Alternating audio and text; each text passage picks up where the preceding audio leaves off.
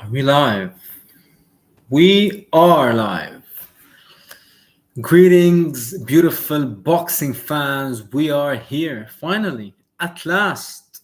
Terence Crawford versus Canelo Alvarez. My God.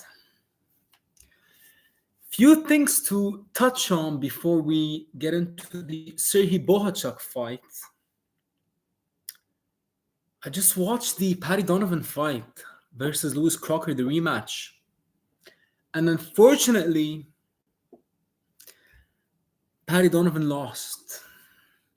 I am extremely sad, but I just actually spoke to his brother, and I don't know, it was... what can you say? You can arguably say that the man beat Lewis Crocker twice.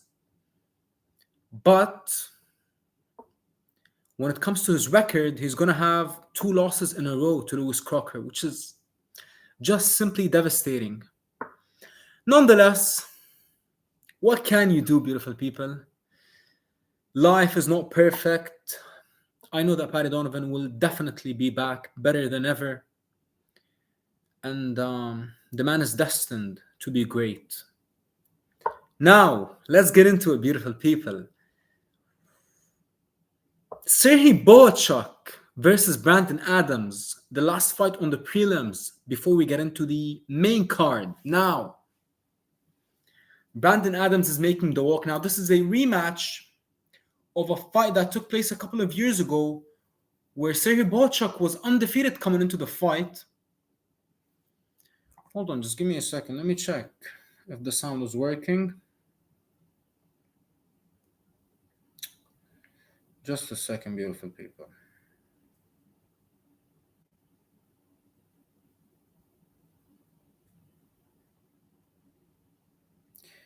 Give me a quick second, because I'm not too sure how this thing works yet.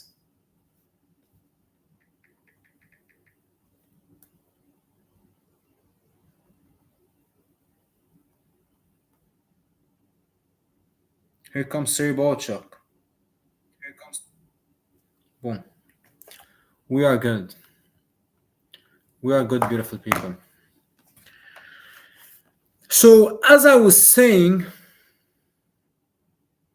Bohachuk went into the first fight undefeated. Let me scoop here.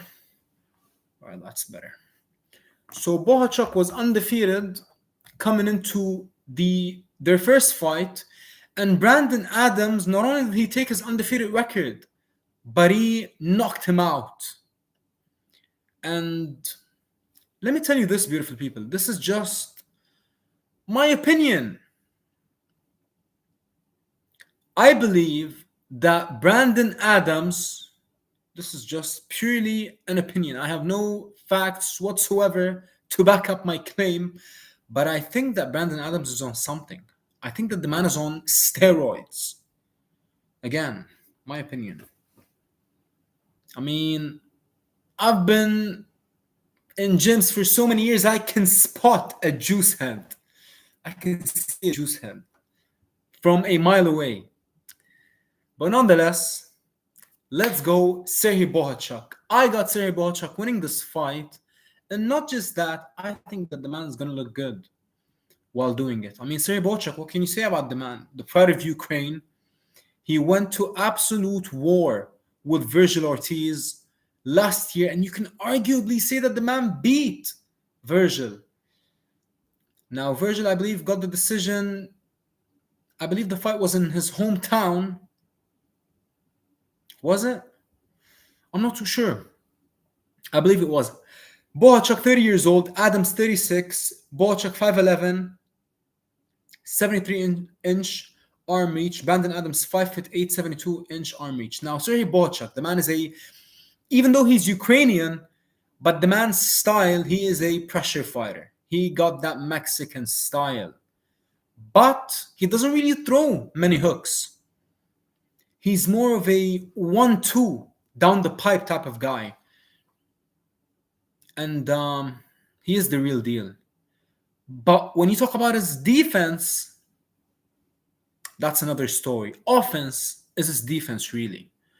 So we're gonna find out, beautiful people. We're gonna find out how much better Bohachuk got since that first fight, because I believe the man is a completely different fighter when you talk about the mindset.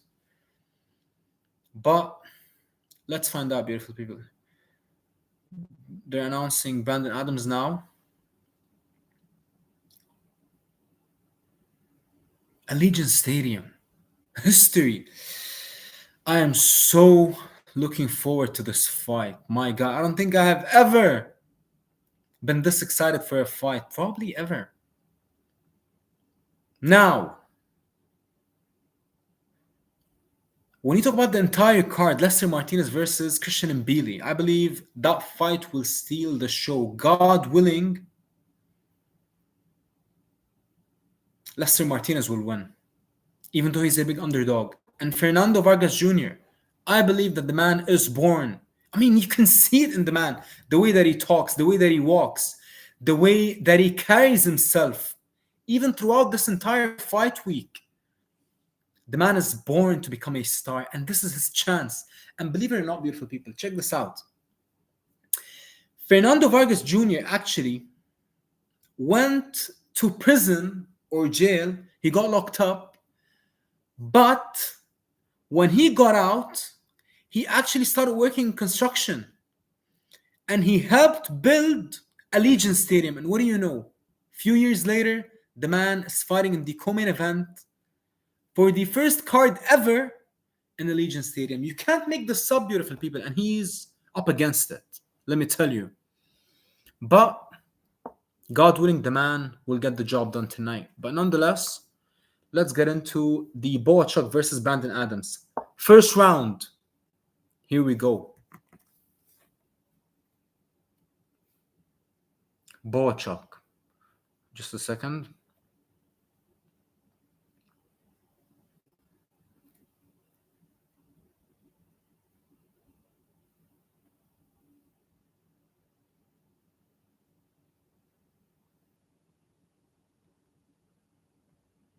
Here we go. They are going at it straight away. Sergey Bohachuk, Brandon Adams, both of them holding the center. Bohachuk trying to push him back, but Adams looks extremely strong. Massive overhand right by Brandon Adams. The man looks big, he looks strong, and he looks powerful. Bohachuk still trying to figure him out. Adams going to the body. They are going at it. Listen, this fight is not going the distance, I believe. But let's see. Bohachuk. Getting right to it. Adams going to the body. This is different so far in the first minute in the fight. Bohachuk is strictly going to the head, but Adams is mixing things up. Head into the body. I mean, someone is getting knocked out. The way that they're fighting. They are going at it. And you can tell that this is the game plan, beautiful people, of Brandon Adams. Bohachuk fights like a bully. Adams is pushing him back straight away. Nice two by Bohachuk. He hurt him. But Adams got a chin. They are nice 1-2 by Bohachuk. Bohachuk is getting his timing early. And listen, same thing goes for Brandon Adams. Bohachuk goes to the body finally. Both men exchanging hooks, exchanging right hands. My God, this is a frenetic pace. Beautiful left hook to the body by Adams. I mean, the man keeps on going head, body, body, head. He's mixing things up with his lead hand. I believe the man is a juice head, but what do I know? Let's go Bohachuk. Bohachuk covering up. Listen, Adams is coming like a wrecking ball early. Going to the body again. Body again by Adams. My God. And actually, first round is done. Siri Bohachuk said that what I learned from that first fight is that I can't rely on my chin. That's what the man said. But now, looking at the way that he's fighting in the first round, the man didn't learn a single thing from the way that he's fighting. So if he gets clipped and knocked out, you can't blame really anyone but him.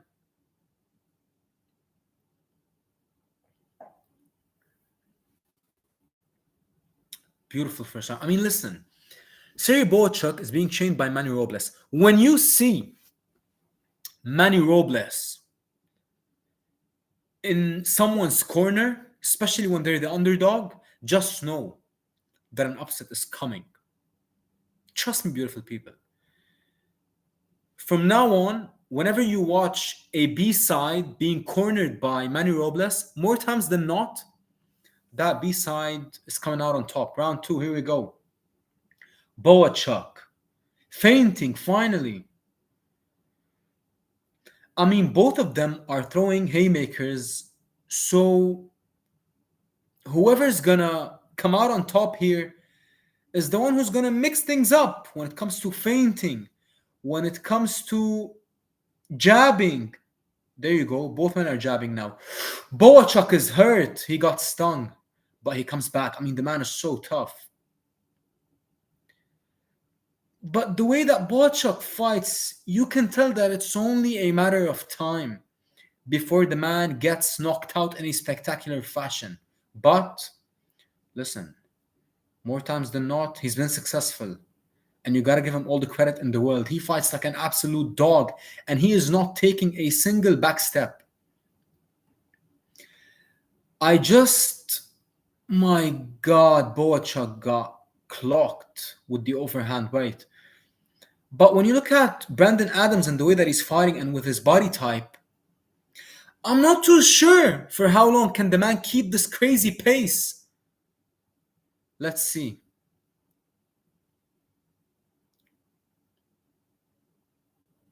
Beautiful.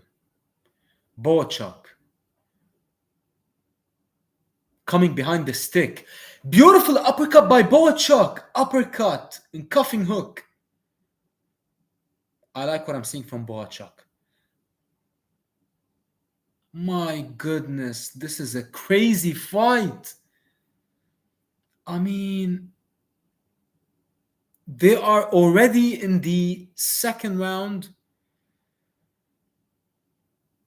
Wa alaikum salam, my dear brother. Muhammad Ali. What a beautiful name. I'm not too sure if that's your real name, but that is a beautiful name, my brother. Who do I got? I'm not too sure. Champ.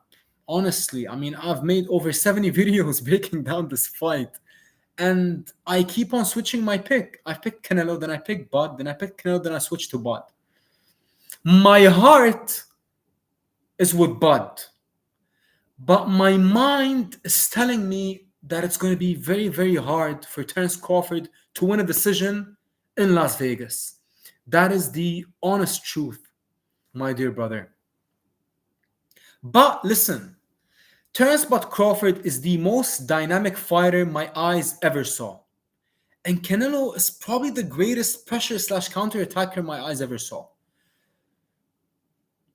Whoever wins this fight is not going to come down to size or power. It's going to be purely because of skills. Bohachuk is hurt. Round two is done. So like I was saying, I don't know. Who do you got, brother? Who do you got? Your name is Hamza Mustafa. Well, that is also a beautiful name, my brother. God bless you. Where are you coming from, my brother? Here we are in the Middle East, in Abu Dhabi. Beautiful uppercut by Bohachuk. Beautiful.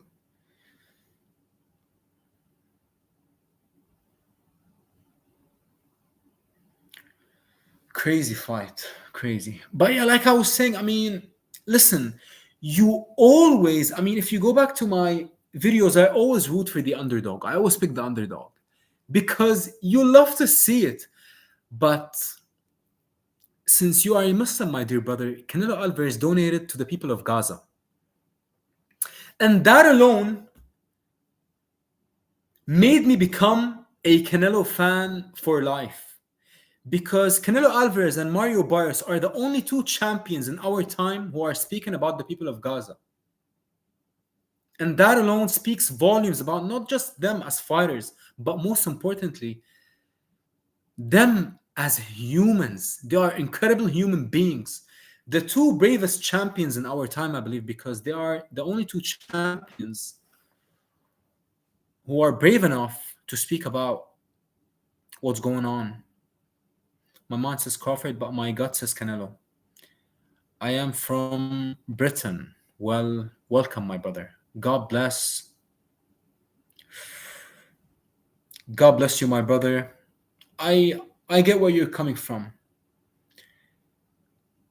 You know, Canelo, just forget the fight when it comes to decisions. I mean, it's going to be very, very tough for Bob Crawford to get a decision in Las Vegas. Let me tell you, brother. But if there's anyone who can do it, it is the great Terence Crawford. Let's get back to the fight. Bohachuk swinging absolute bombs. And Adams going to the body. Listen, someone's going down. I can't see both men keeping this pace for 10 rounds. Crazy, absolutely crazy. Bohachuk got clipped.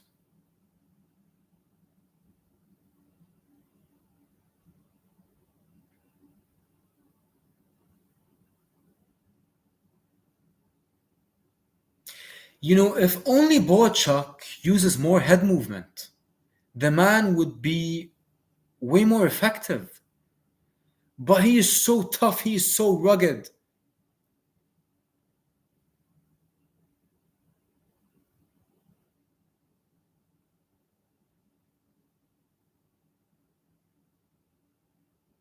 Both men exchanging devastating hooks. Bohachuk back behind the stick. Listen, I like Adams' work more as of now. He's more composed under the fire.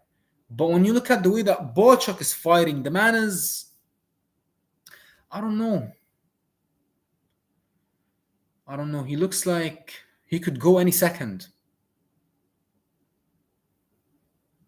You gotta favor Adams now.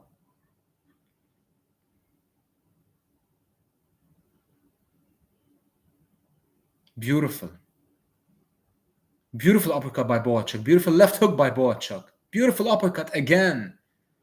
Both men exchanging. But the difference so far is that Adams is going to the body. And if you guys go back and watch that Virgil Ortiz fight, end of third round. If you guys go back and watch that Virgil fight, Virgil hurt Bohachuk a couple of times to the body. But Bohachuk, you know, the man is so tight, he's so tough that he will never show it.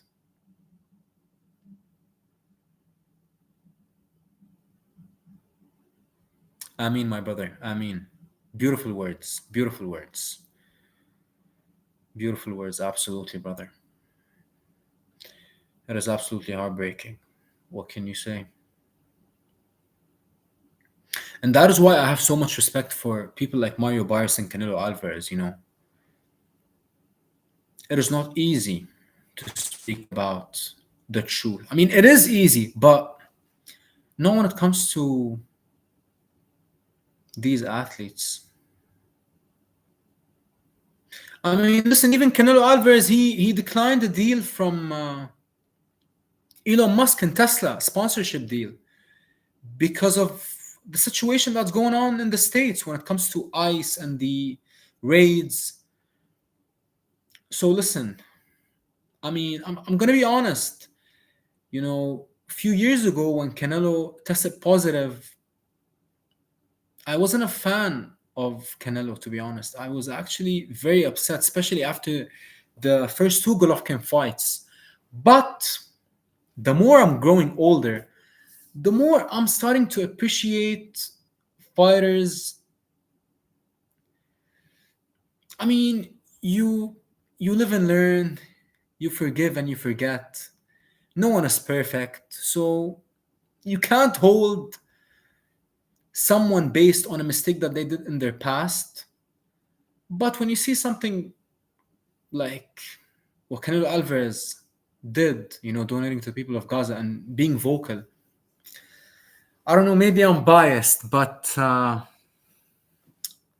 listen, that will forever hold a soft spot in my heart. Back to this crazy fight. My God, I got a headache just watching this fight. I haven't slept in nearly 22 hours. I haven't slept in 22 hours. After this card, God willing, I'm gonna get some much needed rest. I am Arab, my brother. I am Arab. But much love to all the Kurdish people around the world. Actually, when I was studying in Canada, in my building, I met this Kurdish guy, Australian guy actually, but he's originally Kurdish. The man is absolutely phenomenal. I mean, he was the first Kurdish guy that I have ever met, but my God, the man is. Shout out to all the Kurdish beautiful people around the world. Beautiful by Bohachuk, head and body. Here in the United Arab Emirates, I believe uh, we have a good amount of Kurdish people, my brother. Speaking of Kurdish people, Kurdish power, Ajit Kabayel, the rising heavyweight contender, the man will, God willing, soon be. The man will become a world champion, God willing. Adams, keep going to the body. I mean, listen, we are in the fourth round, and this will play dividends in the second half of the fight. And look, Bohachuk is actually backing up. This is crazy. Adams is running him over. 50-50 exchanges. Anything can happen. End of the fourth. So, yeah. Crazy. Now, after this fight, we have the pride of Saudi Arabia, Muhammad Al-Akil, going up against Travis Crawford, a man who's not related to Terence Crawford. But I just want to, I mean, much love to our beautiful brother, Muhammad. But I really I want that fight to be done quickly so that we can move on to Lester Martinez versus Christian Mbilli, the fight that will seal the show, I promise you. And then Fernando Vargas Jr. versus Callum Walsh. And then main event time.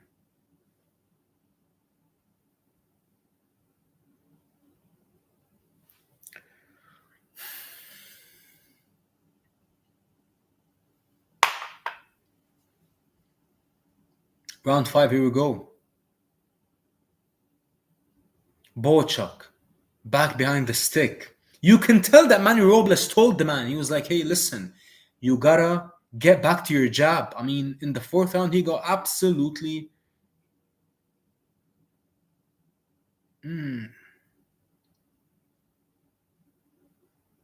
Bohachuk, he's taking a lot of punishment. Beautiful uppercut to the body. Listen, Bohachuk is backing up. When have you ever seen Bohachuk take a step back? I mean, Virgil made him take a few steps back because of the headbutts, because Virgil was leaning in head first. But this is absolutely crazy. Both men are taking not just career-altering damage, but life-altering damage. Triple hook by Brandon Adams. You can tell that the man is way more dynamic and way more athletic than Sergey Bohachuk. You know, Bohachuk, that is his biggest problem. The man is not athletic, but he's so tough.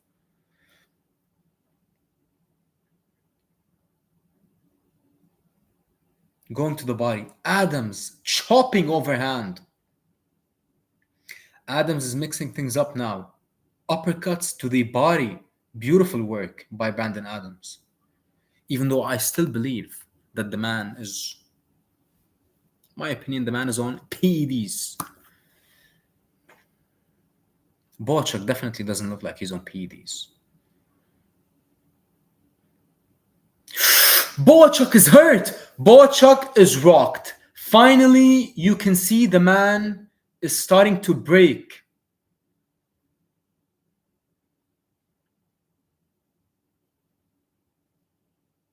My God, this is a ferocious pace. Beautiful uppercut by Bohachuk. Bohachuk got rocked. Bohachuk got rocked again. The man's feet are not under him. We are in round 5, 35 seconds left. Beautiful body work by Adams. Bohachuk is hurt! My God, Bohachuk got hurt to the body and then to the head. 20 seconds left. Beautiful uppercut again by Brandon Adams to the body. Now chopping overhand right. Beautiful work. Beautiful work by Brandon Adams. He's walking him down now. Brandon Adams has arrived. The man is in complete control at the end of round 5. Round 5 is done.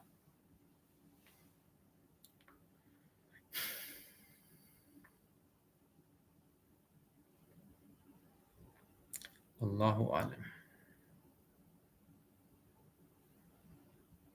Shout out. He's not even breathing heavy. That's how you know that the man is in shape. And he's 36 years old. Listen, it is now or never for Brandon Adams.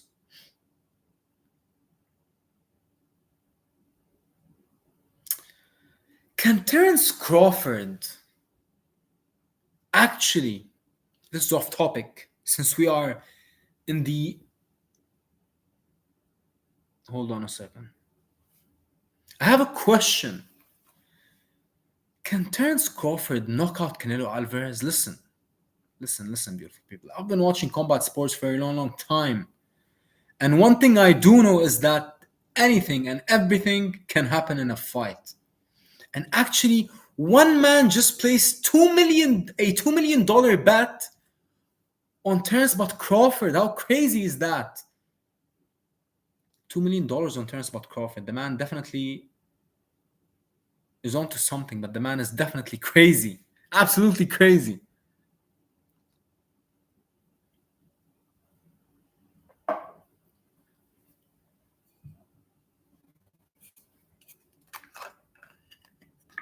Beautiful body work by Bohachuk. Listen, Bohachuk has taken so much punishment so far.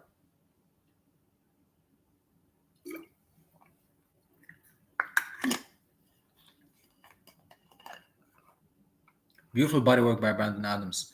I believe that Brandon Adams is dominating the fight right now. The man is in complete control.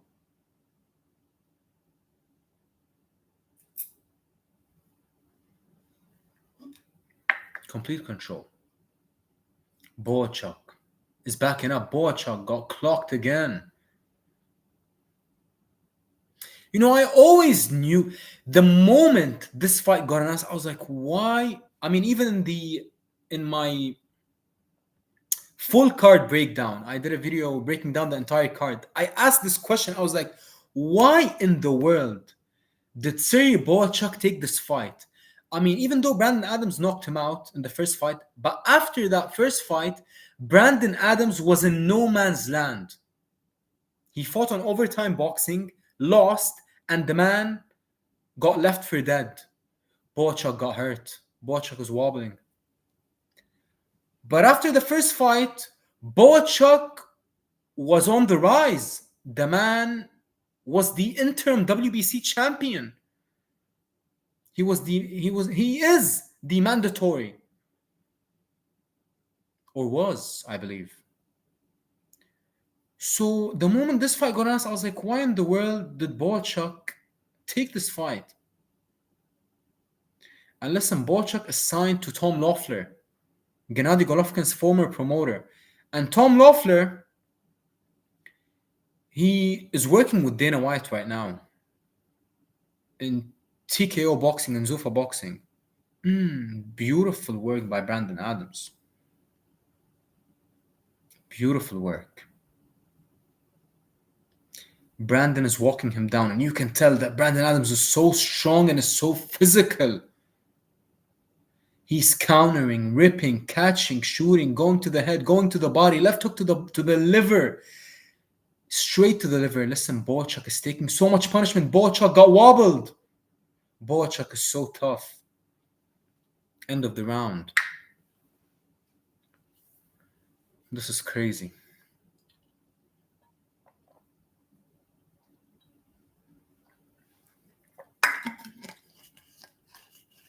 This is absolutely insane.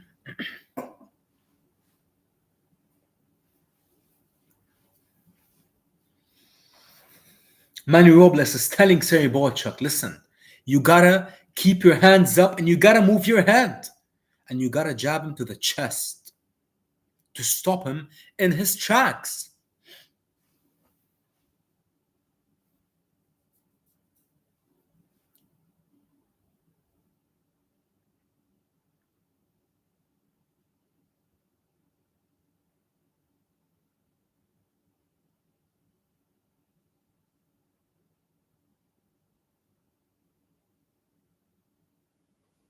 All right, let's go.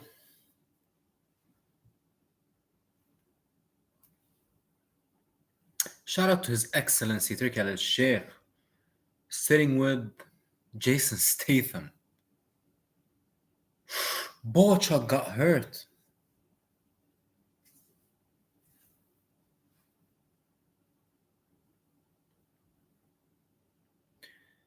Beautiful uppercut by Brandon Adams. My God. The man is on fire. Bohachuk is hurt. Bohachuk is out on his feet, but Adams didn't capitalize on it. Beautiful overhand, beautiful left hook to the body. Brandon Adams is destroying Sergey Bohachuk. And in that first fight, Bohachuk was actually winning the fight up until he got knocked out. I remember watching that fight live. I believe it was back in 2021 or 2022, a few years ago.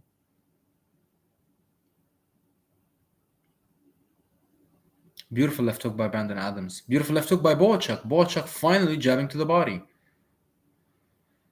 But you can tell that there's no steam behind Bohachuk's punches. This is absolutely crazy. Absolutely crazy.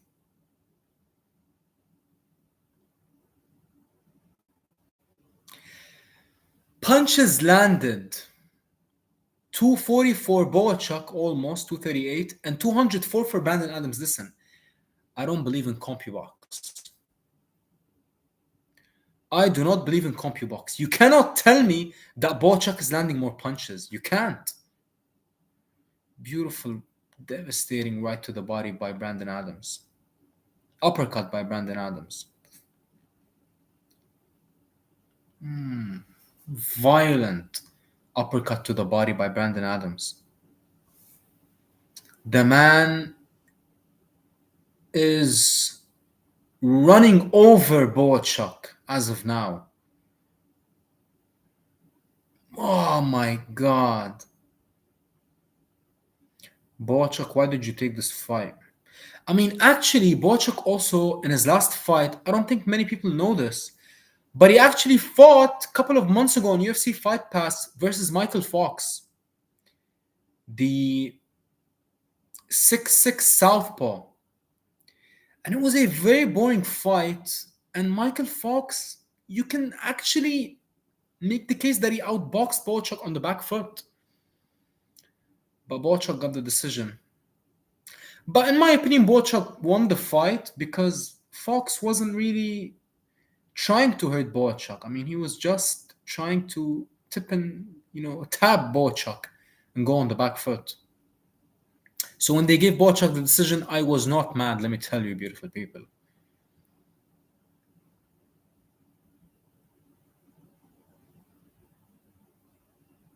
Brandon Adams is on fire. You gotta give the man his credit.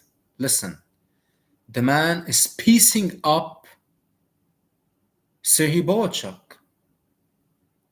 No other way to say it.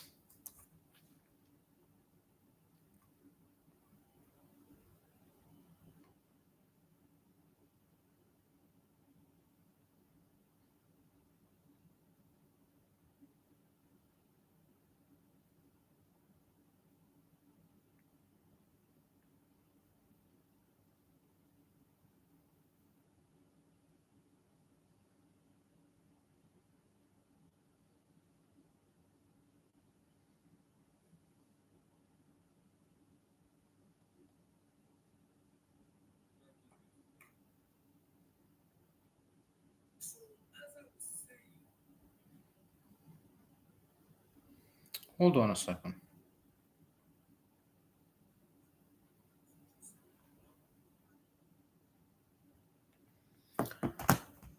Okay, was just checking the audio again.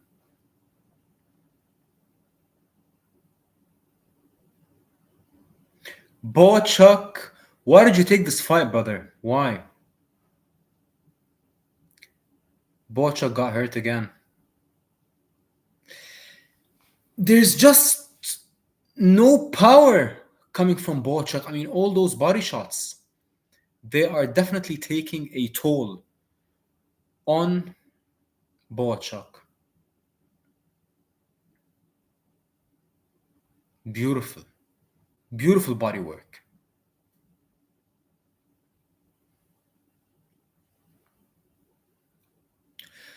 Oh my God! What a combination by Brandon Adams. The man looks like Superman. You gotta give him his credit. You gotta give him triple hook, triple left hook by Brandon Adams. Jab snaps Bohachuk's head back. Brandon Adams overhand right. Bohachuk is just on autopilot mode. The man is just fighting of sheer heart.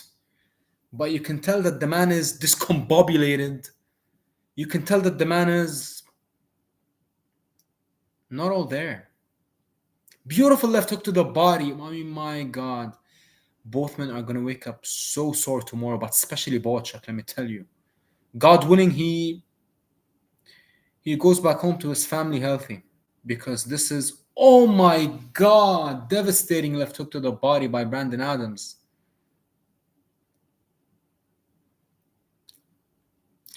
And you know, Brandon is so relaxed in the fight.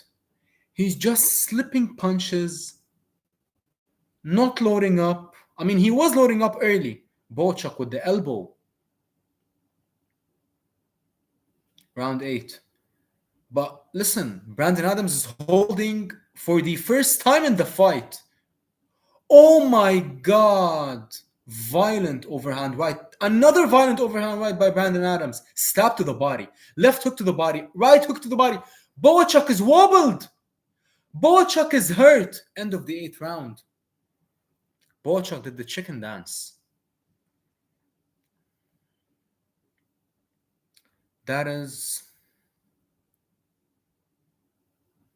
very sad to see. I mean, listen, if I was Manny Robles, I would consider, at least just consider throwing in the towel. Because let me tell you, beautiful people, this type of punishment that Serhii Bohachuk is taking, this changes a man. And I don't believe that Bohachuk will ever be the same after this type of punishment. I mean, Virgil Ortiz is one of the hardest hitters in the sport. And Virgil did not have this type of impact the way that Brandon Adams is having on Serhii Bohachuk, let me tell you. Let's just hope that the man goes back to his family healthy in one piece, because the man is getting absolutely eviscerated. But Adams going to the body again at the beginning of the 9th. Beautiful. He's so athletic. So athletic. Look at the footwork. The man is just taking a walk, taking a stroll mid fight. Why? Because he knows he's in control. Because he knows that Bohachuk doesn't have any steam on his punches anymore from all the body work that he did throughout the first half of the fight, especially when both men were cold and dry. Beautiful. Beautiful body work by Brandon. Listen, Brandon Adams is winning every single aspect of this fight, but the foundation of everything that he's doing is the body work, beautiful people. Brandon Adams is going to the body non-stop, and he started going to the body early. And that is the biggest and most significant. My God. Bohachuk is a sitting duck. Beautiful, subtle defense by Brandon Adams. Bohachuk got so much heart, but the man's life is in danger. My God, what a chopping, looping left hook by Brandon Adams. Bohachuk is so hurt, but he is so tough, and he got so much pride that the man is refusing to go down. But let me tell you, beautiful people, Bohachuk has taken so much punishment. Oh my God.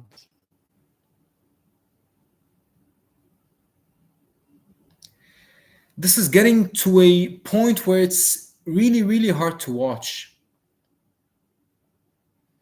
You gotta feel for Adams.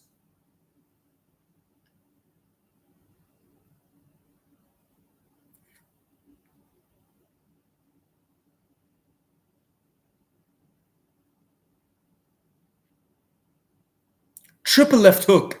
Right uppercut to the body, left uppercut to the body, and then going up top.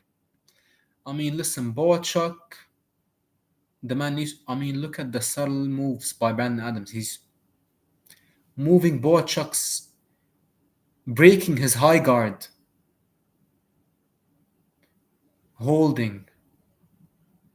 Beautiful uppercut and duck. Beautiful work by Brandon Adams. Beautiful. The man is in complete control. I don't believe that Bohachuk won a round. I mean, you can give him a round or two if you're generous, but listen, one round left, end of the ninth.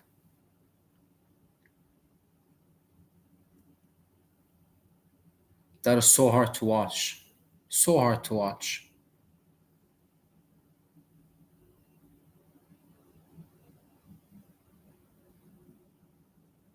My goodness.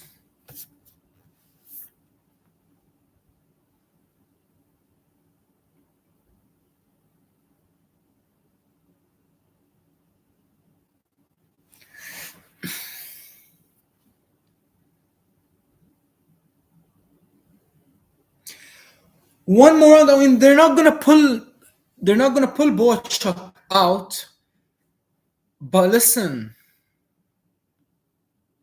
I definitely wouldn't be mad.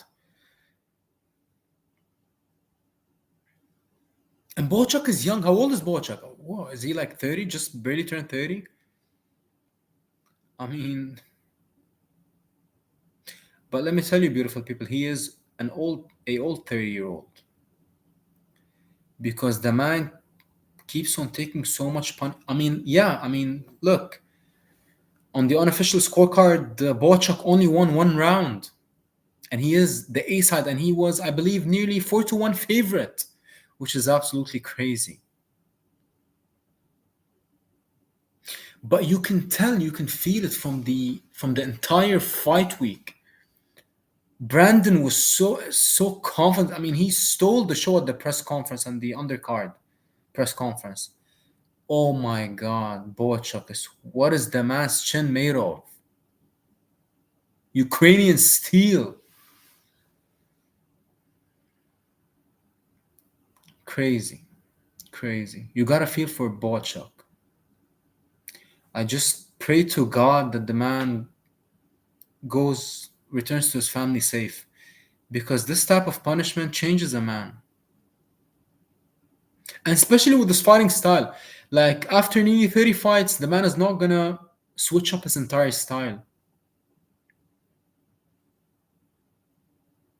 He only knows one style. 1 minute 40 left. And listen, Brandon, I mean, the man is taking a few steps back here and then because he's in complete control of the pace of the fight. Look, and now he's backing up Bohachuk. I mean, he is the bully in spots, the matador in spots, the bull. I mean, listen, Bohachuk. I don't know. I don't know what to say anymore. Oh my God. I mean, look, Brandon Adams is in the zone. He's hurting Bohachuk, turning to the referee, talking to him. The body work broke down Bohachuk early. And especially with the high guard. Even though my favorite style is the pressure high guard style, but when you fight someone like Brandon Adams who's so dynamic and athletic, he can find his spots and he can break your high guard. And listen, he's been doing it since the first second of the fight. And the moment the first bell rang, he immediately surged into the center of the ring and started putting it on Sergey Bohachuk, the favorite. Oh my God. 5 seconds left. Look. My God. Oh my God. The fight is over.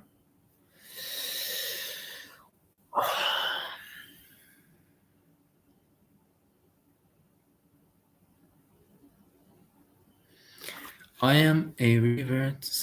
I am disappointed with born Muslim earning haram money in boxing and MMA professional fights. Do they fear poverty more than Allah? You definitely bring a good point, my brother. I get where you're coming from, but at the same time, us as Muslims, all we can do is pray for our brothers, whether you're talking about Muslims, Christians. All you can do is pray for them that Allah can guide them, because in all honesty, as I'm growing older, I'm realizing that our journeys as individuals, as human beings, are so different. When you talk about the upbringing, the background, the circumstances, that some people, when you talk about entering a career in the fight game combat sports, whether it's MMA or boxing, like for example, let's talk about someone like Habib Nurmagomedov, in my opinion, the greatest MMA fighter of all time. But just give me 1 second. Let's hear the decision.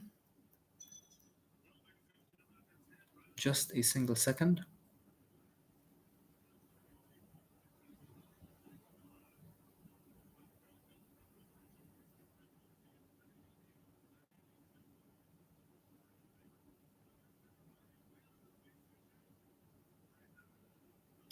They gave Bohachuk 1 round, and one judge gave him, and I believe two judges gave him 1 round, and another judge gave him 2 rounds.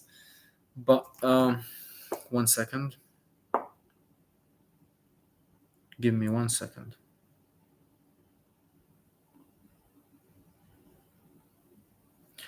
So as I was saying, when you talk about their upbringing and circumstances, it is an absolute privilege for us to be born into what some might call it, like we are born into everything but poverty. So our thought process when we talk about choosing a path, it is much different than someone who grew up, like for example, like Habib in the mountains, or someone like Hamza Chimaev. These people from Chechnya and Dagestan, I mean, like for example, when you look at Habib, his father, used to train him ever since he was like 4 or 5 years old. So the man, the moment that he actually matured and started to realize what's going on in life, the man was already a full-fledged fighter. You know what I mean? And that was, I believe, a part of the reason why he retired early, is because he does agree with you and with your point. When you talk about earning haram money in boxing and MMA professional fighting. So, when you talk about the journeys, it differs, my brother, but all we can do, we can't really judge people. All we can do is, pray for them. And, Allah is the most merciful, so that is all that we can say. And may God bless everyone and guide all of us, because none of us are perfect. Like, you might actually look at these fighters and ask yourself and tell others, like, why are they making money in forbidden ways in Islam, like, for example, like fighting. But at the same time, if you put a microscope on your life from the moment you wake up to the moment you go to sleep, day after day after day, you will find many things that, like, we are far from perfect, my dear brother.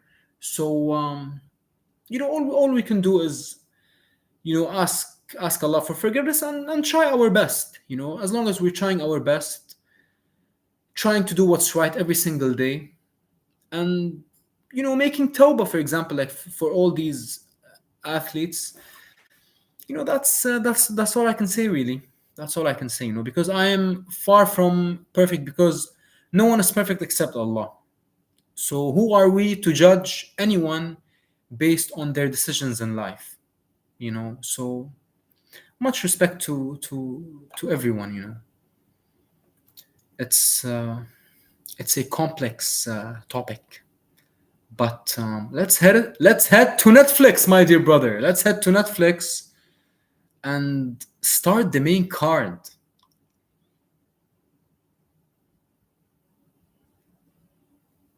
I don't believe it started yet, even though it was supposed to start 17 minutes ago. But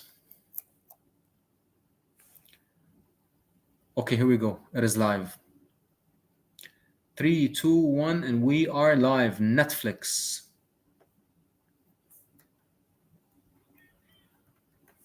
Here we go. Let's just hope that Netflix doesn't crash. We judge according to Quran and Sunnah. Inshallah. Yes, my brother. Absolutely. Inshallah. Let's get it. So what do we have? Muhammad Al versus Travis Crawford. Lester Martinez versus Christian Mbilli. Fernando Vargas Jr. versus Callum Walsh and Bud Crawford. Wait, only 4 fights on the main card? Let me check real quick. Yeah, only 4 fights. I thought 5. I thought there were 5 fights. I mean, listen, better for me.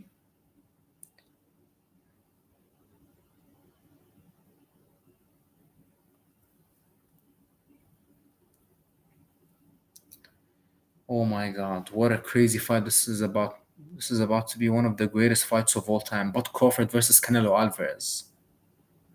It doesn't get any greater and better when you talk about the stakes, when you talk about the skills, when you talk about their charisma inside the ring and outside the ring, their IQ, their power, their counter shots, their killer instinct.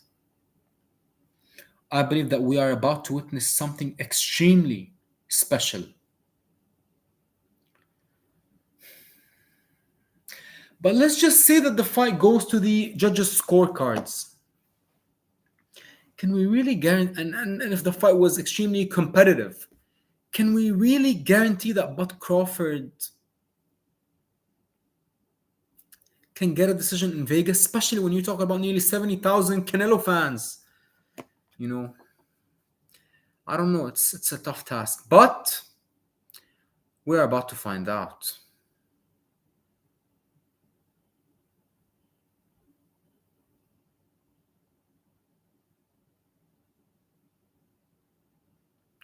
Diego Lopez just knocked out Jean Silva. You love to see it. You love to see it.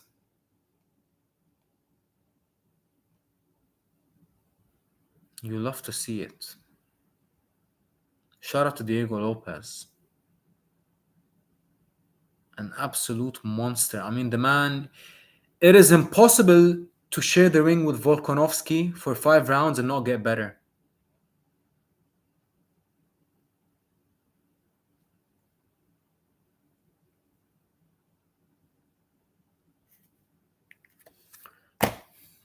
Quick break, beautiful people. Fajr prayer is calling. I will be back in less than 5 minutes.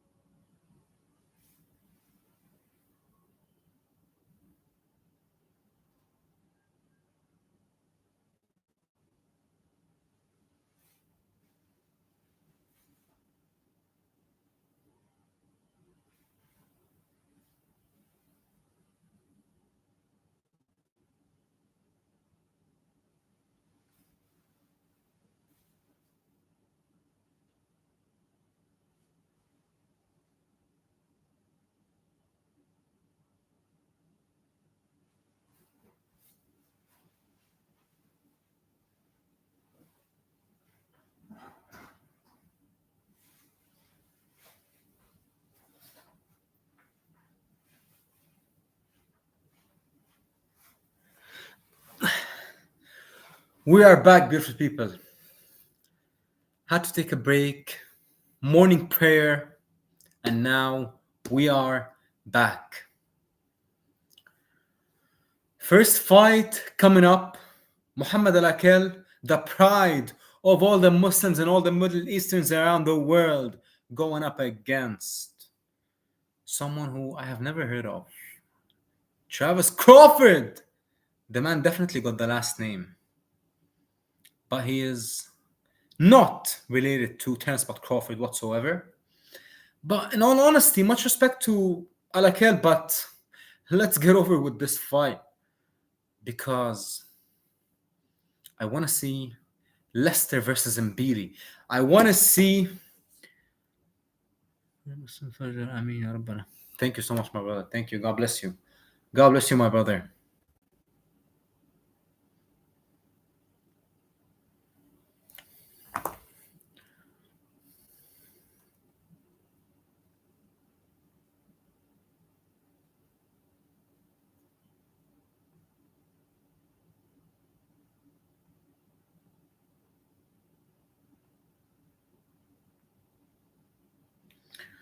Travis Crawford is making the walk, beautiful people.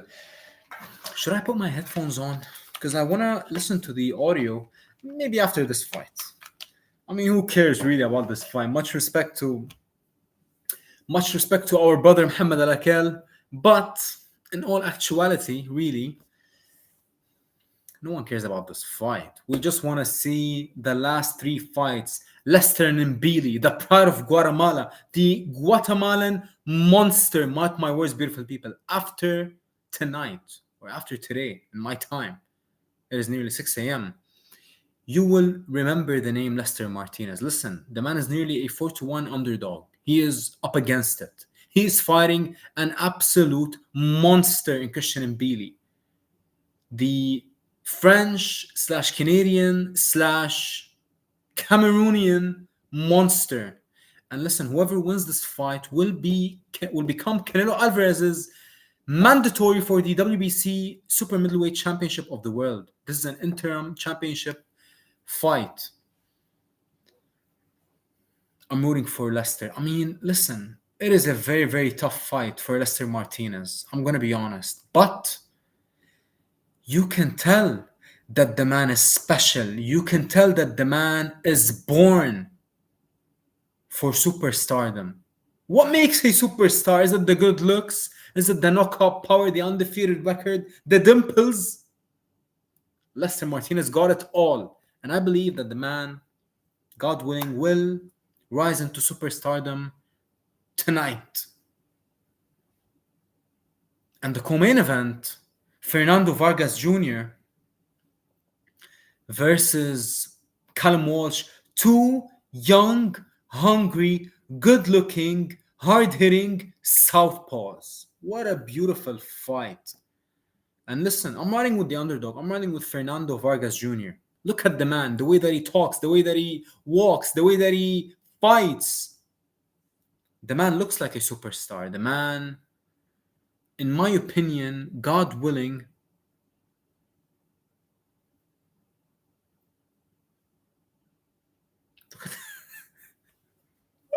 shout out to Ahmed Al-Akel.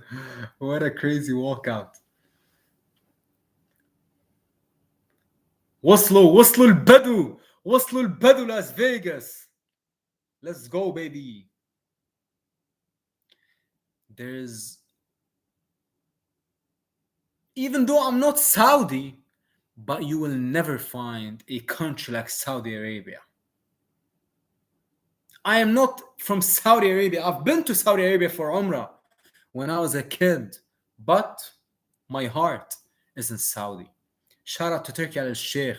Shout out to the Crown Prince Mohammed bin Salman.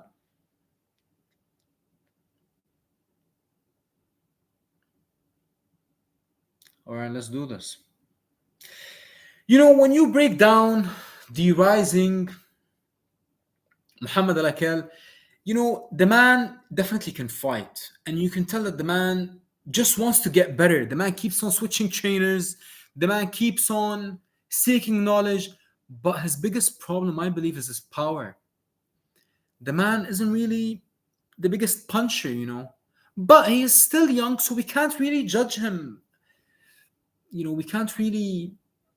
But he's definitely not a puncher. That is for sure. But that doesn't mean that he will not go on to become extremely successful, God willing.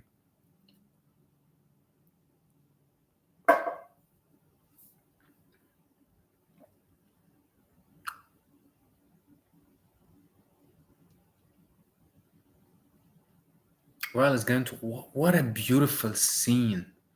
What an unbelievable scene. Allegiant Stadium.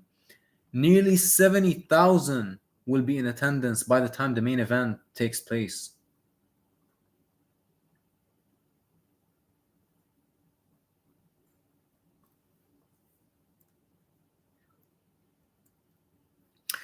Love the production. Absolutely love the production. They're using the same production team as the UFC.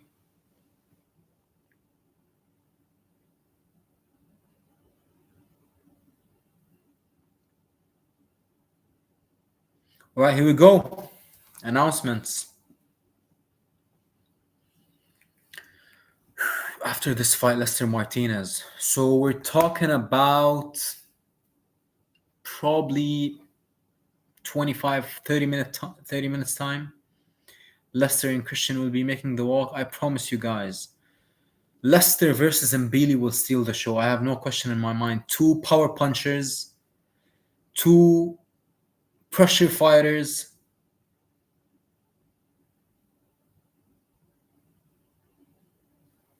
Shout out Turkey Al Sheikh.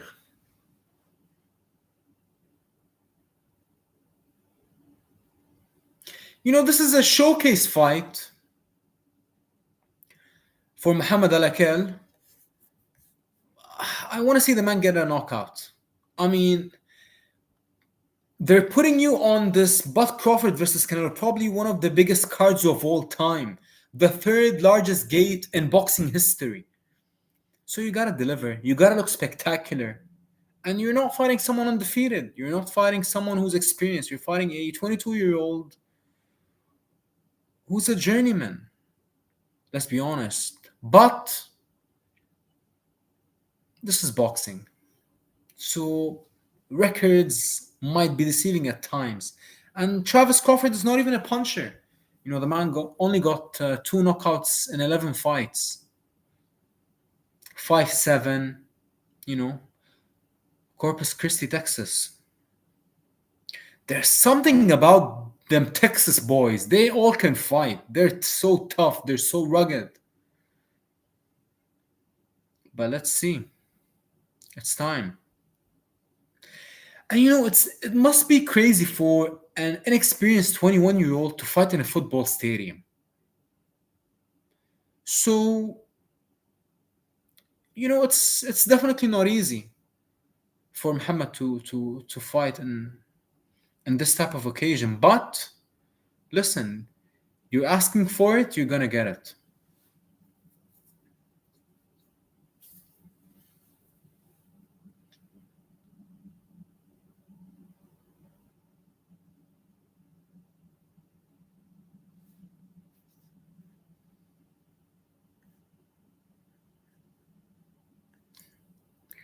What in the world is that?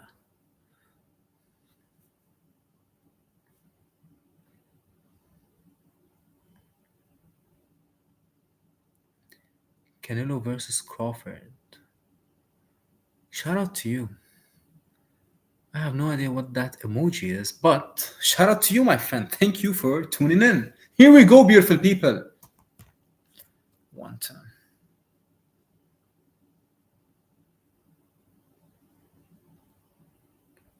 One hour.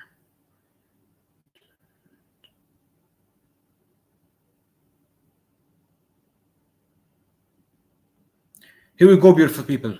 Both men. Starting off, listen, I like what Travis Crawford is doing so far. The man is jabbing to the body and jabbing to the head. But the size difference, my God, you can tell that both men are not in the same weight class. But this is normal when you're building a fighter. You gotta put him up against smaller guys. I get it. I definitely get it. Beautiful slap to the body by Alakel. I mean, listen, this is his second trainer. He was first coach, I believe, by Coach Gallagher.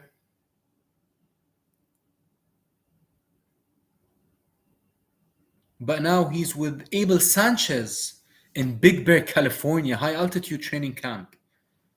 So let's see what the man has learned so far. Beautiful, sharp right hand from Alakel.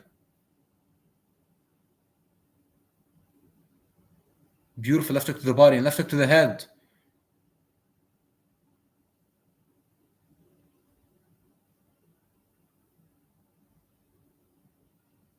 Beautiful chopping right hand. Travis is not really doing much except using his lead hands in spots, but his backhand, he has not let go of it because he is afraid of the counter, beautiful people.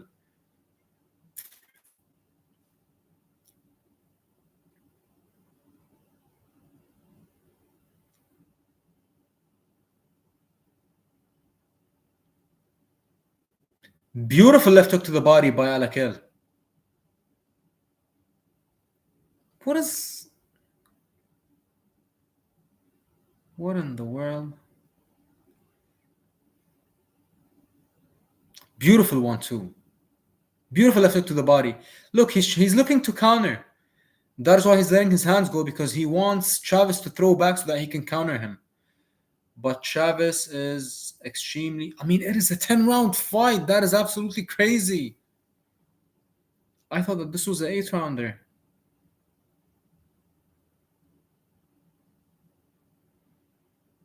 Let's pray to God that we don't see this fight go the distance. That was the end of the first round.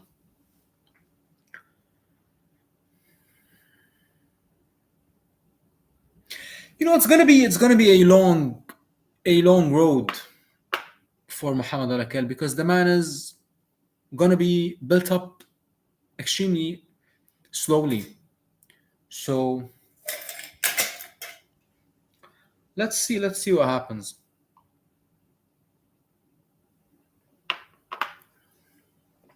The moment we get done with this fight, fireworks will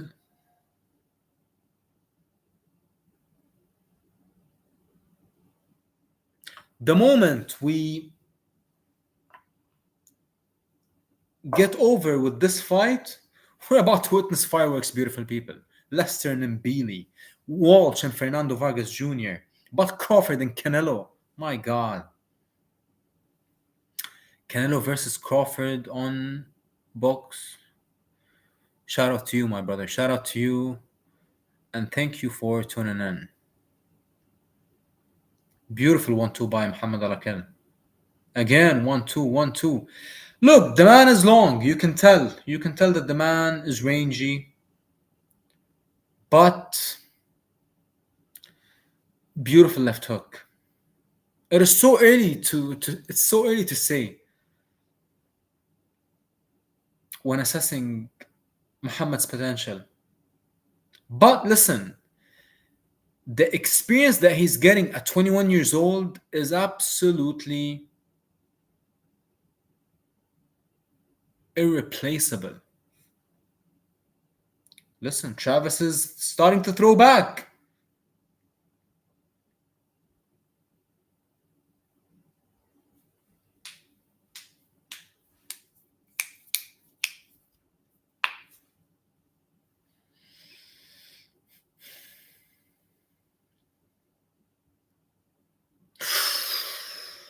Alakel got his head snapped back.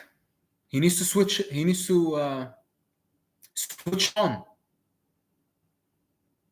He's just letting his hands go because he's not really fighting a killer. So, but it's boxing.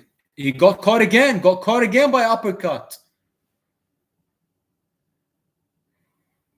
Do you want the truth or you want me to lie to you? I wouldn't mind seeing an upset. Why? Is because I believe the greatest thing in the sport of boxing,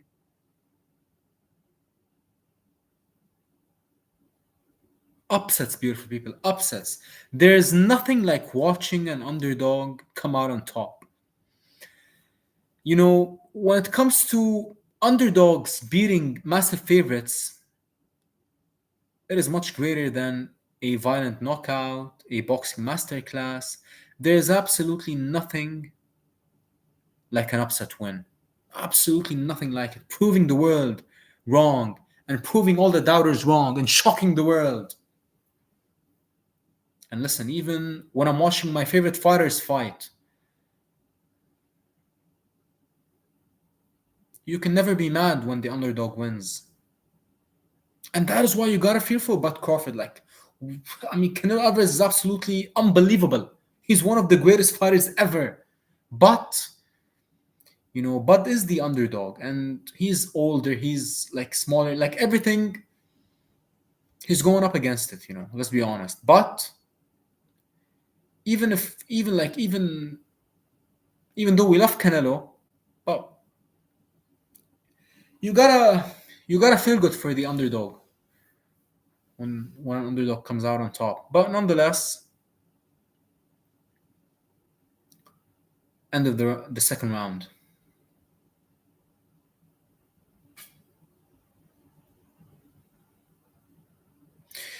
It's interesting that Turkey Al Sheikh is sending his fighters, Saudi fighters especially, to Abel Sanchez. When was the last time that we saw Abel Sanchez coach an elite fighter aside from Gennady Golovkin? After Gennady left Abel, Coach Abel Sanchez retired actually.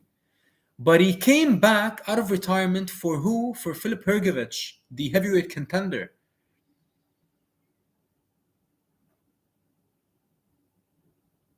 So, of course, Abel Sanchez is a great trainer, but how great is he?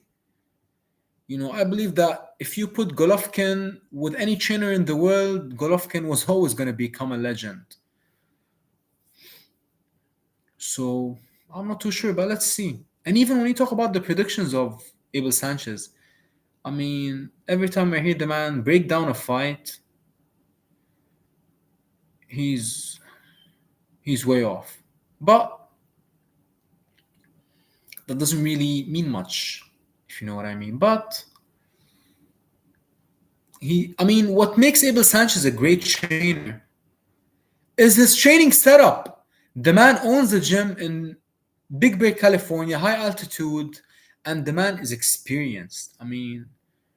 When you lead nearly a decade of training camps with Gennady Golovkin, of course you're going to be extremely experienced when it comes to this boxing game. Beautiful left hook by Alakel.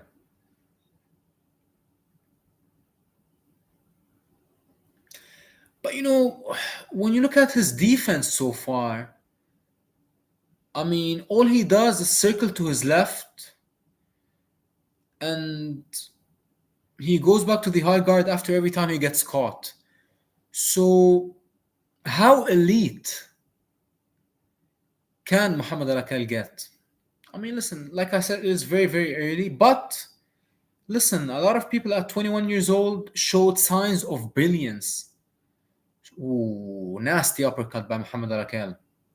Nasty uppercut.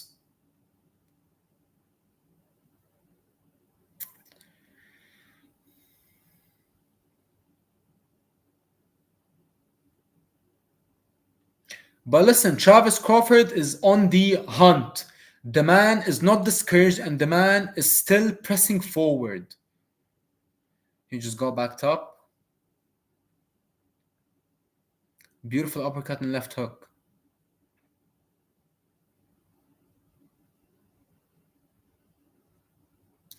But the power is just not there when you talk about both men. So more than likely, this fight will probably go the distance, unfortunately. I hate to say it.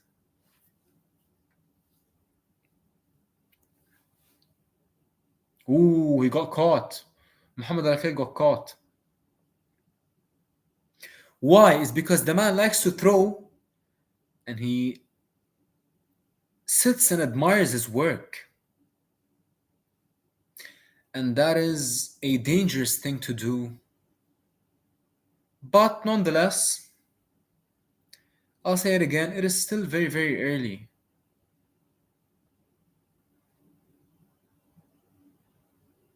to predict where the man will go.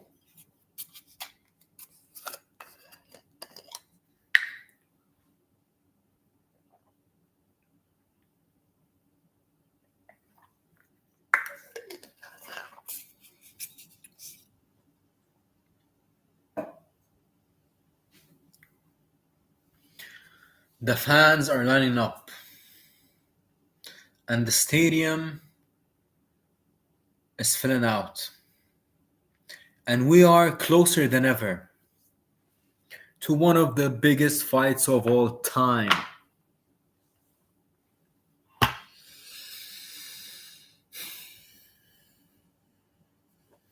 I should have went live after this fight. Let me tell you. Because I believe this is going to be a snooze fest.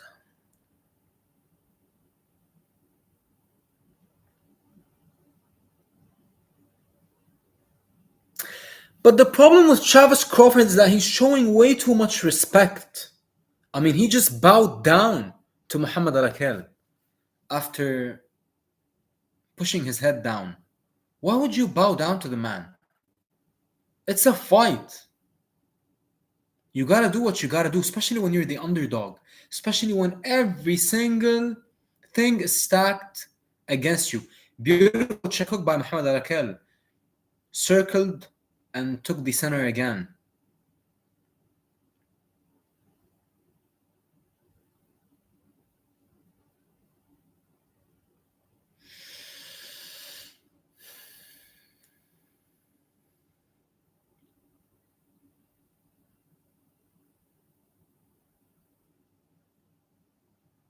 Nice check hook.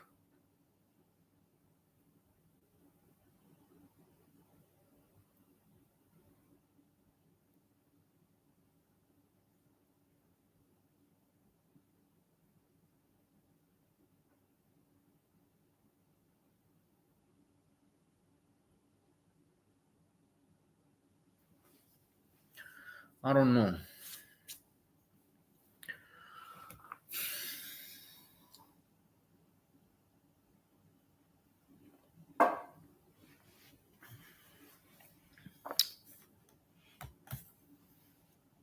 This is a boring fight. Let's call it like it is.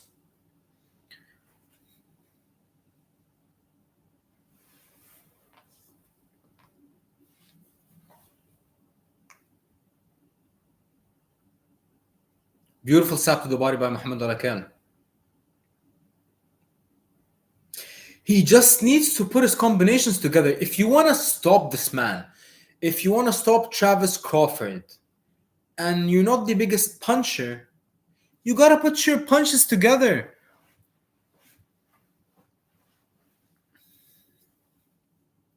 But of course, much easier said than done. But is it really? When you're fighting this level of opposition, you can tell that Muhammad Al doesn't really have power. But what he can do, go to the body. Put your combinations together. But when you talk about Abel Sanchez as a coach, as a trainer, is he really a combinations type of guy? I mean, the only product that we saw from him was Gennady Golovkin. But like I said, I believe that no matter which coach Gennady went with in the pro ranks, he was always going to be a champion. He was always going to become a legend.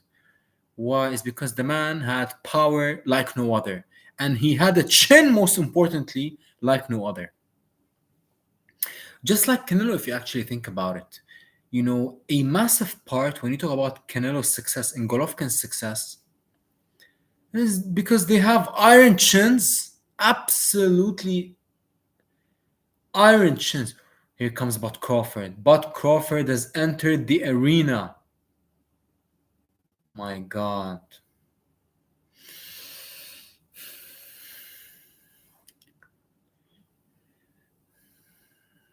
It is getting real.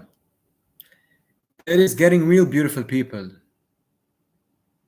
Bud Crawford has officially entered, not the arena, excuse me, the stadium. All right, here we go, round 5.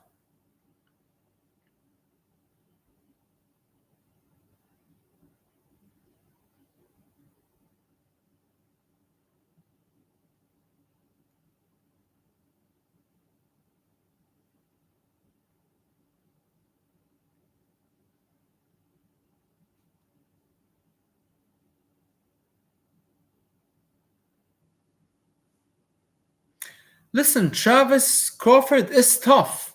No question. The man has taken a decent amount of flush shots.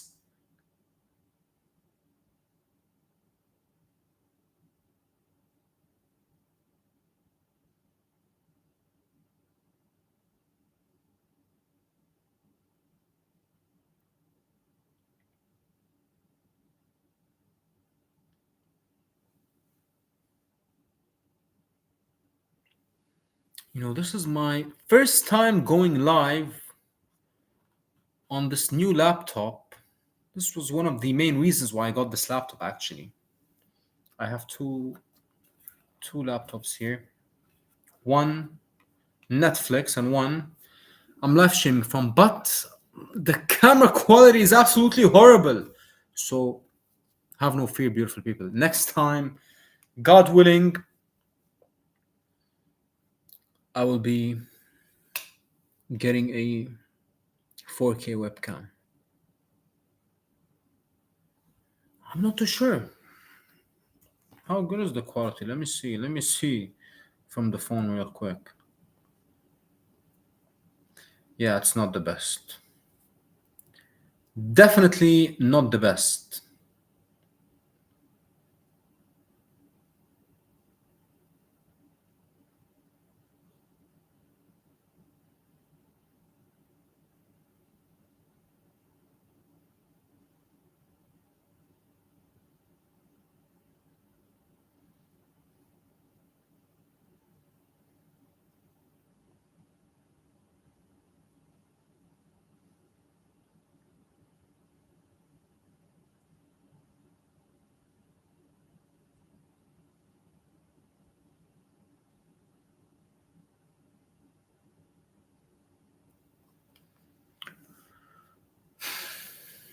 Ten seconds left until the end of the 5th.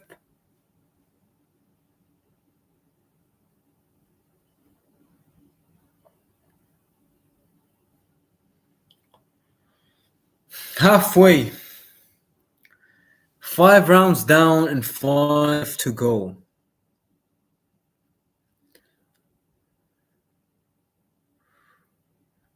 I hope I hope Travis's corner pulls him out. Just so that we can get over with this fight. I mean, listen, I gotta admit, this fight is absolutely atrocious. Let me tell you. Especially someone who hasn't slept. This is the last thing that I need.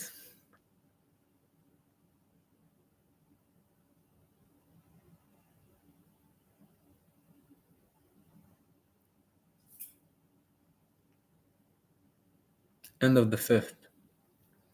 Few seconds to go. Is that Coach Ricky? Coach Ricky Funes, the former coach of Hamza Shiraz. Yeah, I believe that's Travis's coach. That is crazy. Even though Coach Ricky is from LA and Travis is from Texas.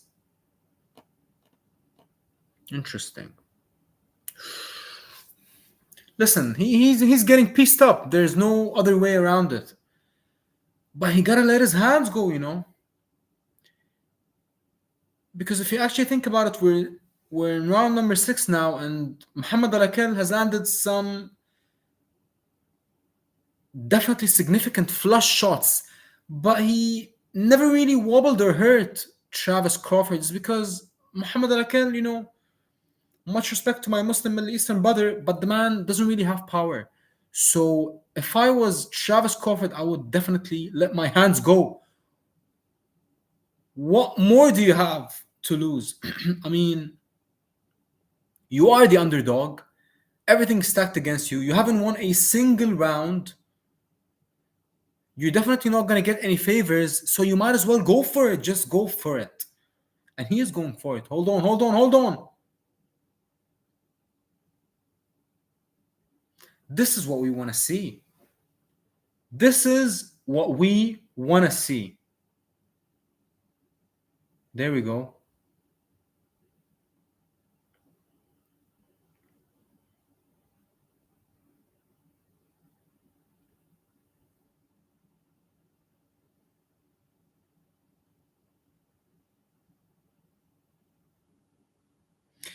You know, for the first time in the fight, Muhammad Al is circling actually towards his right. He's been circling towards his left the entire time, and he's back circling to his left, which is Travis's to Travis's power hand. But this is Travis. Hold on a second. You know, Alakel is moving to his left mainly for two reasons. One, because he's inexperienced, and two, because Travis doesn't really have power in his backhand, or at least hasn't got the respect of Muhammad yet. But look at him now. He's going for it. He is going for it. There we go. There we go.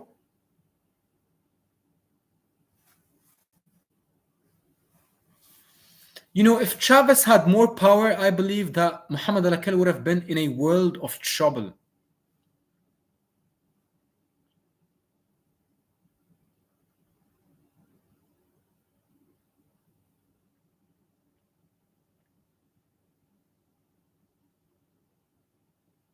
End of round 6.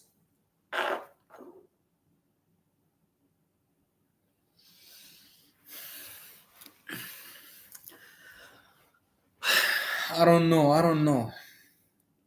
This is, I mean, I get it.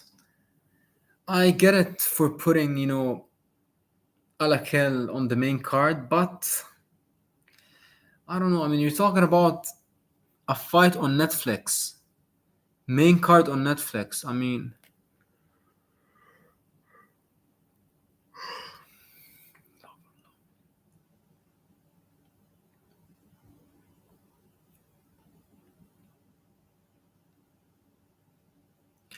he probably doesn't really deserve to be in this spot.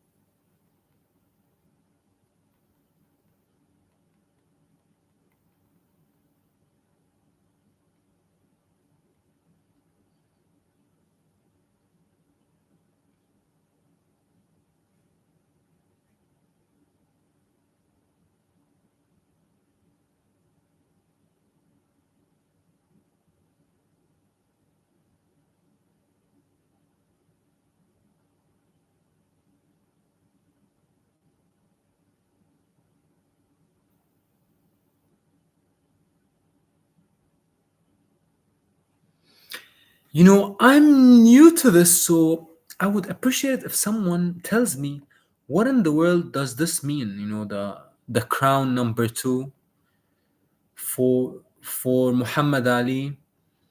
and the other account, Canelo versus Crawford, crown number one. I'm not too sure what that means, to be honest. Please enlighten me, beautiful people. Punches landed, Muhammad Al-Akil 133, Crawford 63. Listen, Crawford 40% advancing, Muhammad Al-Akil 13%. It's because the man is backing up non-stop. I mean, listen. I'm gonna keep it positive. But what would he have done if he would have been fighting a power puncher? Let me tell you, beautiful people. Let me tell you, the man would have been in a world of trouble. This is just the truth. But the man is still 21, so I'm pretty sure that he will get better. But this is his fighting style, basically. This is the power that we are dealing with, which is non-existent, really.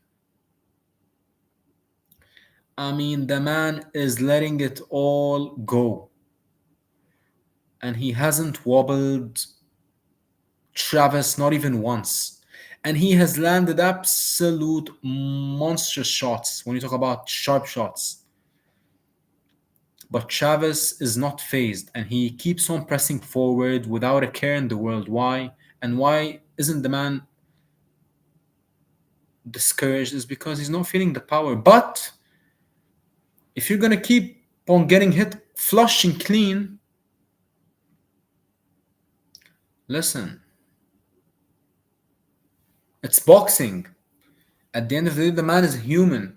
You can only take so many clean shots before you start to break down, even if your opponent isn't really a big hitter. So I don't know. That was a good shot by Muhammad Al-Akil. That was a peach of a shot. Did anyone watch the Paddy Donovan versus Lewis Crocker fight? My good old friend Paddy Donovan lost. I actually know Paddy. I've spoken to Paddy probably, I don't know, like 20 times over the last month leading up to this fight. Especially, and even to his brother, because his brother is the main reason why I became familiar with Paddy personally. Paddy's brother was actually my neighbor in Canada when I was studying in Canada.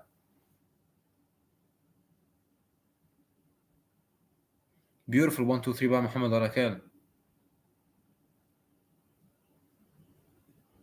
Beautiful 1-2. Listen, Travis, there you go.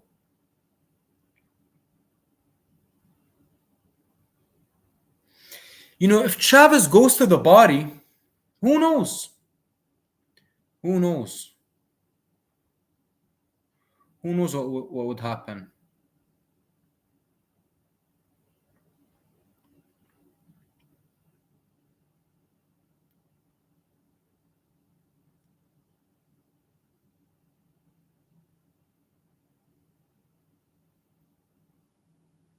Muhammad Al-Akil with an absolute haymaker that missed. Travis trying to put his punches together. Walking down the bigger man, Al-Akil. There's just no power behind his punches.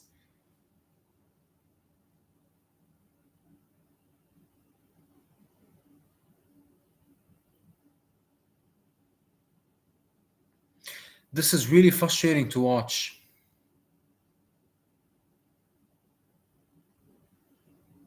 Really frustrating to watch.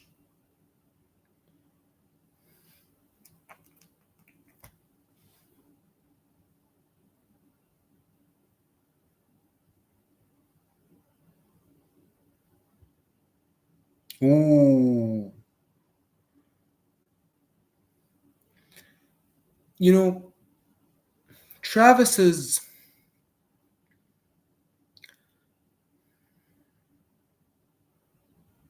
he's breaking down a bit. You can tell that the shots are affecting him more now at this stage.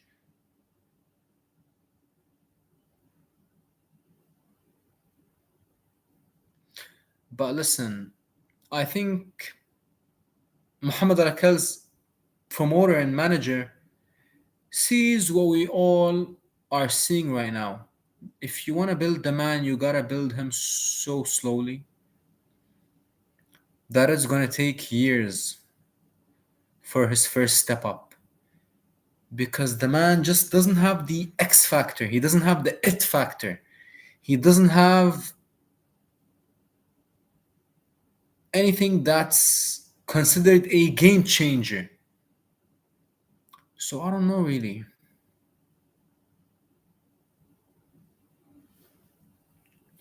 Look, he's even shaking his head, Muhammad Al Akel, because he knows that he is not fighting his best fight.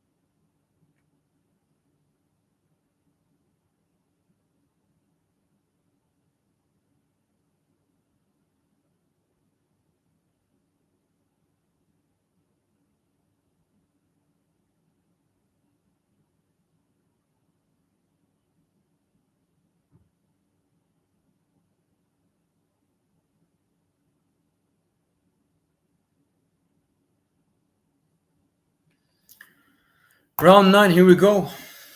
I mean, Travis, I mean, yeah, on the unofficial scorecard,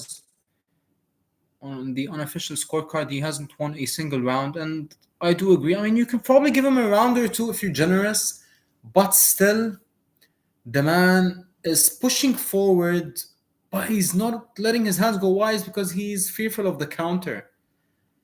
But I mean, let's be honest. Muhammad Al Akel countered the man so many times, and he never hurt him or stung him throughout the entire fight. So I'm not sure what the man is fearful of. But we gotta be honest. He has absorbed hundreds, and I mean hundreds of head and body shots in the last 8 rounds. So I can definitely understand why he's hesitant. Hesitant.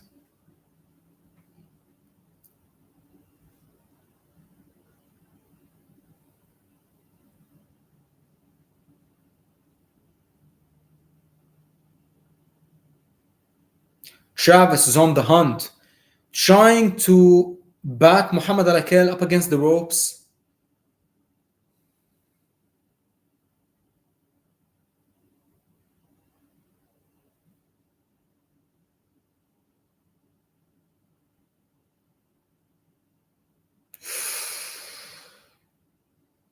Clean, and I mean clean left hook by Muhammad Al Akel.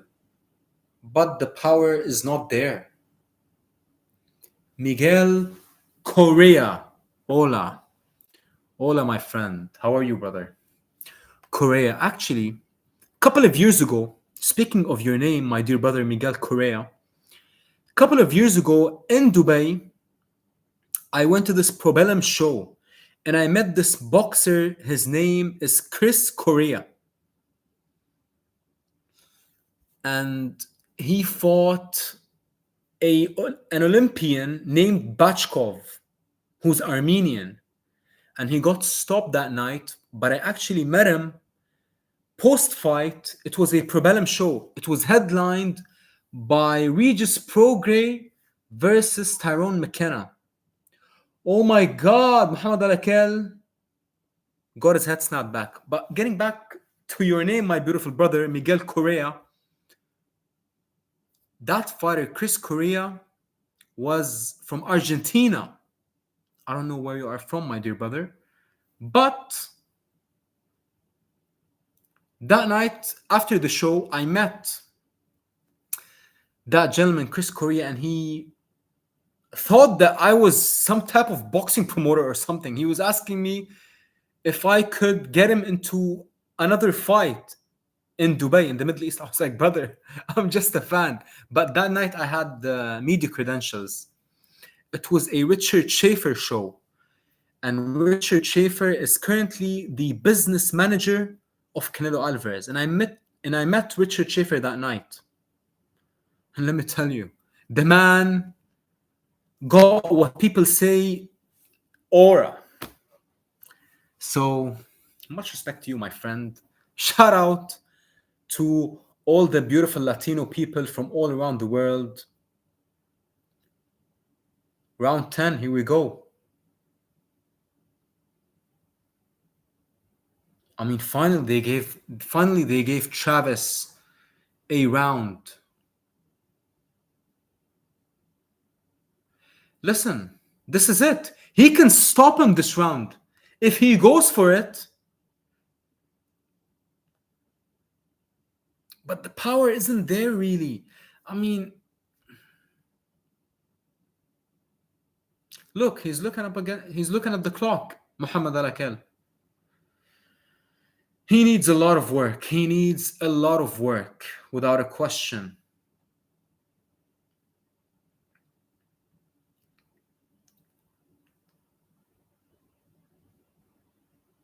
They're exchanging.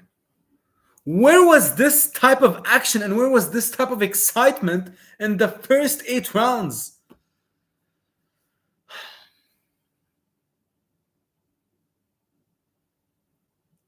148 to go. Listen, I'm so glad that this fight is about to be over because we are about to get Lester Martinez versus Christian Mbilli, the pride of Guatemala, the Guatemalan monster. And let me tell you, you guys are about to find out, and you guys are about to remember the name Lester Martinez. Mark my words, God willing.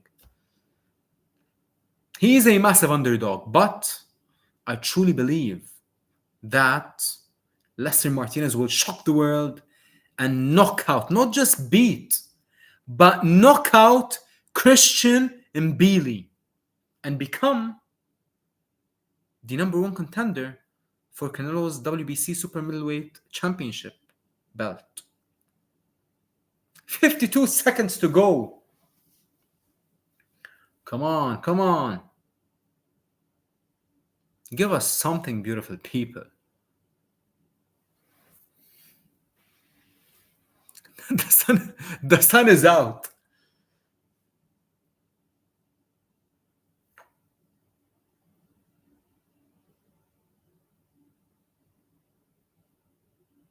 "25 seconds to go.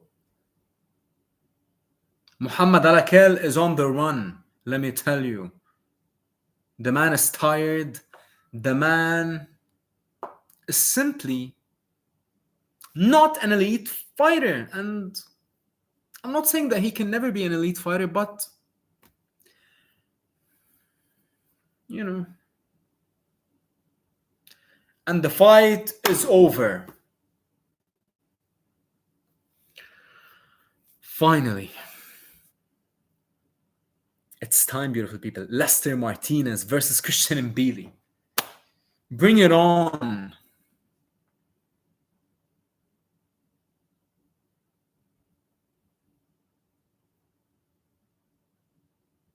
Back in 120 seconds. Is that a commercial? Netflix? What in the world, Netflix?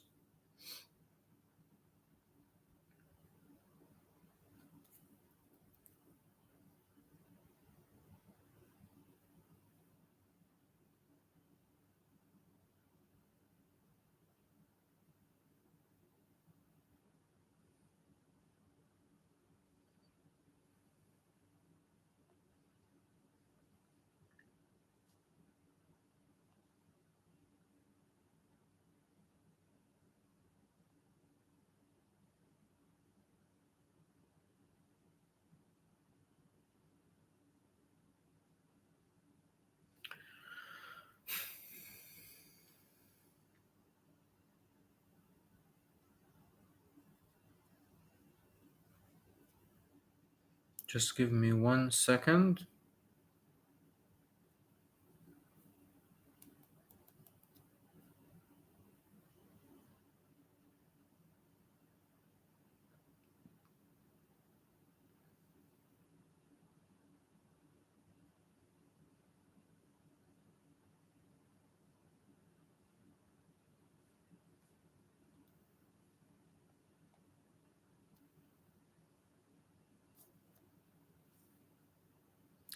All right, decision time.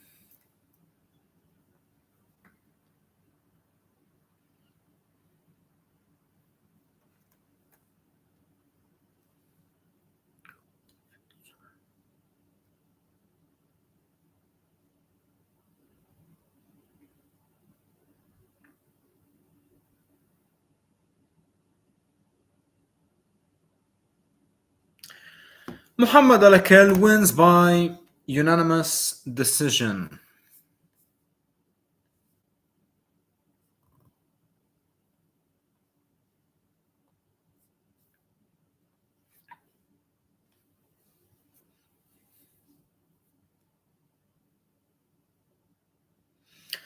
It is time, beautiful people.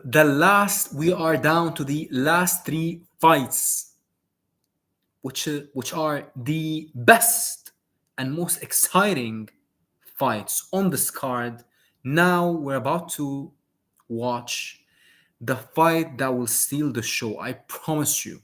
Lester Martinez versus Christian Mbilli, and then followed by two young, hungry, good-looking, hard-hitting southpaws, Fernando Vargas Jr., Callum Walsh, and then we're on to the main event, beautiful people.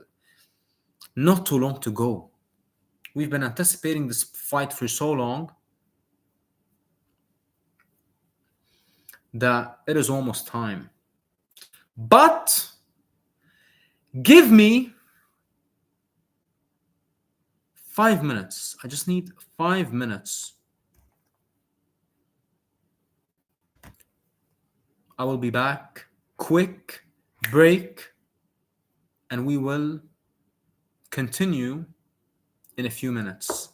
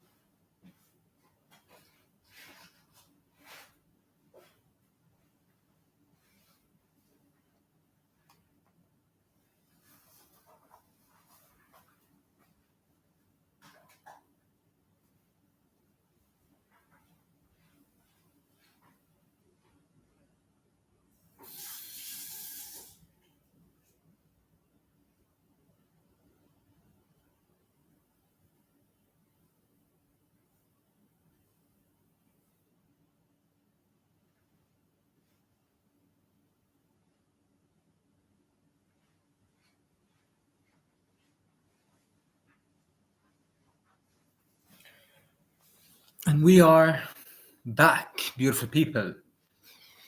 I had to go downstairs and get something to drink.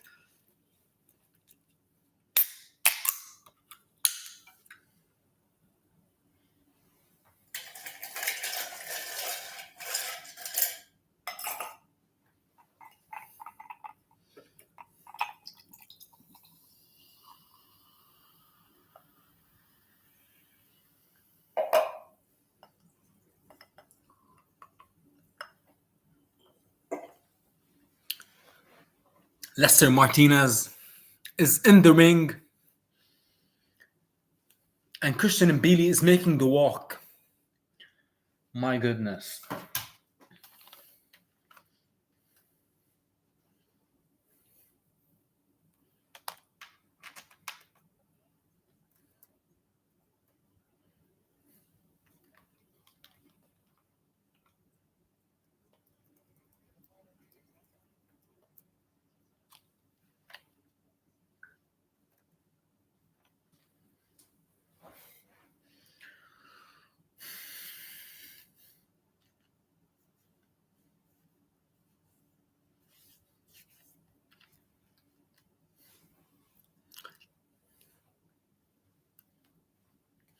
Here we go, beautiful people. It is time. Lester Martinez versus Christian Mbilli. This fight, I promise you, beautiful people, will steal the show. I've said it once, I've said it twice, I've said it countless of times. Christian Mbilli versus Lester Martinez. Lester 29, Mbilli 30. Mbilli 5'8.5". Martinez 5'11". 72-inch reach in Mbilli, 71.5 for Lester. Let's go, Lester.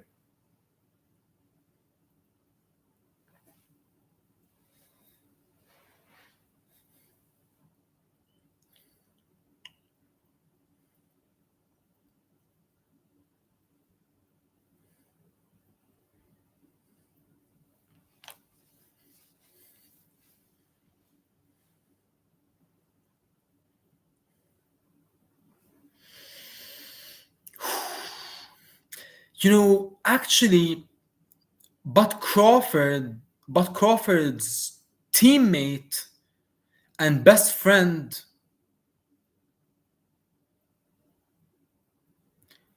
Bud's best friend Steve Nelson, lost by knockout in the first round on the prelims. How crazy was that? Let's go, Lester.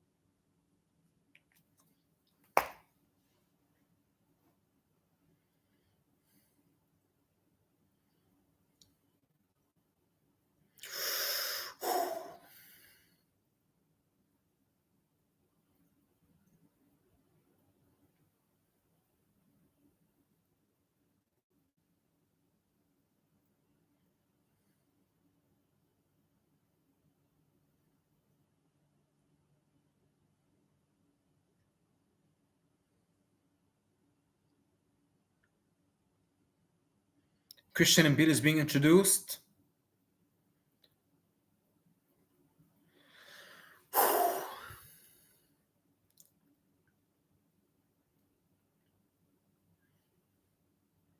All right, beautiful people, here we go. Lester versus Mbilli. Both men. Referee bringing both of them to the center. They're about to touch gloves. And we are about to witness an absolute war. A violent shootout is about to go down, beautiful people. Lester Martinez versus Christian Mbilli. Here we go, beautiful people. Max Kellerman is absolutely right. Don't blink, beautiful people. Do not blink.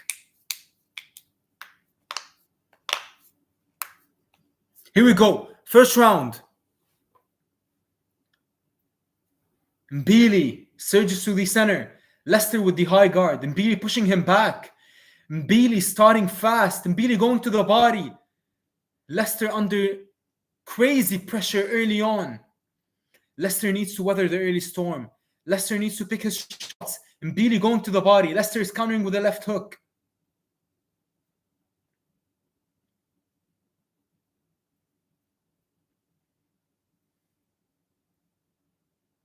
Leicester with it. Mbilli going to the body.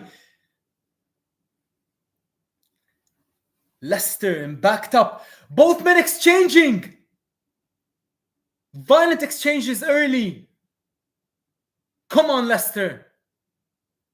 Mbilli mixing things to the body and to the head. And that is the biggest difference so far. Mbilli going to the body and head, and Leicester is purely going to the head. Leicester catching, shooting. Leicester, double jab by Leicester Martinez. An absolute war has broken out early, ladies and gentlemen. Violent early onslaught by Christian Mbilli. Leicester needs to be careful. Leicester got caught by a left hook. Mbilli on the hunt. Mbilli with the straight right, with the uppercut. Leicester comes back. Mbilli going to the body. Mbilli catches Leicester.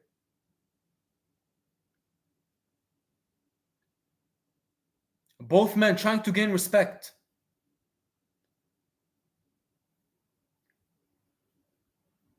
Oh my God, Leicester with the chopping right hand. Leicester, another right hand. Leicester with the uppercut.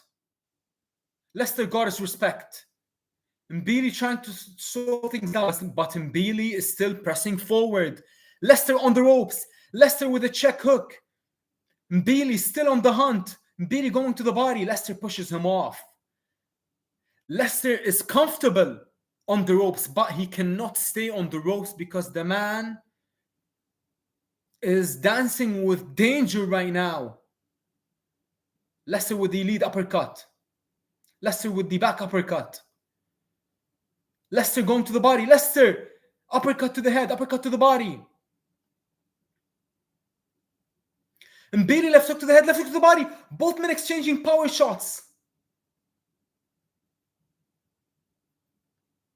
Leicester to the body. Crazy first round. Crazy. Mbilli with the combination to end the round. Ooh. Mbilli landed after the bell. Leicester, he gave him a taste of his own medicine and went and hit him after the bell. Crazy first round. Crazy.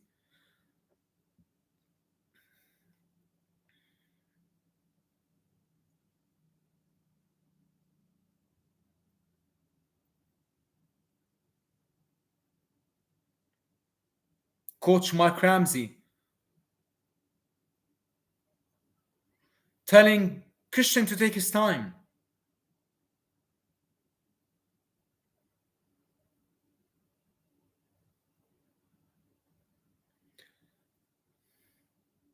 That was a crazy first round. Mark Ramsey's telling Christian Mbilli to take his time and not get too excited early on.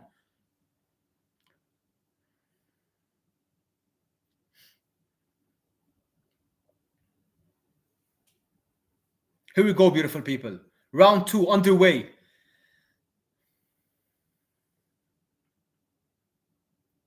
Mbilli going to the Mbilli head and body. Leicester trying to gain his respect. Leicester going to the body. Both men throwing left hooks to the body.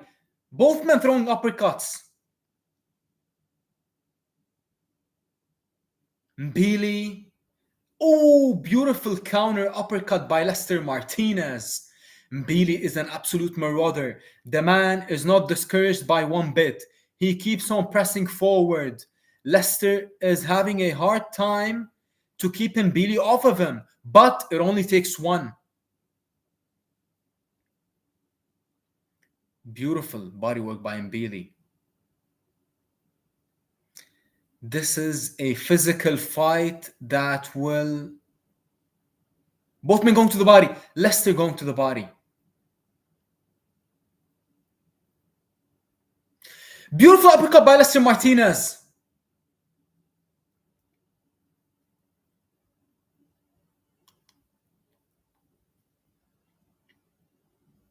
Beautiful by Lester. Beautiful combination by Lester. But Mbilli is rolling with shots.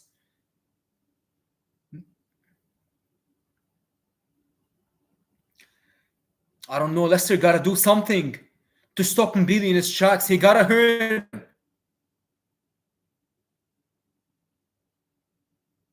Listen, I've said this before in the fight breakdown. Lester needs to walk through fire to win this fight. And the man is under severe pressure early. My God, Mbilli with a chopping right hand. But Lester can take a punch. Beautiful by Lester.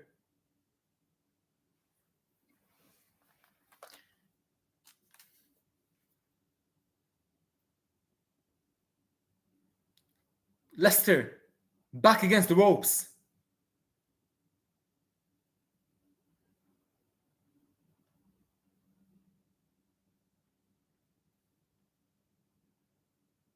Crazy second round. Mbilli is on the hunt. Lester goes to the body. Let's go, Lester. I picked Lester by knockout. Beautiful lead uppercut by Lester. But Mbilli is so tough. He keeps on walking forward. Beautiful lead uppercut by Lester. Beautiful back uppercut by Lester. But Mbilli is still on the hunt. Beautiful three-punch combination by Mbilli. End of the second round. Crazy round. My God.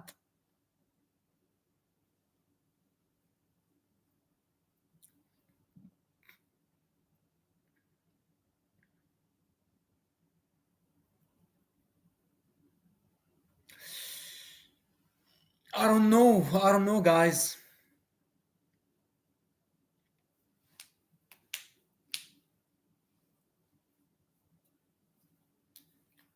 Coach Bohachuk said it perfectly. He just told Lester, you gotta stay off the ropes.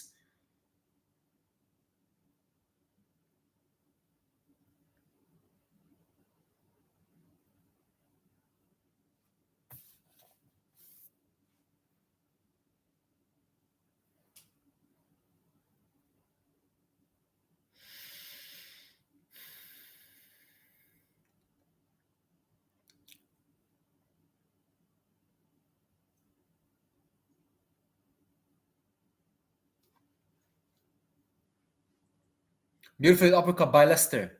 Lester is holding the center early. That's what you want to see.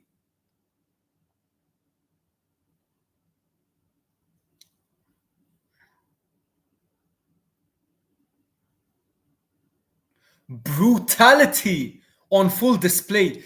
Oh my God, Christian Mbilli looks so dangerous. He's smothering Lester's shots, but Lester's finding the most success with his lead uppercut. Lester is calm under the fire. Mbilli is pressuring Lester, but Lester is calm. Lester is composed. Lester is trying to find his shots. Beautiful uppercut by Lester. Missed it. Missed with it.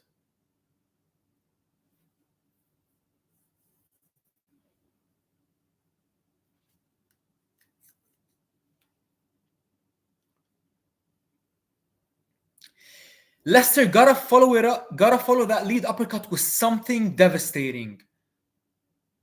Beautiful uppercut by Lester.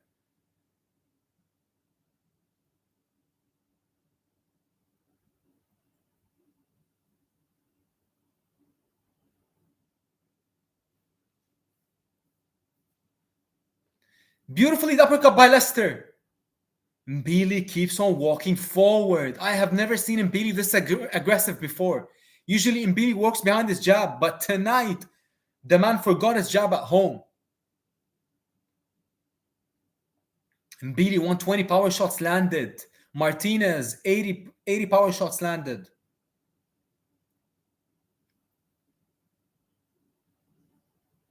Beautiful uppercut by Lester. Lester is riding with the shots against the ropes, but he gotta stay off the ropes. Beautiful double uppercuts by Leicester.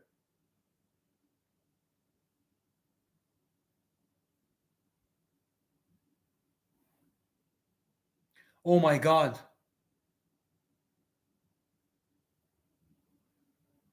Beautiful by Leicester. Double hook by Mbilli. Double uppercut by Leicester. Mbilli keeps on walking forward. Mbilli is so tough and is so rugged and is so violent, but Leicester can handle it, I believe. But let's see. Now Mbilli is up against the ropes. Beautiful uppercut by Leicester. The uppercuts by Leicester, just like I said in my breakdown, I said that the key to winning this fight for Leicester will be the uppercuts. It's because of the high guard and the... Oh my God. Leicester.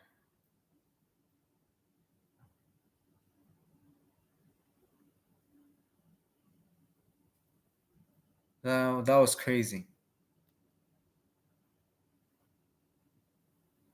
Coach Mark Ramsey is telling Christian Mbilli to bring Leicester to him.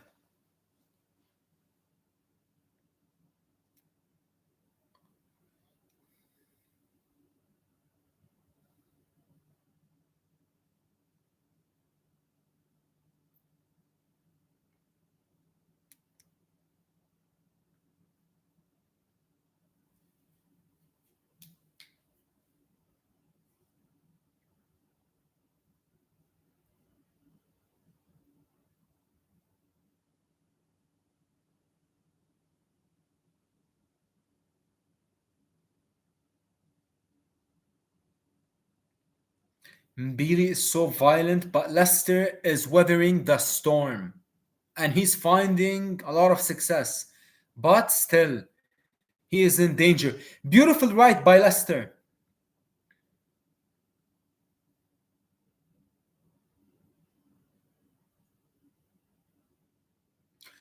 Beautiful right uppercut by Leicester.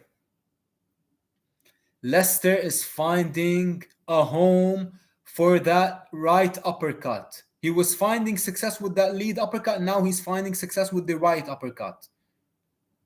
Uppercut city by Leicester Martinez. Most of his punches are uppercuts and overhand rights. Even though one of Leicester's best punches is the left hook, but Mbilli is smothering his shots. He's smothering Leicester's shots.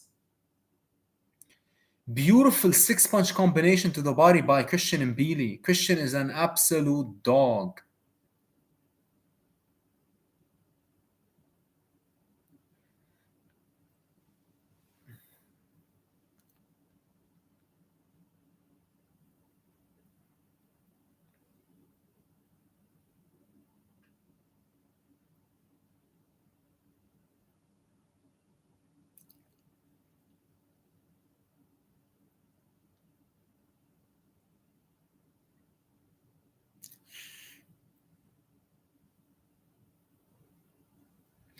Beautiful right by Leicester. It's much easier said than done to tell Leicester to stay off the ropes. I mean, Mbilli is not giving him a single chance to breathe.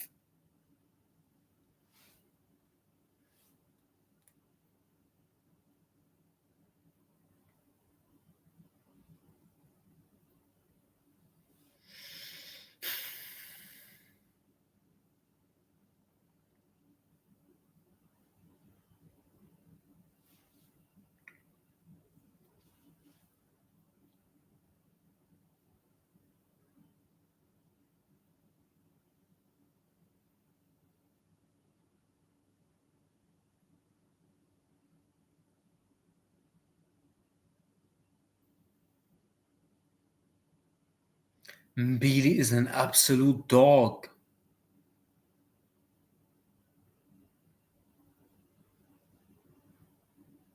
Mbilli is leaning with his head first. So Leicester can definitely time him with a... If Leicester can time him with a perfect uppercut, he can knock him out. But like I said, much easier said than done. Come on, Leicester.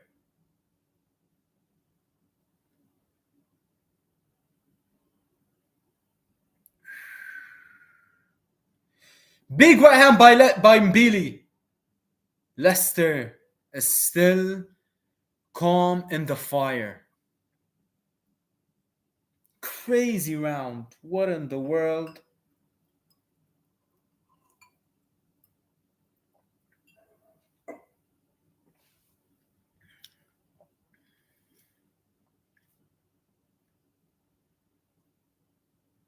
Leicester just said, I feel good.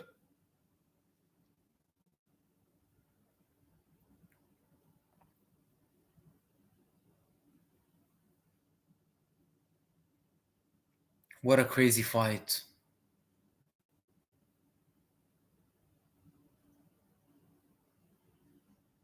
Mbilli is a monster.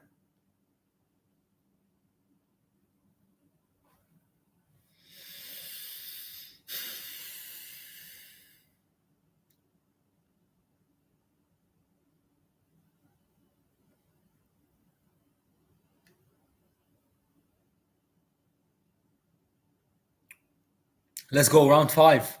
This fight is flying by.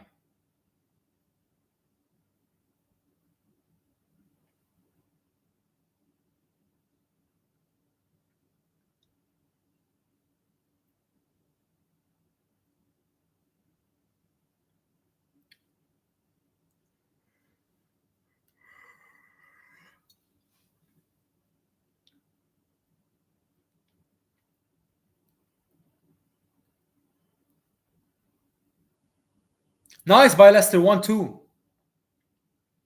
Mbilli is still walking forward.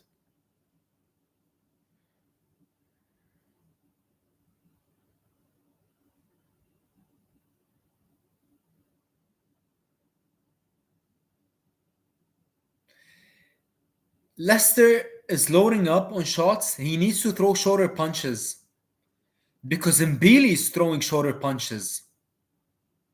And that is why Mbilli is finding more success than Leicester right now.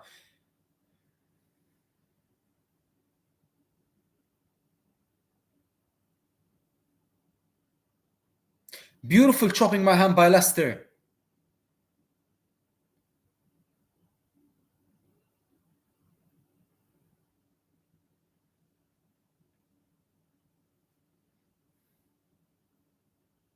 Beautiful lead uppercut by Leicester. Another lead uppercut by Leicester.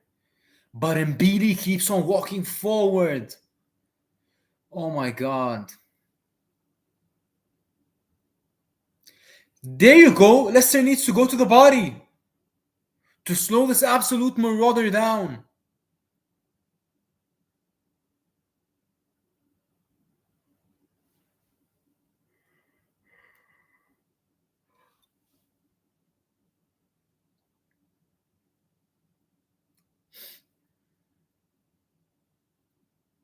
Beautiful lead uppercut by Leicester. Leicester needs to follow the lead uppercut with some...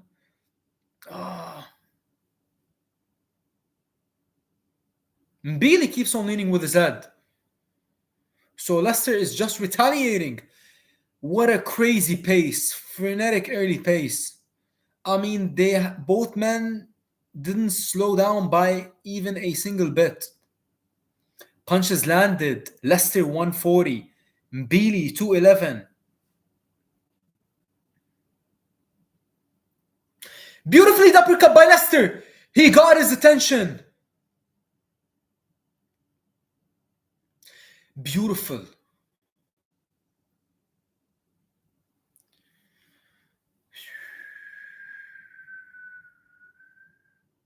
End of the 5th. We're already halfway.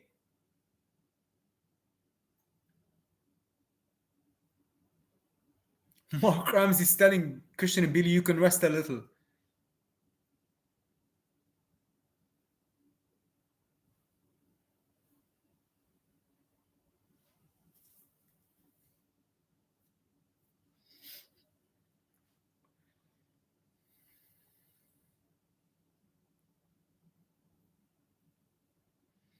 I mean, telling Christian Mbilli to work on his defense.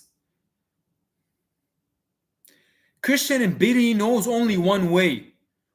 march forward and unload with violent body shots and follow it up with headshots. But Leicester, I picked Leicester by knockout. But listen, much easier said than done.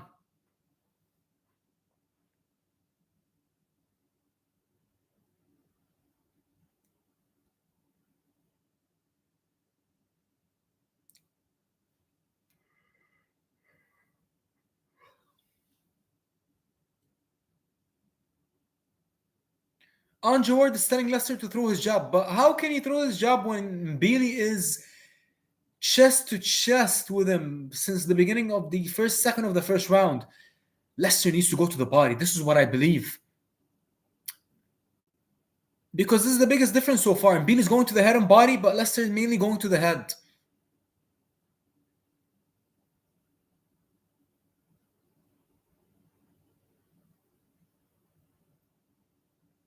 Beautiful.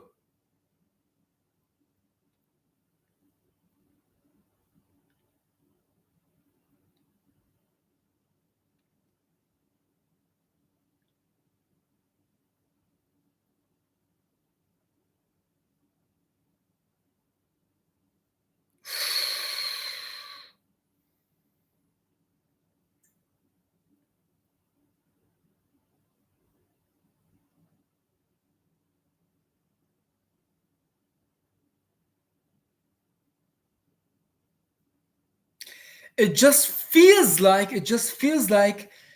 that the power of Leicester is starting to fade a little bit because of the crazy bodywork that Christian Mbilli has been putting in since the. Ooh.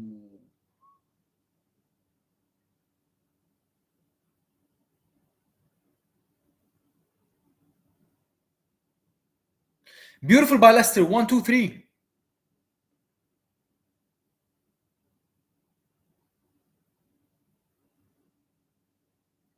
Beautiful 2 by Leicester. Nice chopping right hand by Leicester. Beautiful job by Leicester. Mbilli comes back. Leicester with the chopping 2. Leicester with the uppercut. Mbilli with the 4-punch combination.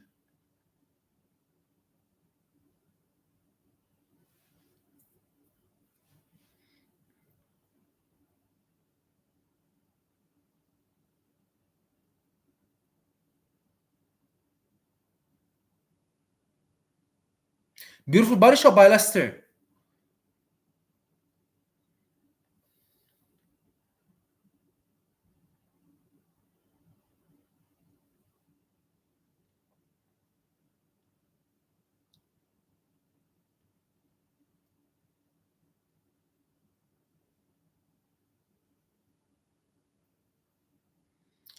Crazy fight. 6 rounds down. 4 to go.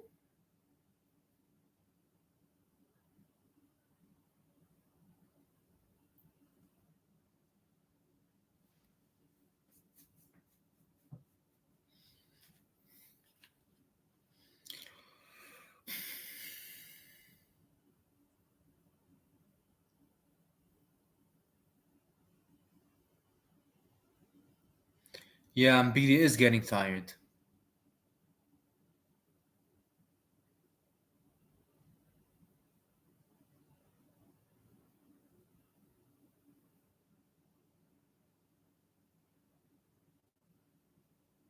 Come on, Leicester.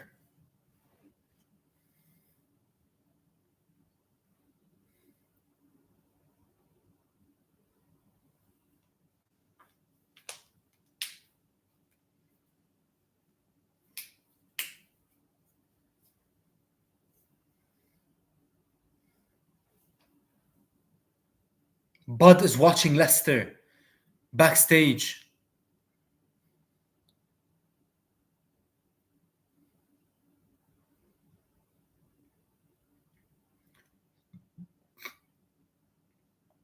Both men exchanging left hooks.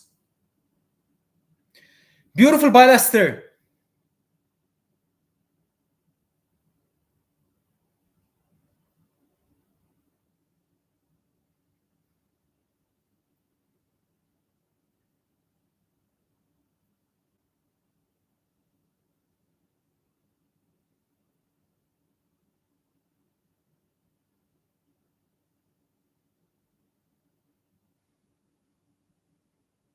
Double left hook by Mbilli.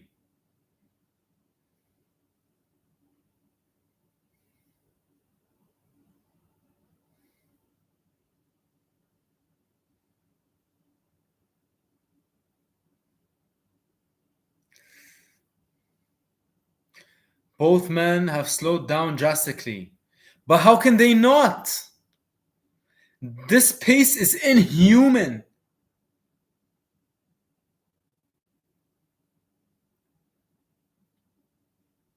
Oh my god. Come on, Lester. Nice uppercut by Lester, but the power is starting to fade. Nice by Lester.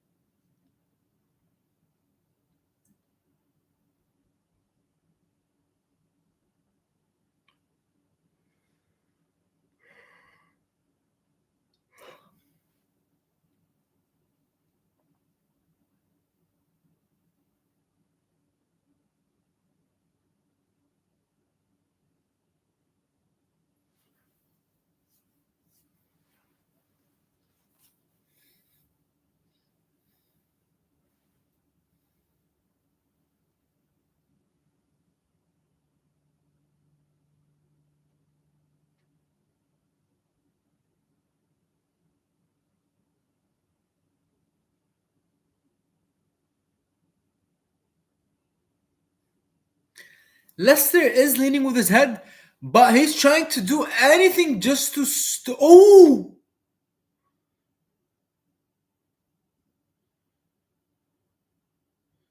Mbilli threw the craziest haymaker in history. But Lester, boom, and he.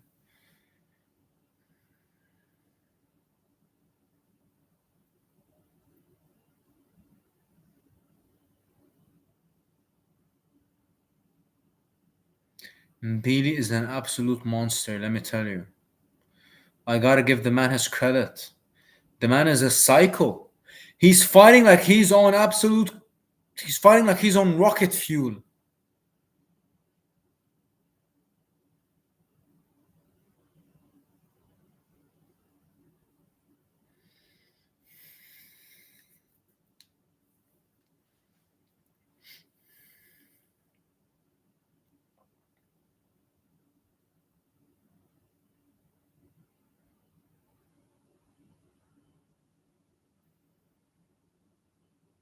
Round 8. Here we go. Mbilli starts the round with a jab to the body. Mbilli, another jab to the body. Look for Mbilli to start going up top. Beautiful left uppercut by Lester. You can tell from the way that Christian fights, he makes a decision in the locker room before he steps into the ring that he is just going to keep walking forward and marching through it all. Beautiful by Lester. He stung Mbilli for a second.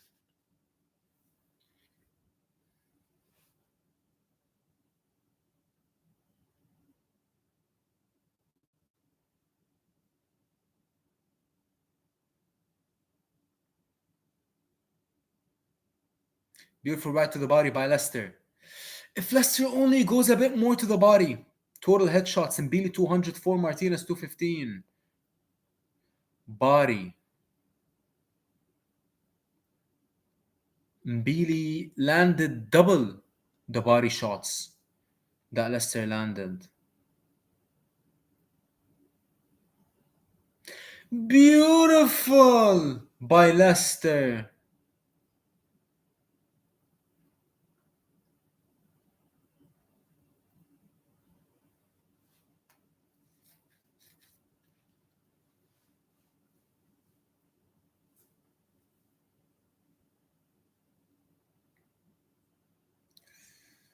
Both men landing flush on each other.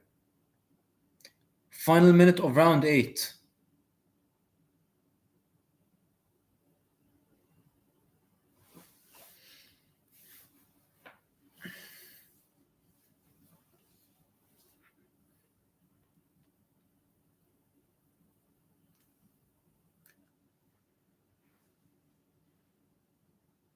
Leicester is slowing down drastically. Ooh.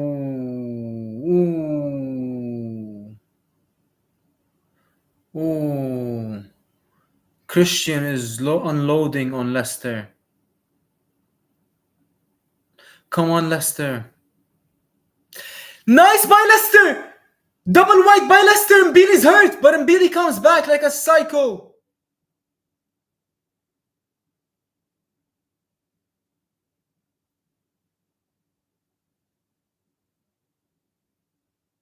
Nice uppercut by Leicester. Right hand by Leicester.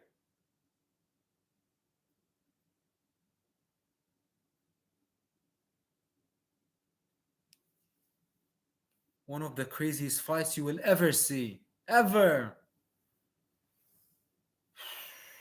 I mean, I said this fight would steal the show, but it doesn't take a rocket scientist to predict that this fight was going to steal the show.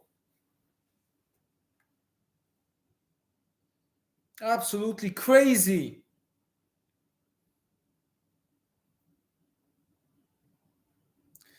Listen, it is so tough for Leicester. Listen, it is absolutely grueling for Leicester.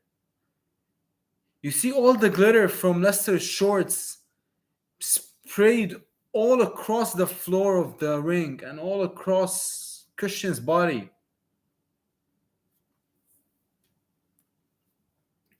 2 rounds to go, beautiful people.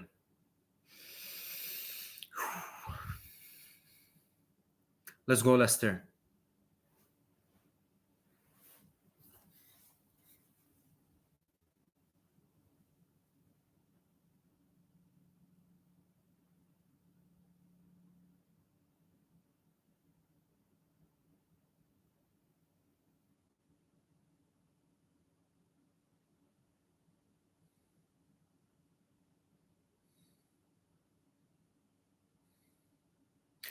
Nice by Leicester, 2 by Leicester. Another uppercut by Leicester.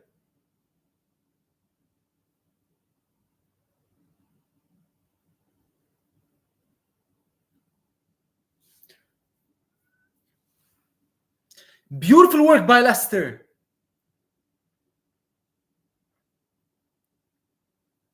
Nice overhand by Leicester. But Mbilli keeps on marching forward.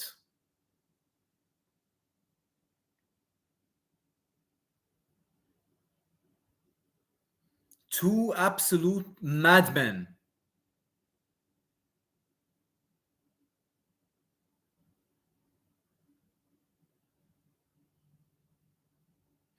Beautiful by Leicester. He caught Mbilli flush. He stung him, he wobbled him, he hurt him. But Mbilli keeps on marching forward. What a fight. Come on, Leicester, finish the job, Leicester.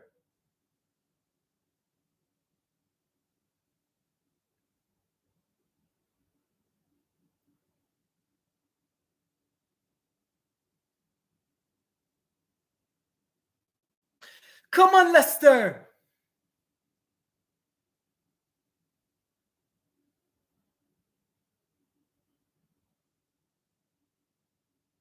Beautiful left hook by Leicester. Off the break.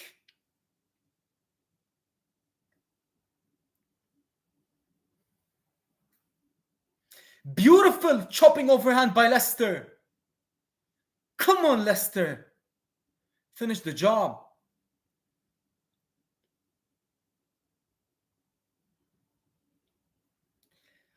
Oh my God. Leicester comes back. Listen, this is by far Leicester has been Leicester's best round.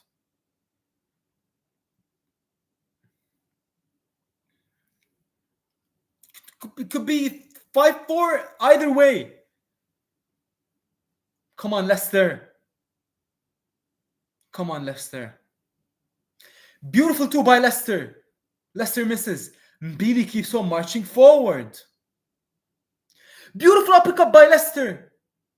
Another uppercut by Leicester. Oh my god. Oh my god.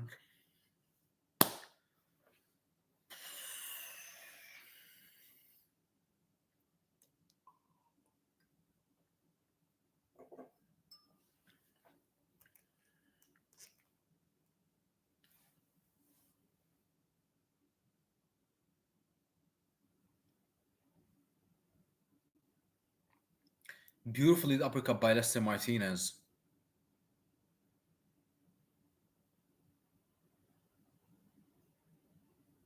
Beautiful combination by Leicester Martinez.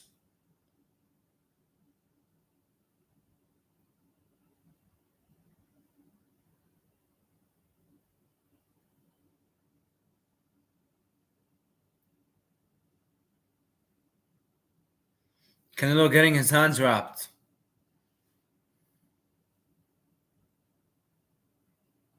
Final round.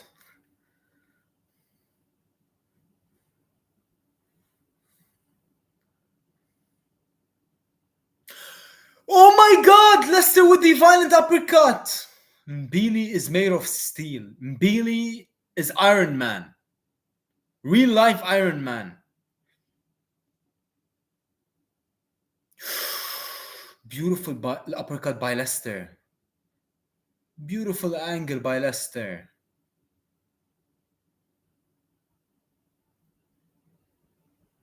Beautiful uppercut by Leicester, but Mbilli comes back. Another uppercut by Leicester. Listen, this fight showed us Mbili's biggest weakness. The man can't block an uppercut to save his life.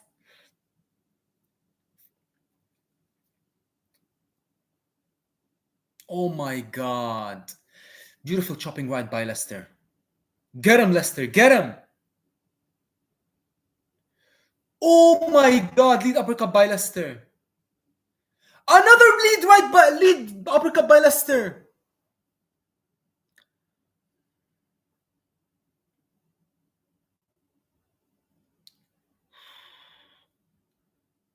Leicester is an absolute monster. Listen, guys, I don't know about you, but as far as I'm concerned, I think Leicester is winning this fight. I think he's a. Oh my god, Mbilli landed flush. Leicester comes back.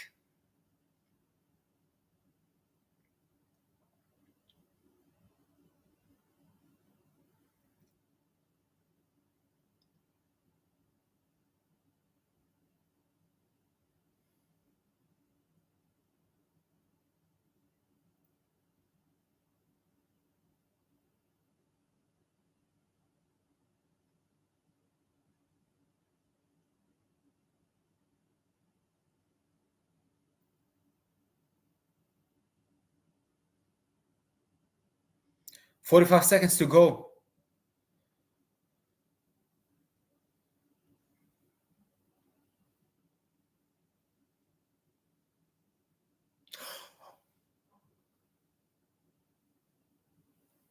Oh my god, what an absolute haymaker by Christian Mbilli. Left hook by Mbilli. Leicester is succumbing to the pressure a little bit. Oh! Oh my god! Oh my god!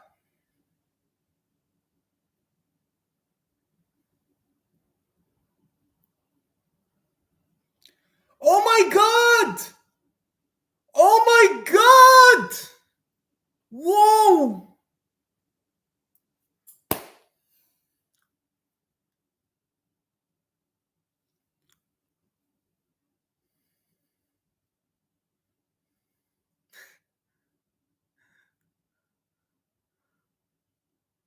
What in the world was that?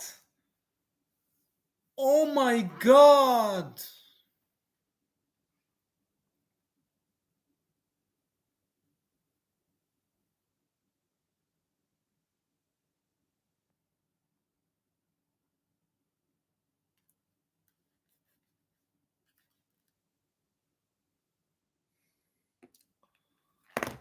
Oh my god.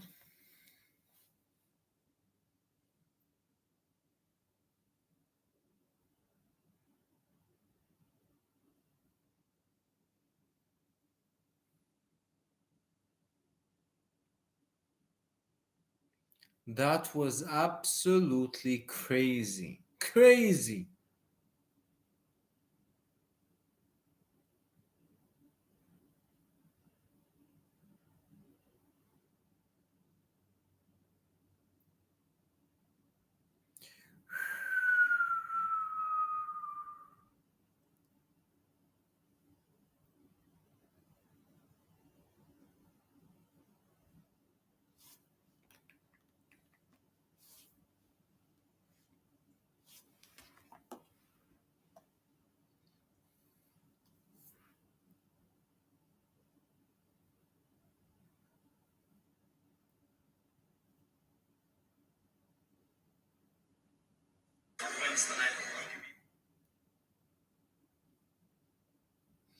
All right, decision. Here we go.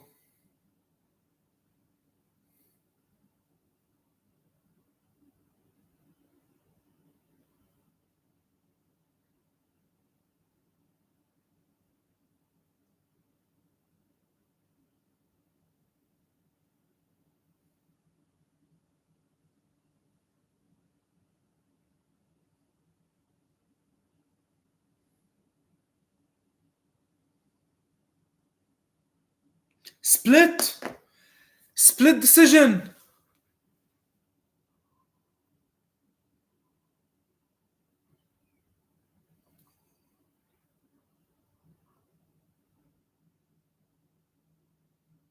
Draw.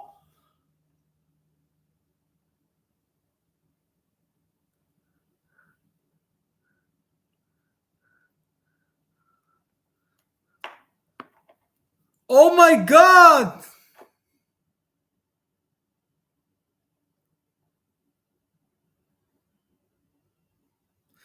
I mean, honestly, that was a fair result. That's fair. That's fair. I would say that's fair. But let me tell you, Christian and Mbilli took more punishment in the fight.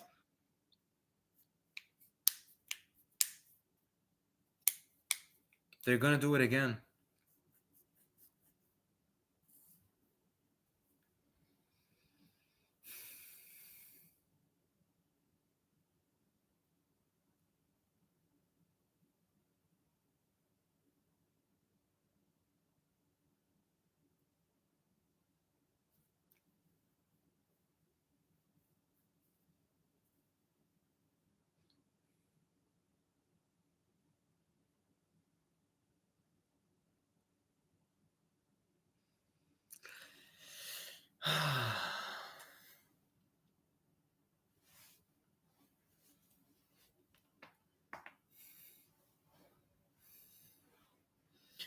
That was one of the craziest fights you will ever see. Now bring on the co-main event, please. I am sleepy as hell.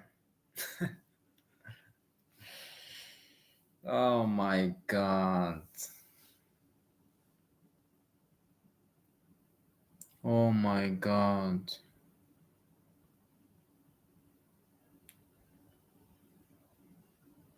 Co-main event time.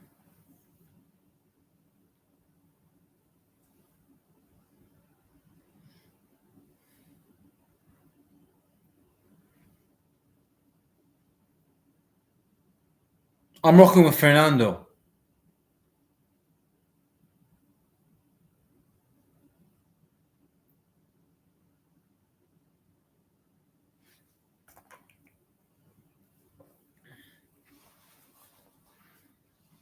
Co-main event time.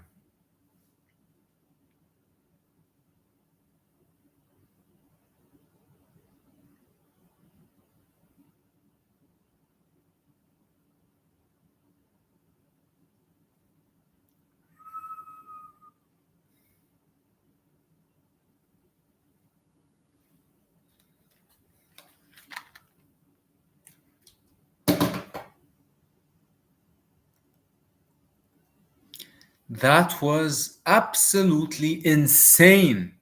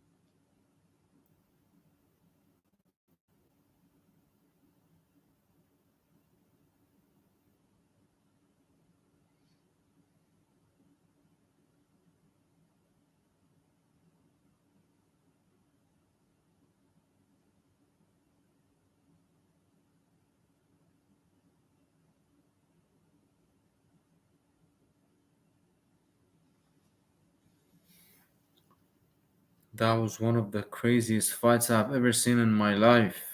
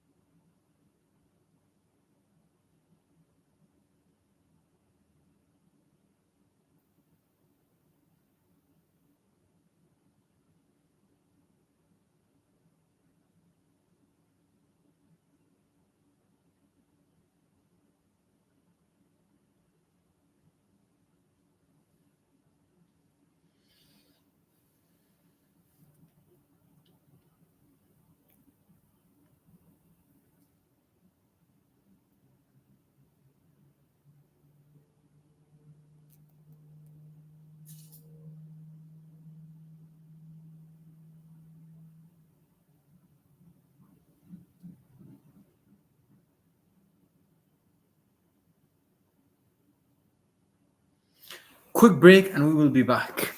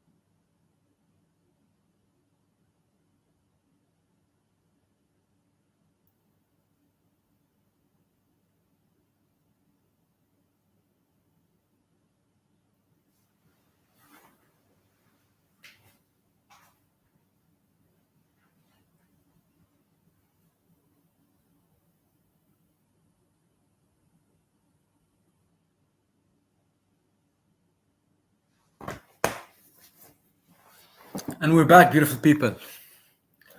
Let's get into it. Co-main event time. Finally, at last. Come on, Fernando. My prediction was Fernando Vargas by knockout. I know it might sound crazy, but I'm backing Fernando. I don't know. There's something about the man.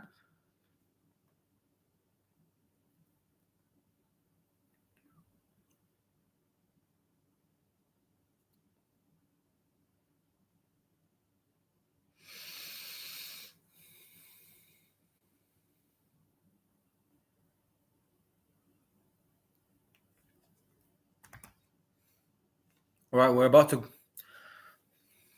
are about to witness a special fight. Vargas got introduced, and now Callum Walsh is getting introduced. Listen, you gotta favor Callum Walsh. He is the favorite for a reason. But it's a fight. And I truly believe that Fernando is born to win this fight. But there's only one way to find out, beautiful people. Let's get into it. Look at the size difference. Callum is way bigger.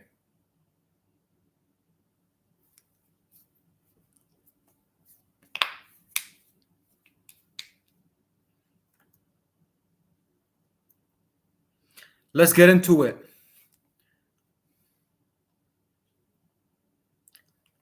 Round 1 underway.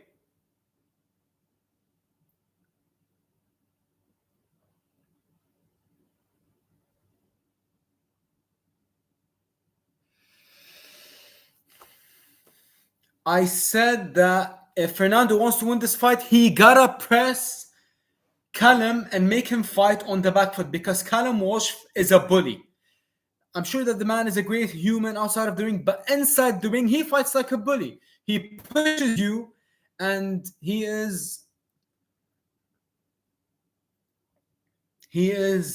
operates at his best while being on the front foot. Fernando is already giving ground for some reason. I don't know why. He's trying to figure him out. I mean, it's still early, but Callum is coming out with absolute bombs.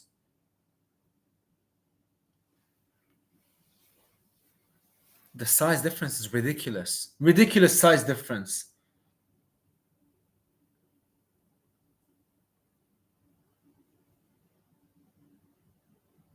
Callum looks like a 60-pounder.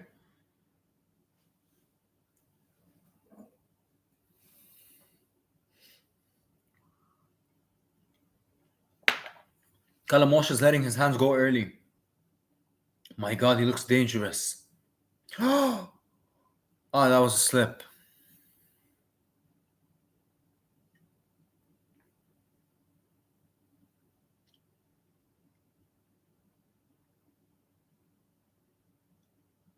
Nice body shot by Fernando.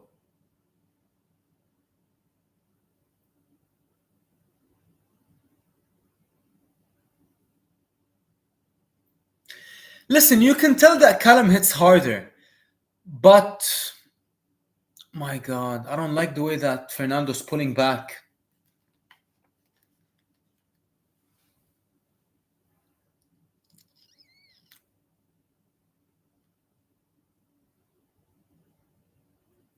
Southpaw versus Southpaw.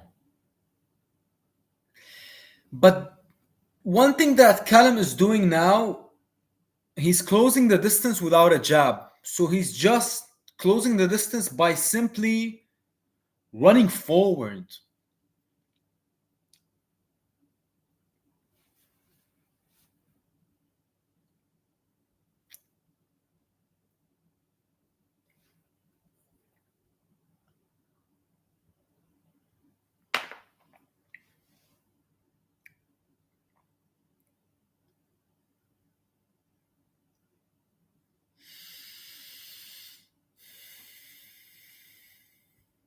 End of the first. Calm, hesitant first round, but Callum Walsh got the first.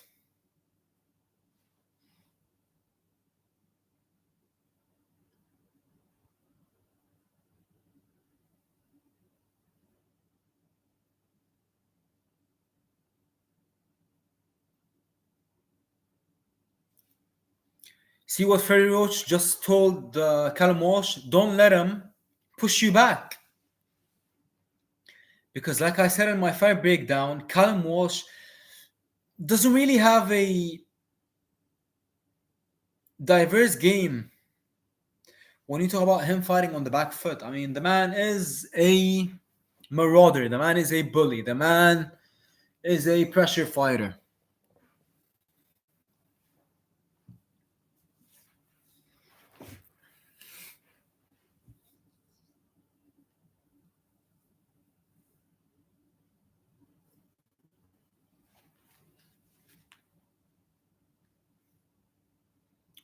Beginning of the second.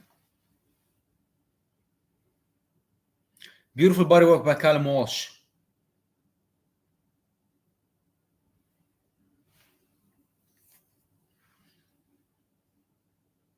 Vargas fires back to the body. Violent uppercut by Callum Walsh. He got his attention for sure.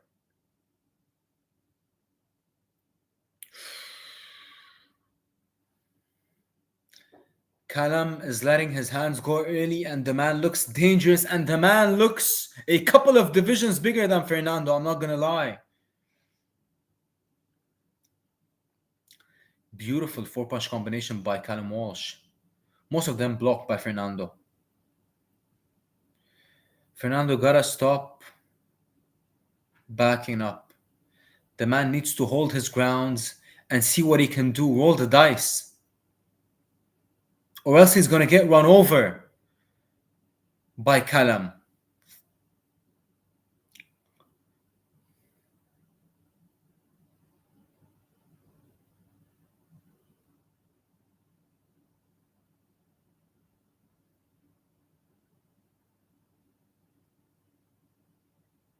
Yeah, I mean, Callum Walsh's jab is nearly non-existent. But listen, those looping shots, my God, they're dangerous. You can't deny it. They are not the prettiest, but they are dangerous. Oh, ripping to the body. Vargas is trying to look, he's trying to look cute inside the ring. He just gotta.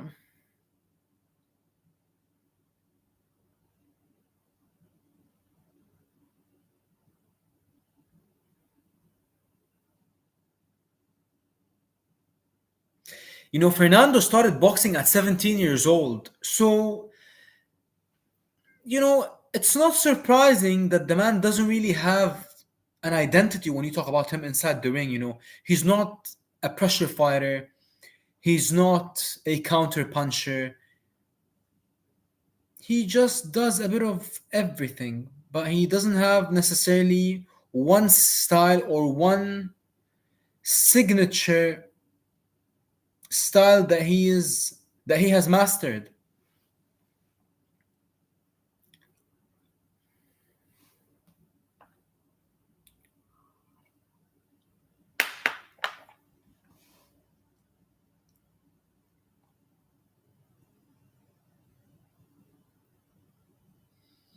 End of the second.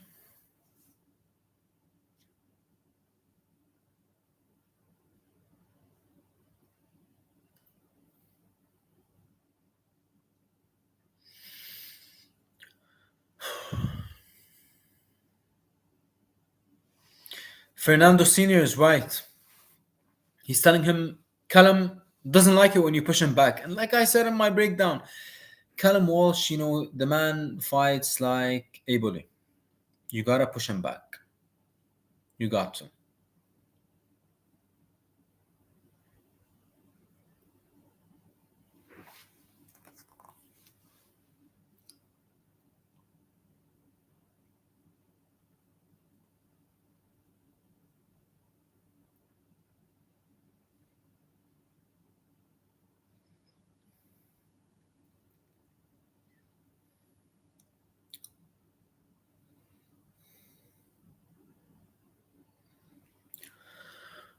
Round 3 underway. Callum goes to the body.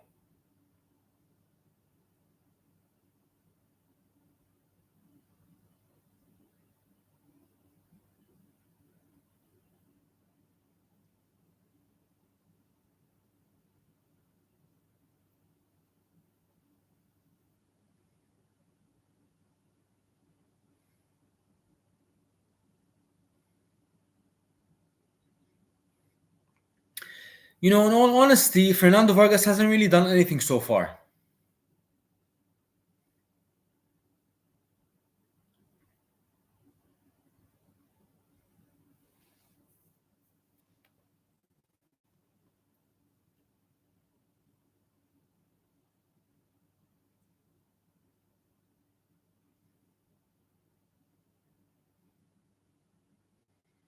Let your hands go more, Fernando.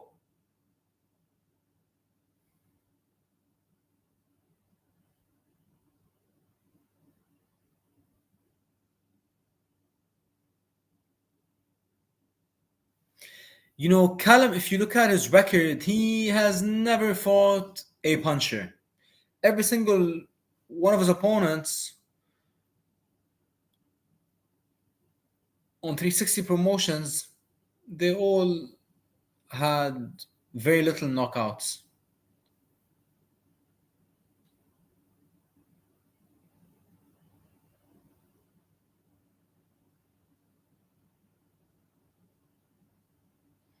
Callum putting his punches together beautifully.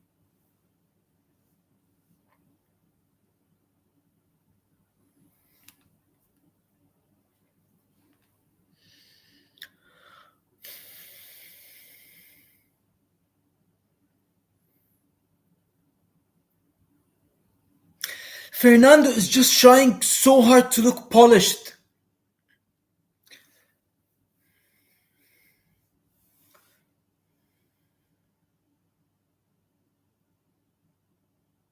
Like, it's not about looking good inside the ring, it's about landing punches.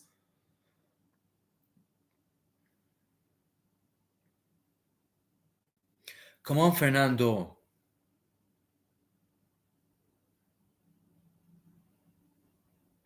He's looking for the clean, perfect punches. But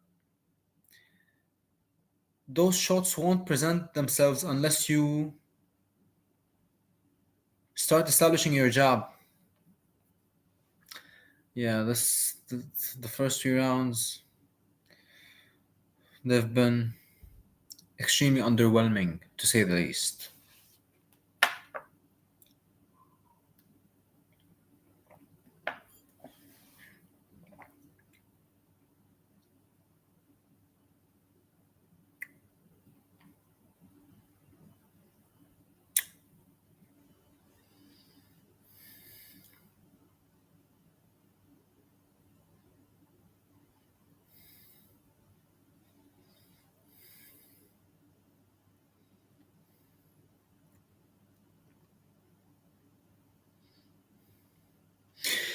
Callum is winning the rounds purely based on him letting his hands go. Fernando gotta let his hands go.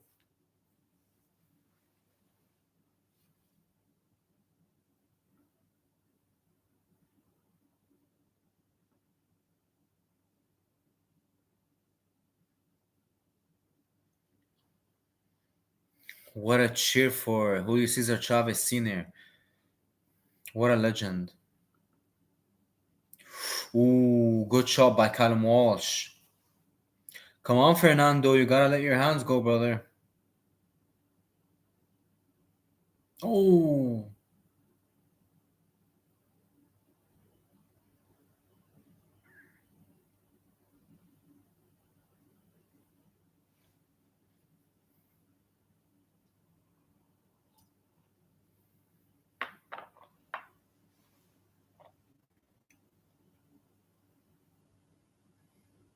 Hmm.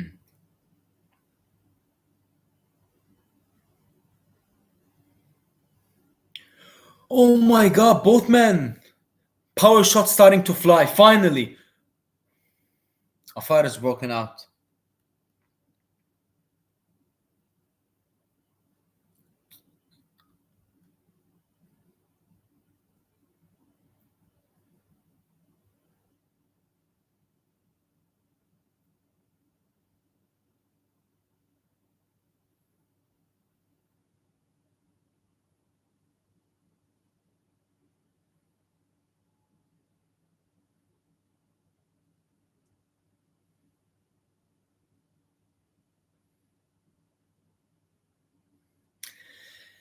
Even though I love Fernando and I picked him to win by knockout, but I did say in my breakdown that he doesn't really have a lot of power. His record is deceiving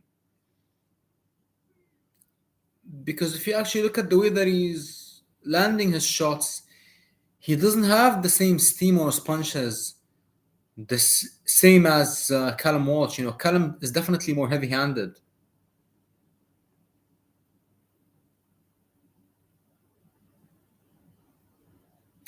Fernando is a flashier puncher. You know. Oh, Callum stung him, but Fernando can take a shot.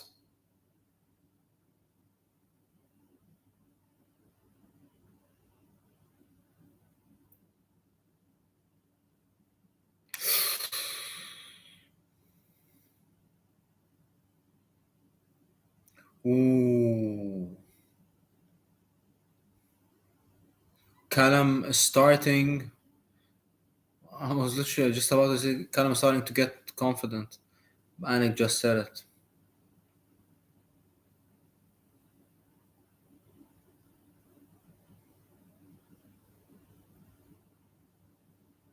Ooh. Nice up jab by Callum Walsh. Callum, Fernando hasn't won a single round so far. The man gotta pick up the pace. The man gotta start letting his hands go. The man can't keep on trying to look pretty inside the ring.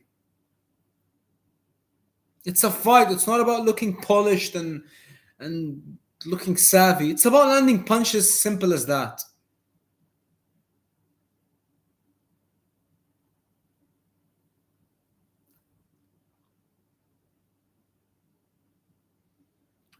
He got his jaw checked. Fernando Vargas did in the past round, but he ate it well.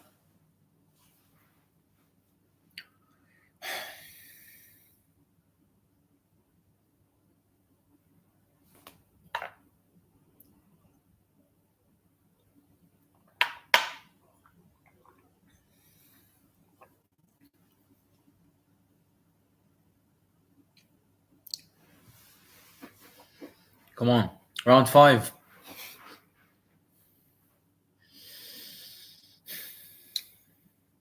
Ooh, beautiful combination by Callum Walsh, ripping to the body and then going up top.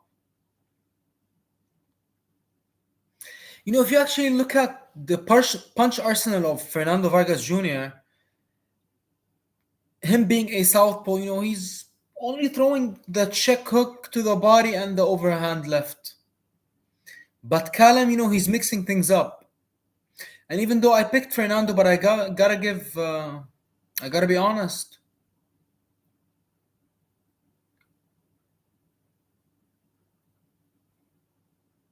Ooh.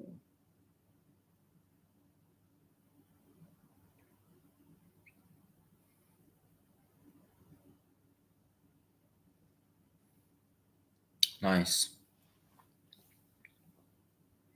Fernando landed a significant body shot, but still. See, I'm telling you, he keeps going low.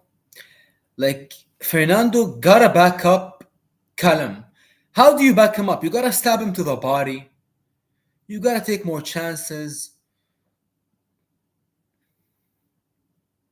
You gotta sit down on your punches more. You can't just keep on. What can I say?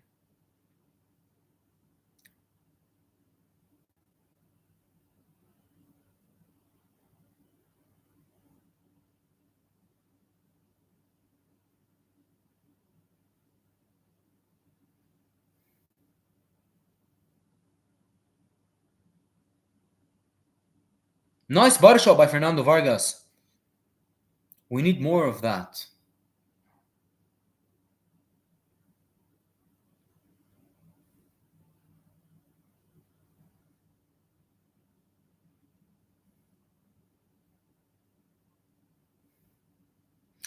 The size difference is absolutely insane. Yeah, Fernando keeps on going low. Come on, Fernando. Let your hands go, brother.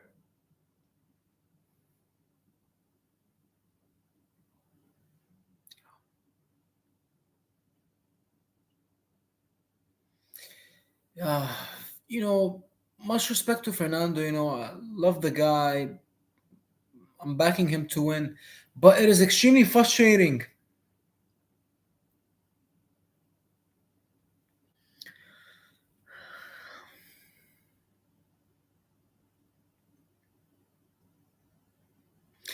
He did start boxing at 17, so you can't really blame him, but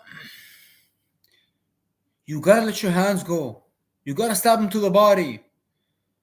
You gotta back him up. Back up the bully, the bigger man. Make something happen. You're already the B side. Everyone, the entire circle of promote like Dana White, Turki Al Sheikh, Riyadh Season, Tom Loeffler, 360 Promotions, Zufa Boxing, TKO, they're all against you. Just let your hands go. Make something happen. Create your opportunities. But I don't know. I don't know.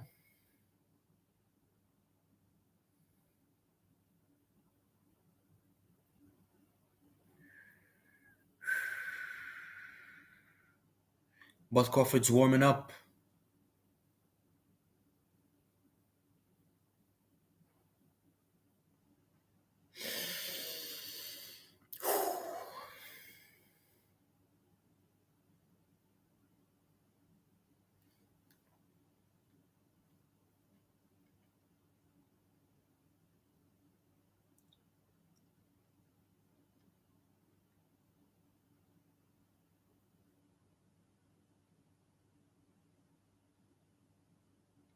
We're in round 6 now.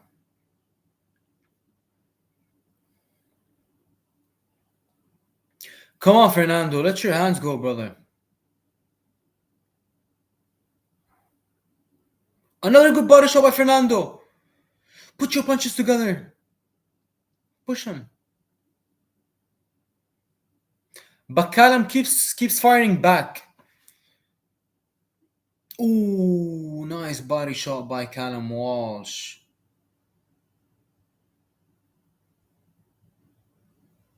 Nice check hook by Fernando. See, we need more of that. Ooh.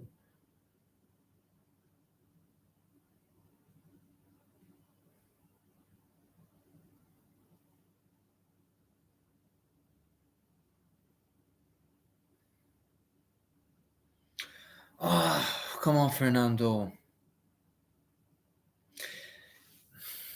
I don't know.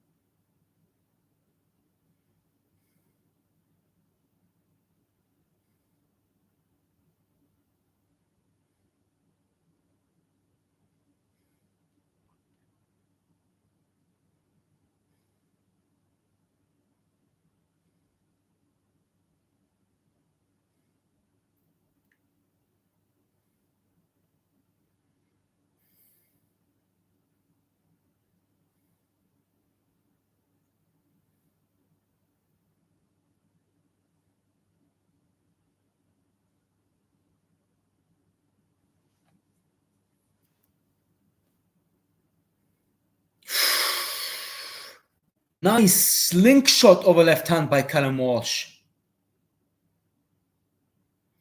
Fernando gotta push Callum Walsh back. 6 rounds down, and the man barely won a single round. Oh!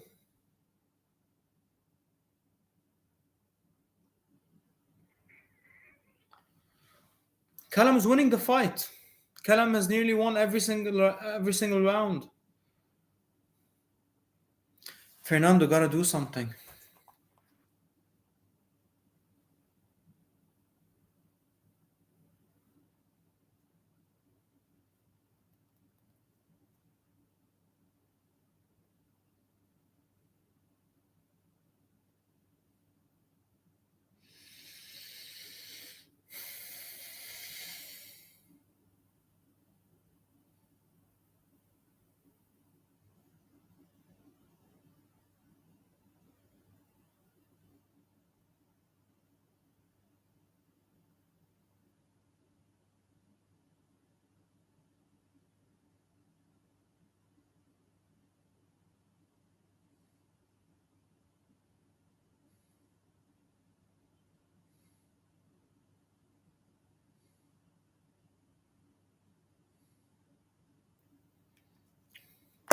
Round 7, here we go.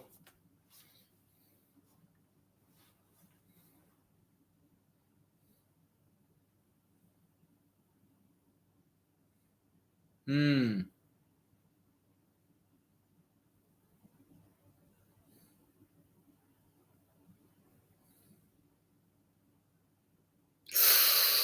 Both men swung to the fence. Oh, nice overhand left by Fernando. We need more of that. Another one by Fernando Vargas. Finally. Another one by Fernando. Be careful, don't get countered. But you can tell, Fernando's doing his best, but his IQ is just isn't all there. You know.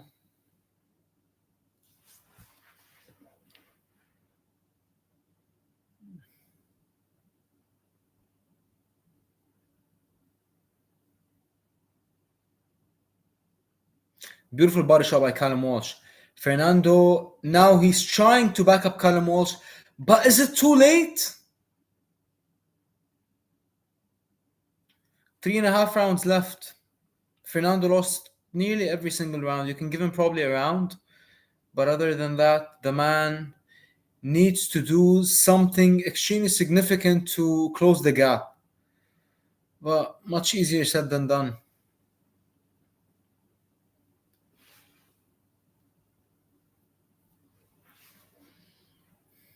Nice job by Callum Walsh.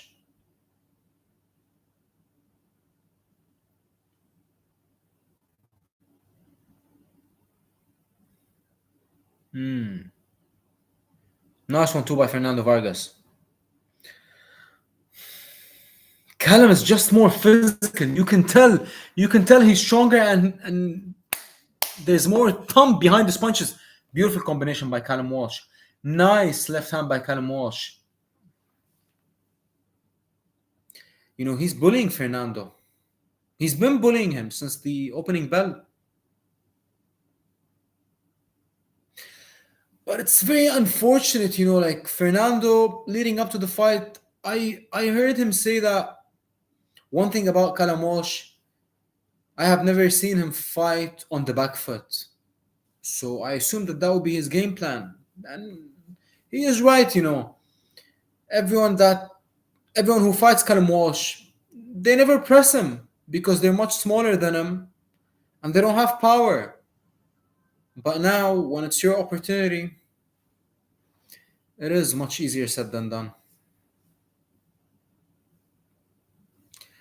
But much respect to Fernando. He started boxing at 17 years old, so you can't really expect much from the man. But I know that he's better than this. Like, you're never gonna get a decision against Callum Walsh in a Dana White event. So why not just go for it? Why not just roll the dice? I don't know. Let's see.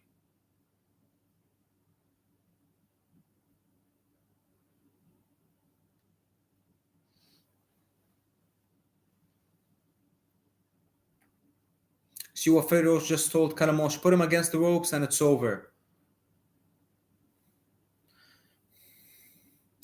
But at the same time, I did not expect the size difference to be this evident.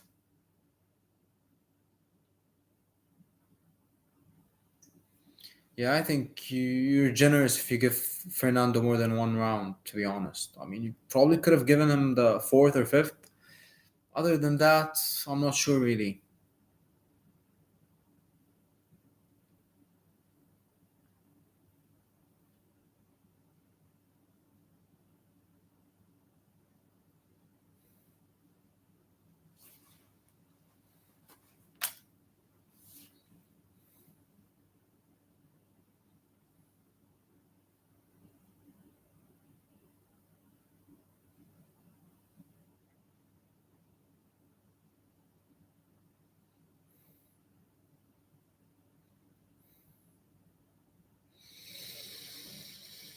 Nice body shot by Callum Walsh.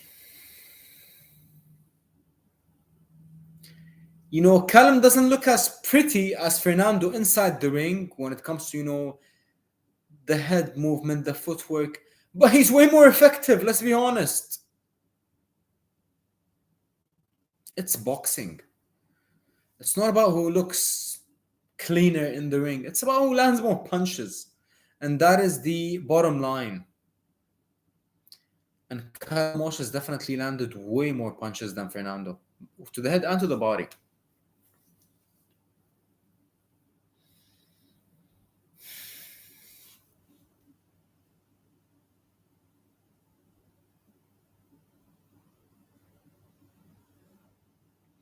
Fernando's power isn't doing anything to Callum Walsh. He's hitting him flush, clean, without him seeing the punch, and still, ooh, massive shot by Callum Walsh. Come on, Fernando, you gotta throw back, brother.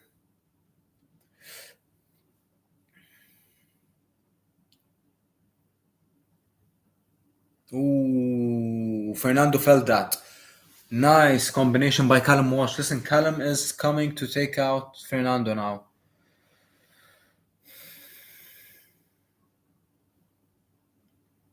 That is not a draw. What is Max Kellerman talking about?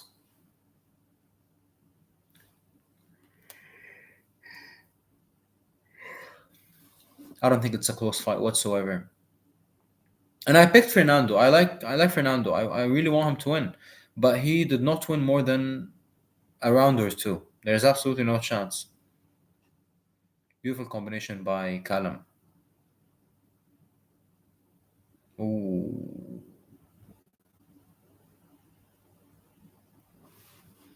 2 rounds to go.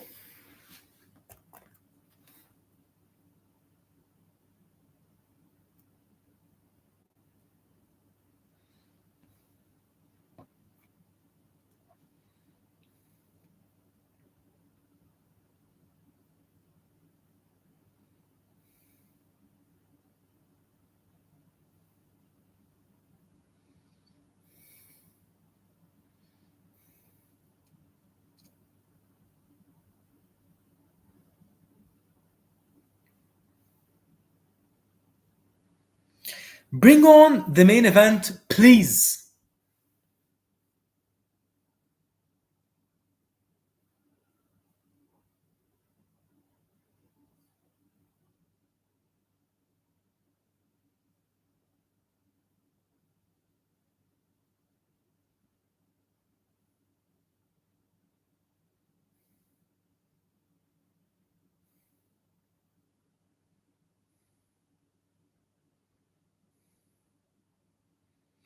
Terence Crawford is warming up in the orthodox stance.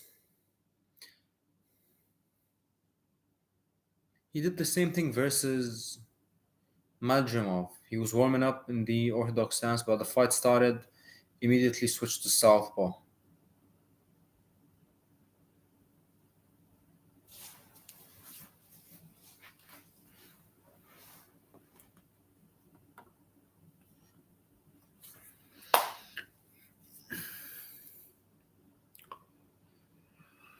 So unfortunate by Fernando. I believe that he is way better than this. I don't know, I could be wrong.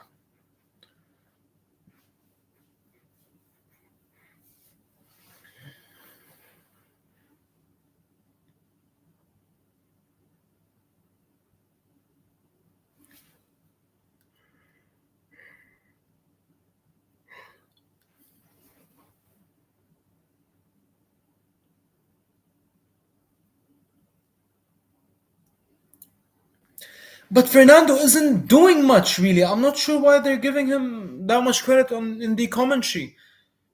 I'm not sure. The man barely landed any clean punches, to be honest, in comparison to Callum. Callum has landed way more cleaner punches. And I'm rooting for Fernando. I picked him to win. But you gotta be honest with yourself. This is crazy. It's like they're sparring.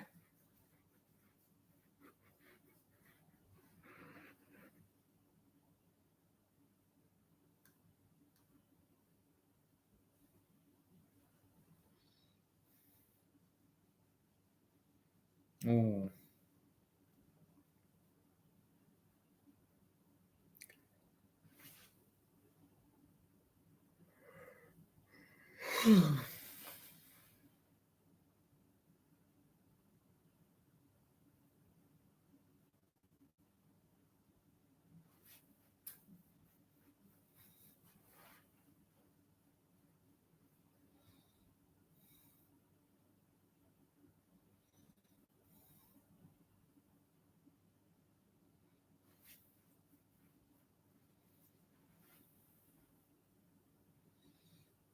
Ooh. Nice body shot by Callum Walsh. Callum is more active. That simple as that. Callum is more active. You gotta be honest. Nice job by Callum Walsh. Snaps the head of Fernando.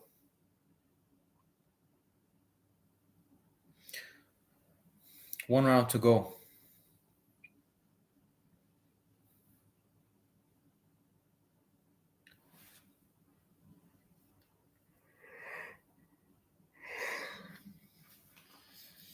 I expected way more from Fernando.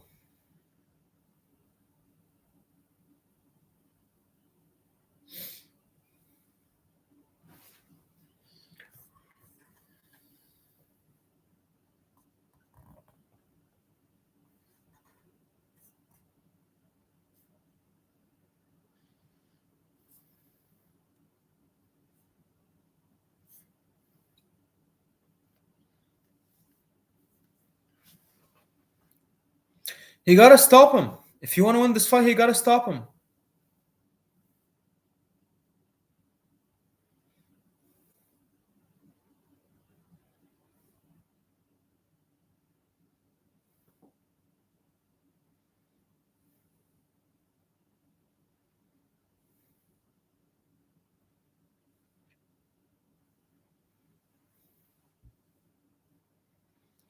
Callum is letting his hands go.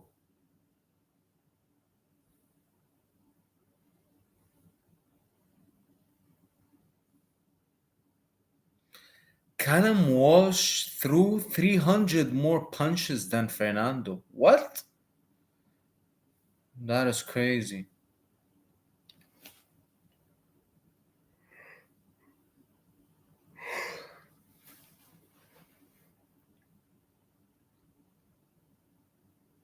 Chris Eubank Jr. broke the rib of Fernando Vargas Jr. a few years ago when they sparred. You know, the man has definitely been in some tough sparring sessions. Carlos Adames, Chris Eubank, Bud Crawford. But you feel like he has implemented this sparring partner mentality, especially in this fight. Like the way that he's just shelling behind the high guard, throwing a few combinations here and there. I don't know. I'm very disappointed by Fernando. I expected way more.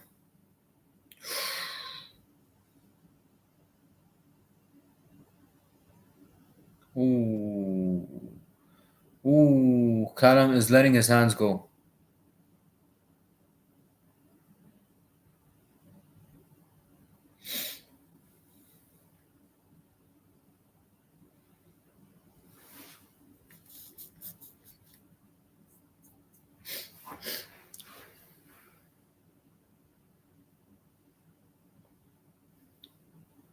Ooh.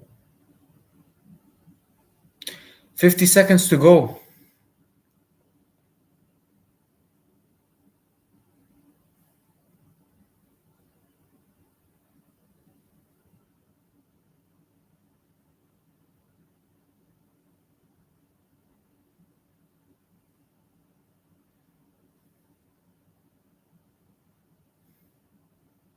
Callum stung him, but Fernando got hard and he got a chin.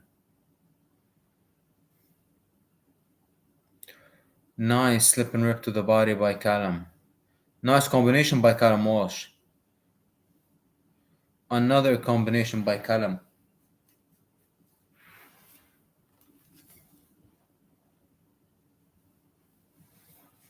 Too late. Too late for Fernando.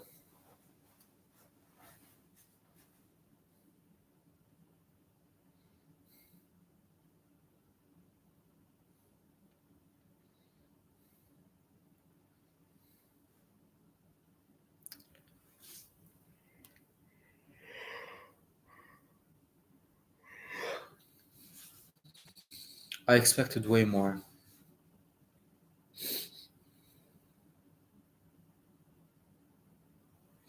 Come on, bring on the main event. It's time.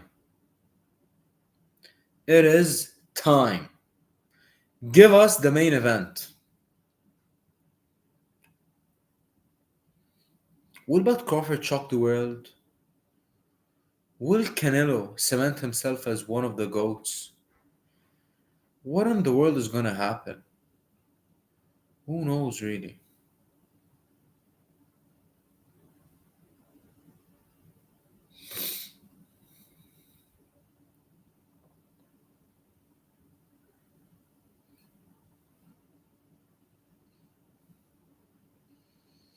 I just wanna see what happens. Bring on the fight.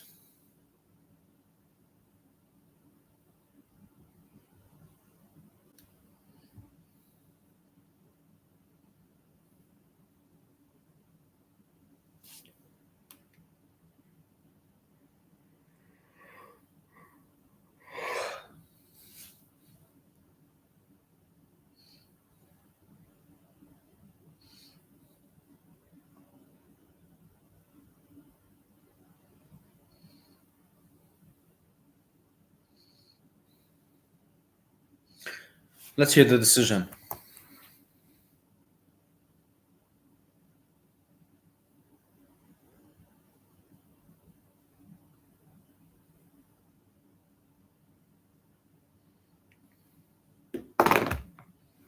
100 to 90. Fernando thinks he won.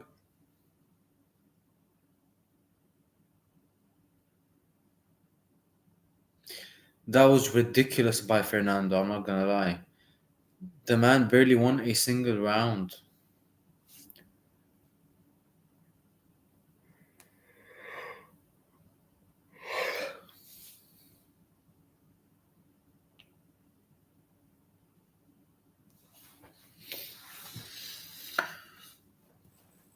Very unfortunate. Very, very unfortunate.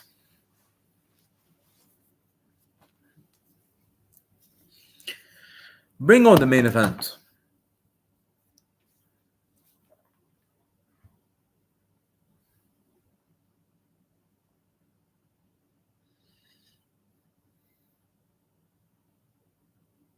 Bring on the main event.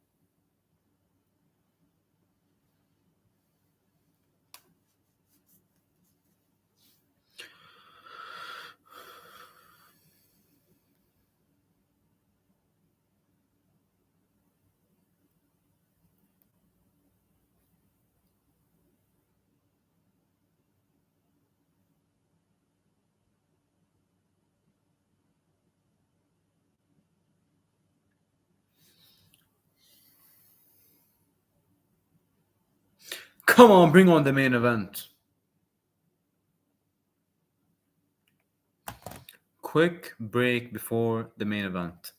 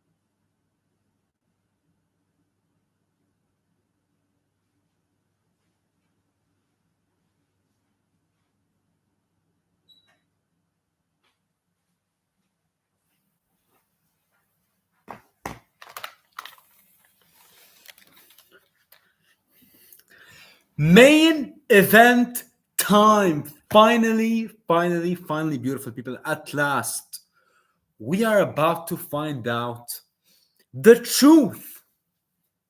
Who's.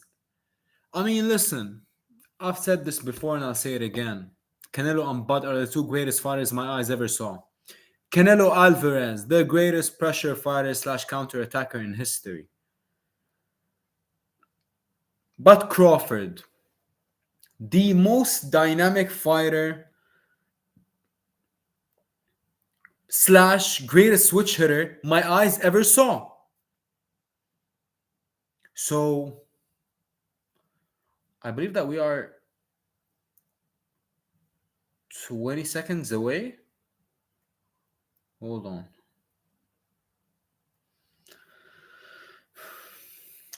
I don't even care who wins anymore. I just want to see what happens. I'm genuinely curious just to see what in the world is going to happen.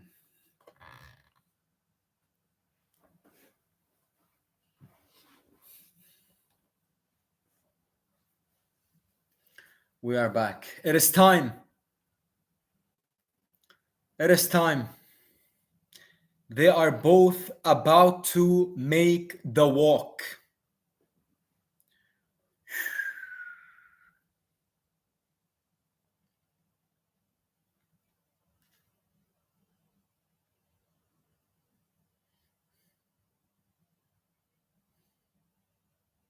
It's time. It is.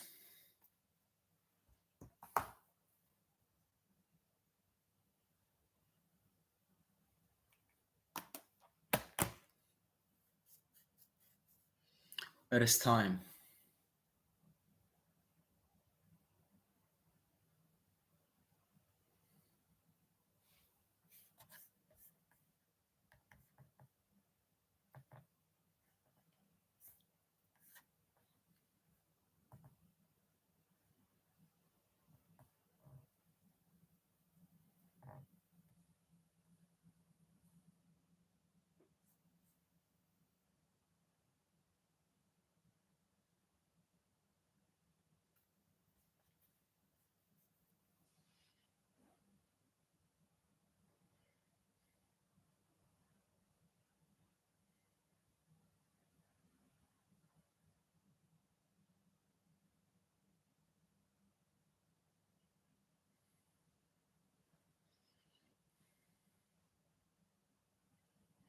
Both men can win this fight, no question. Both men can do the impossible. Both men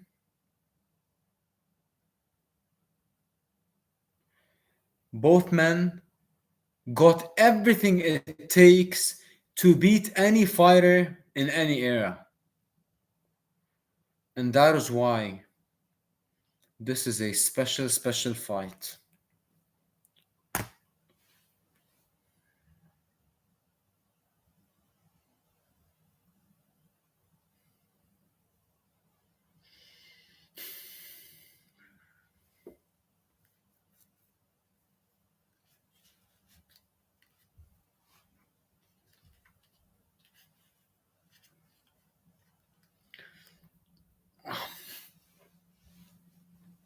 Let's go.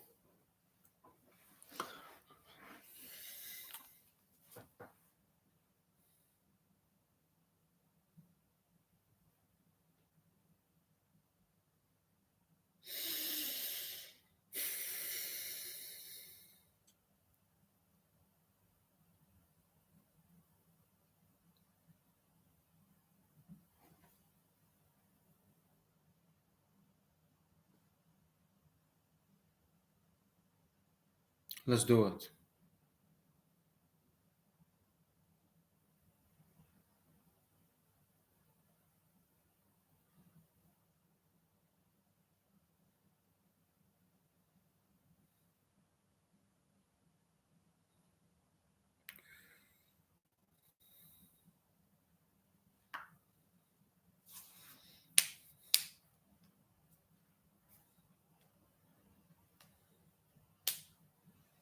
Let's do it.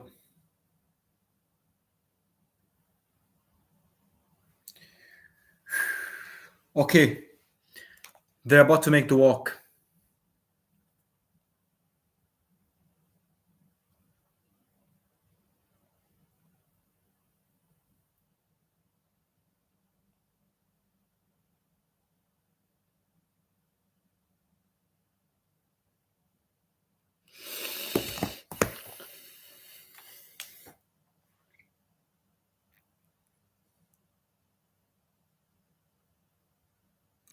This is insane.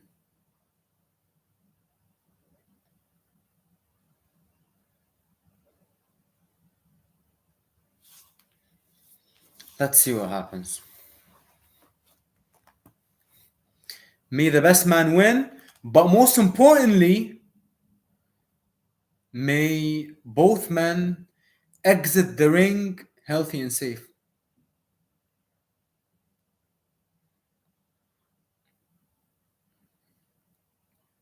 What in the world is this?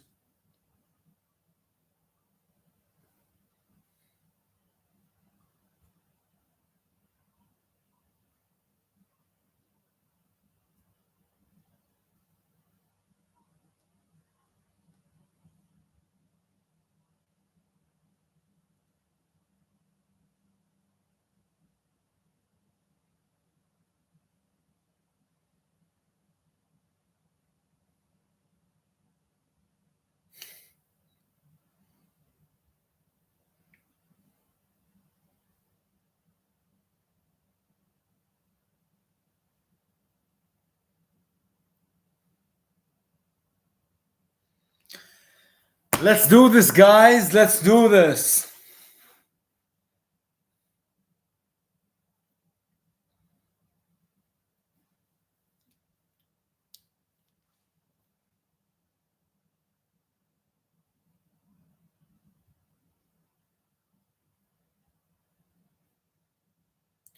Oh my god.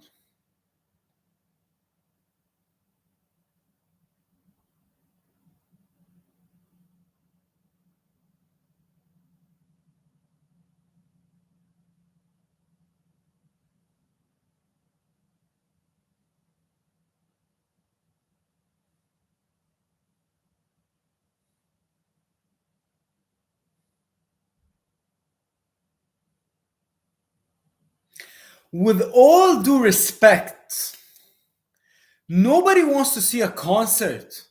Nobody wants to hear a rock band or a mariachi band. We just want to see the fight.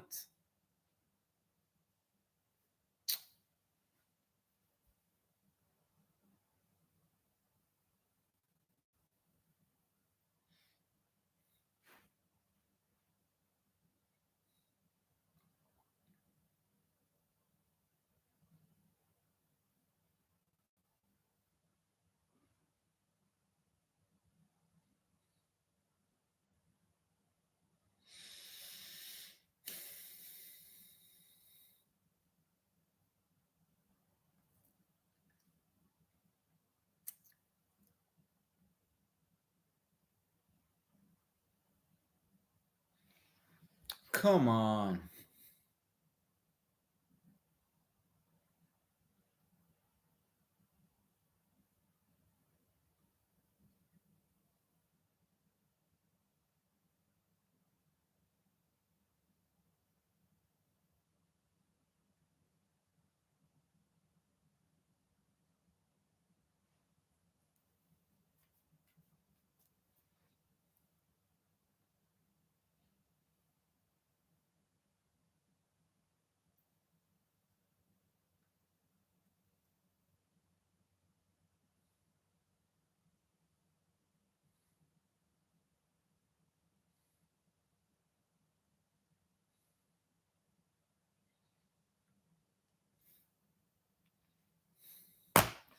Nobody wants to hear a concert. We just want to see the fight. Come on.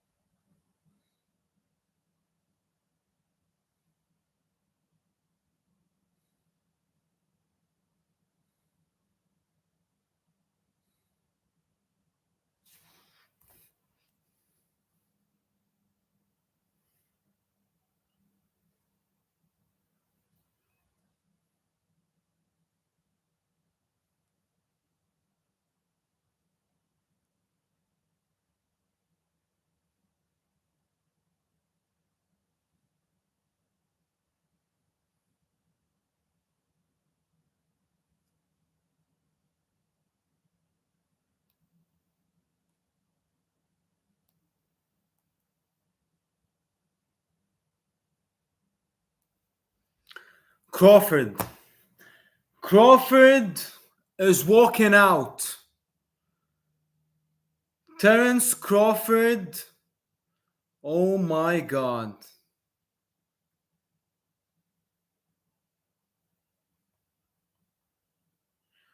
Oh my god.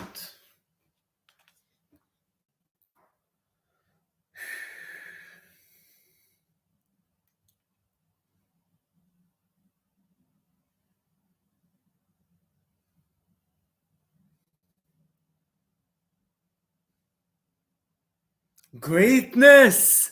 Greatness! Terence Crawford is coming to take everything. I gotta respect it. Look at the presence, look at the charisma, look at the aura of Bud Crawford. The man is absolutely unbelievable. Win, lose, or draw. I don't care what happens. Both men forever got my respect and admiration. And that is the bottom line.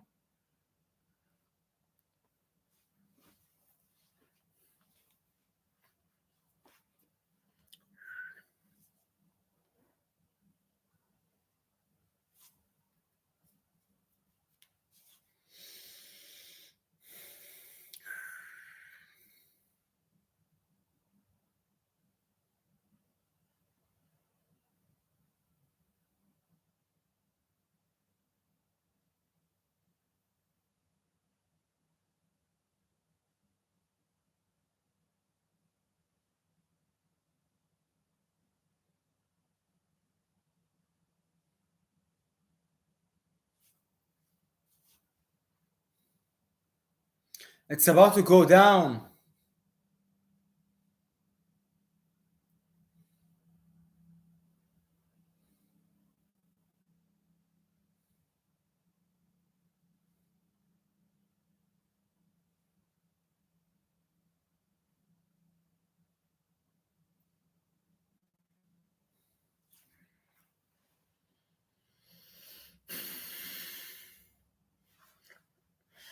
Ah, let's do this. Finally. Come on, Canelo. Come on. Come on, brother. Let's get this over with.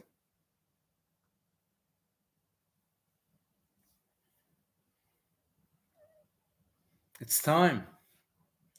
It's time. The biggest fight of our lifetime, and we are about to find out. Who's the best? Who's the most skilled? Who's the greatest? Who's the king? It's time.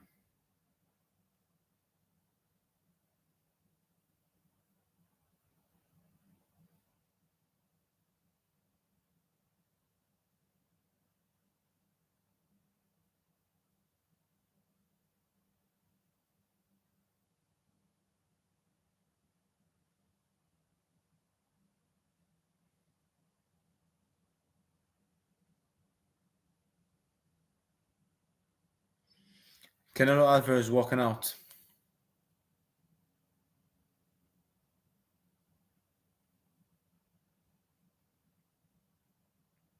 Canelo is walking out.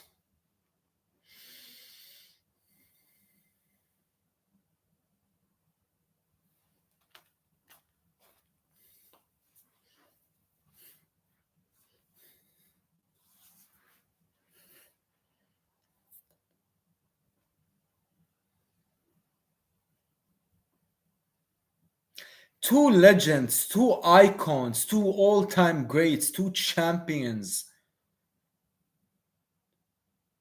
Let's see what happens. May the best man win, but most importantly, pray to God that both men leave the ring healthy and safe.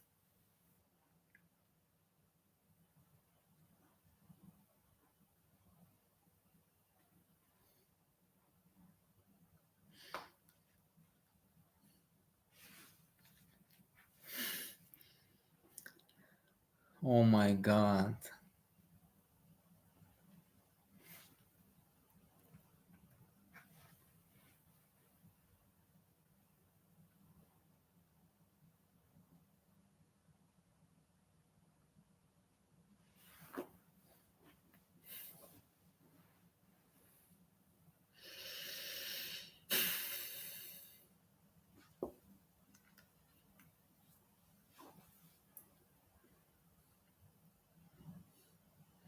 time.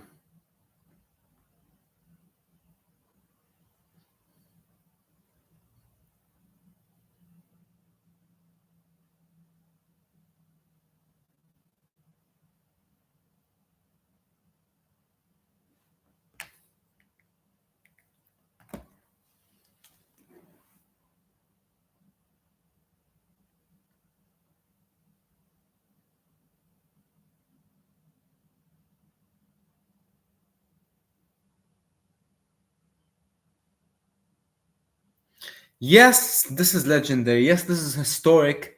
But can we please get past the antics and just give us the fight?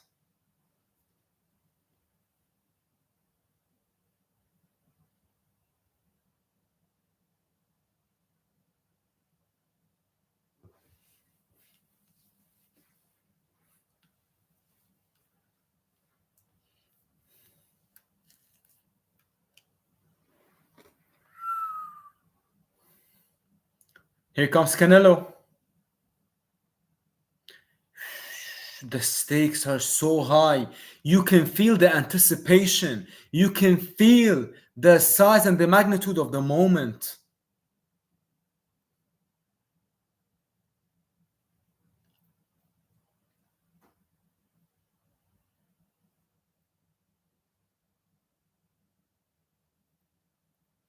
Canelo's walking out with his team, with the people who he started with.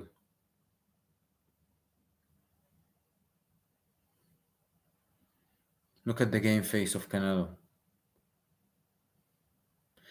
Canelo feels the pressure of the moment. You can tell. They're all feeling it. Canelo and his coaches, Bud and his coaches, the crowd. Everyone can feel how crucial this moment is. Biggest moment in their entire careers. This is it.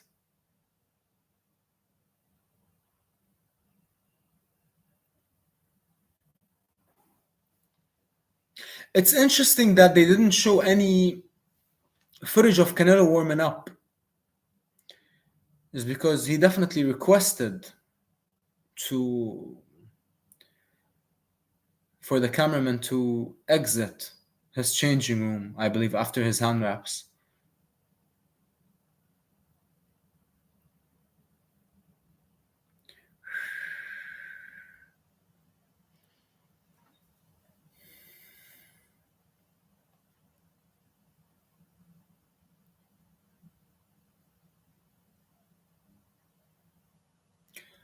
Oh my god.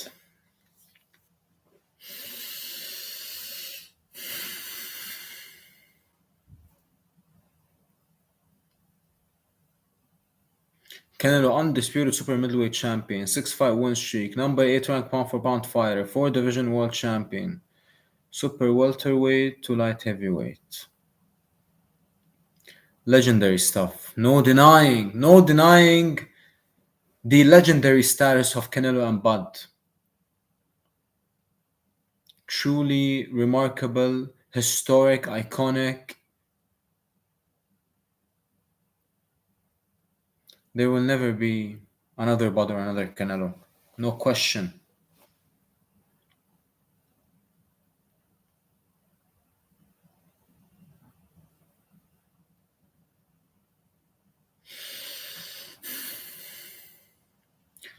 Crawford 37, Canelo 35, Canelo 5'8", Bud 5'9", both 167.5 on weigh-in day. Reach, Bud 75, Canelo 70 and a half. Massive reach advantage for Bud. Here we go. Here we go, beautiful people.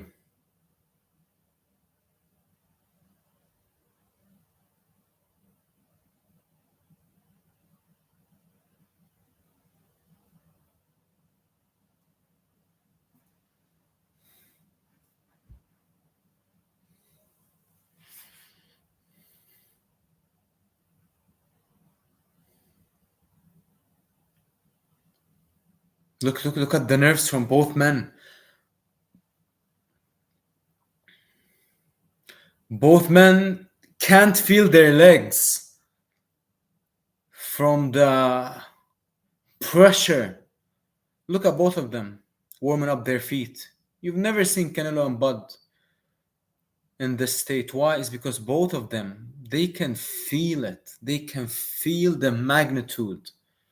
No matter how experienced they are, no matter how great they are, and they are, but the pressure,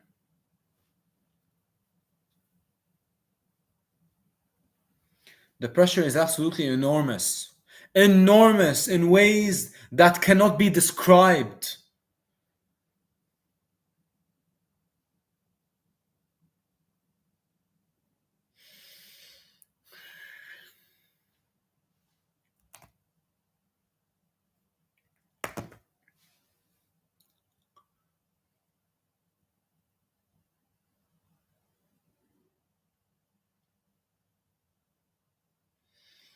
Judges Tim Cheeren, Max DeLuca, Steve Weisfeld. All three judges, they have had some horrendous scorecards throughout the years. Let me tell you.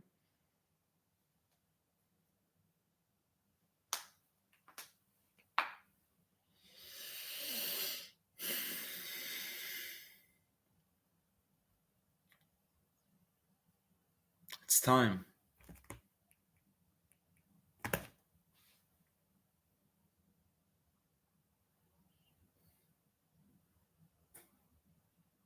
It's time.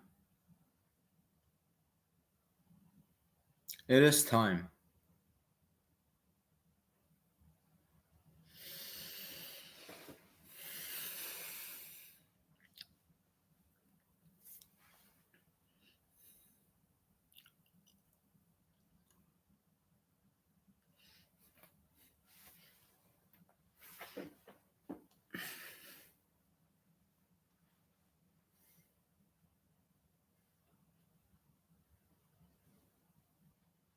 Legendary stuff.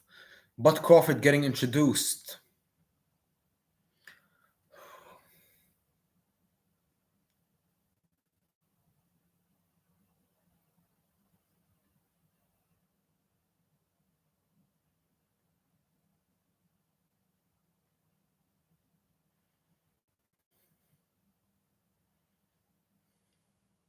Two-time undisputed. Former lightweight champion.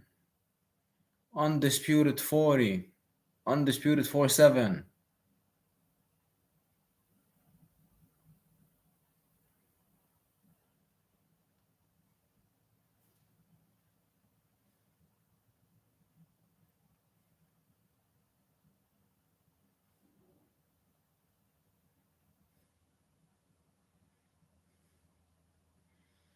Crawford is a monster. Make no mistake. Yes, he's a former 135 pounder, but the man is a monster. But guess what? He's facing off against a fellow monster. A Mexican monster. Shout out David Benavidez. The legend in the making. But my God.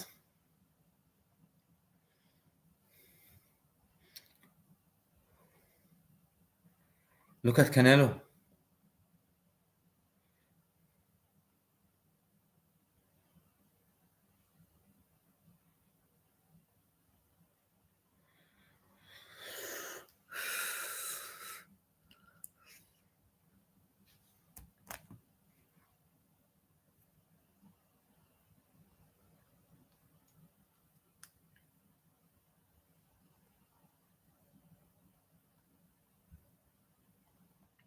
Okay, here we go. Saul Canelo Alvarez. Both men got introduced. It's fight time. Finally, at last. All right, both men coming to the center of the ring. Both taking off their shirts. Here we go.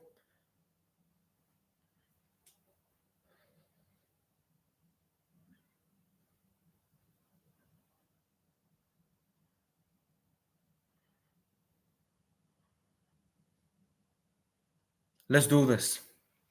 It's time. They just touch gloves. Let's do this.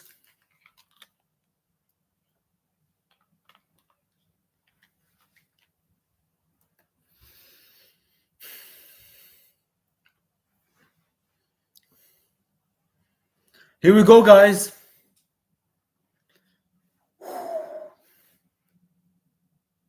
Here we go. Let's do this. Bud, Canelo, it's time.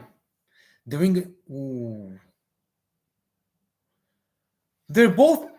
My God, Bud looks massive.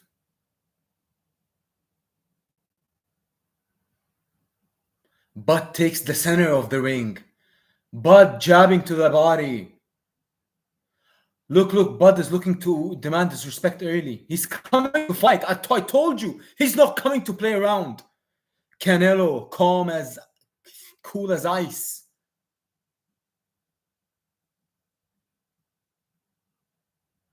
Both men look unbelievable.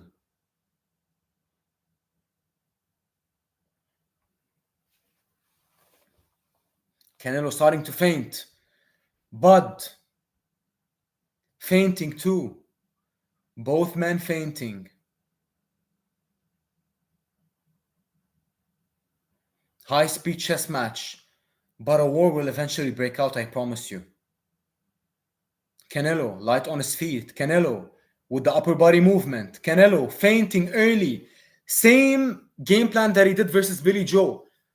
Didn't start throwing punches early, but he started to faint early and started to move on his feet lightly. Bud with the jab. Canelo fainting. Bud with the angle.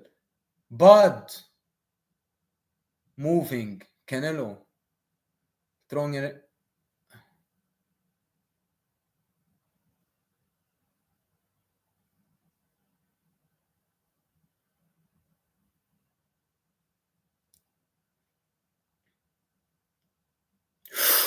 Canelo with the first right hand.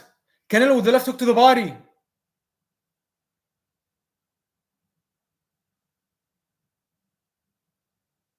Bud lands flush. Canelo lands flush. Bud shakes his head. Canelo goes to the body. Both men didn't roll with any shot that landed. Both men took them flush on the chin.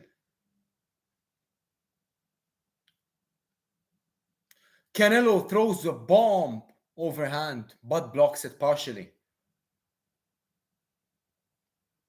Bud double jab with the two. Canelo left hook to the body.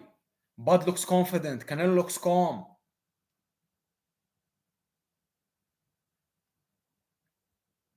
Bud with the jab counters Canelo. Bud with the Canelo with the straight right. 5 seconds left in the first round.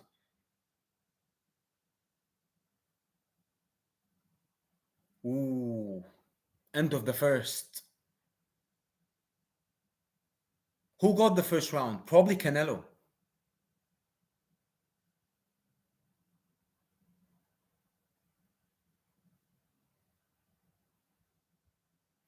Both men took flush shots while they're cold. Canelo looks so fast. And I said this in my 70 videos that I posted, 5 breakdowns. I said that Canelo is showing up live for this fight. And Bud is showing up to fight.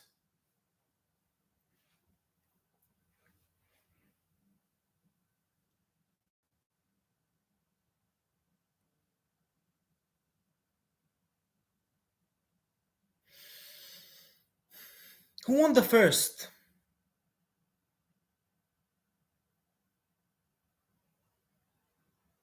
Let's do this. Round 2.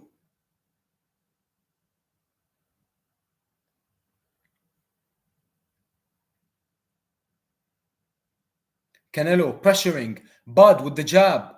Both men holding the center.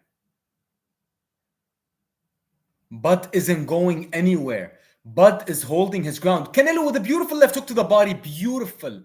Unbelievable left hook to the body by Canelo.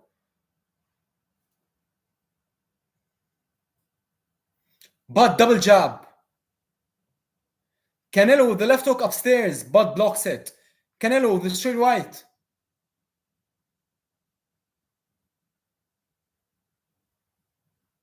Bud counters Canelo. Canelo lands the left hook. Bud counters with the check hook. Bud double jab. Canelo swings at mid-air, swings at air.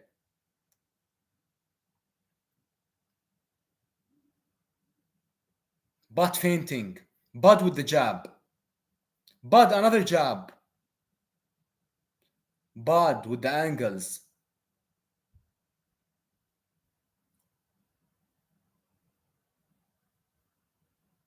Bud angles out. Canelo calm, stalking. Canelo nice job, nice two to the body. Oh, 4-punch combination by Bud. Canelo smiles. Someone's going down.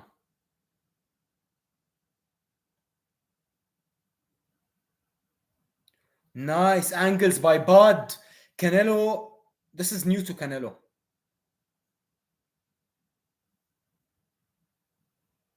The footwork, Crawford got better footwork, but Canelo got better upper body movement. Lower body, but Canelo lands butt counters.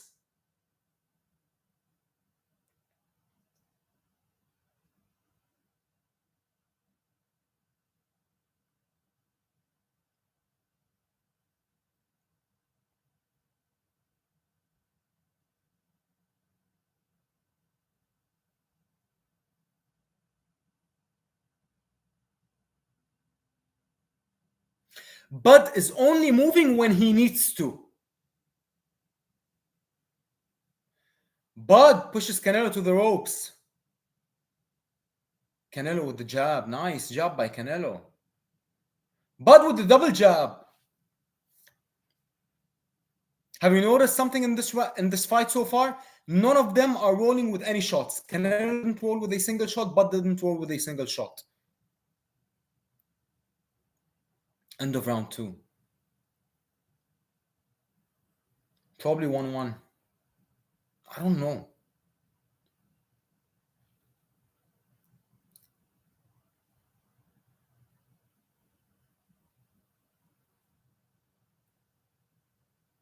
Nice job by Crawford in the slow-mo.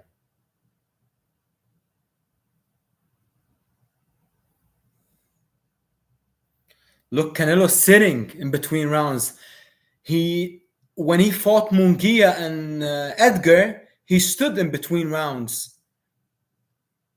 But now he knows that he needs all the rest that he can take. You can feel the pressure. You can feel the stakes.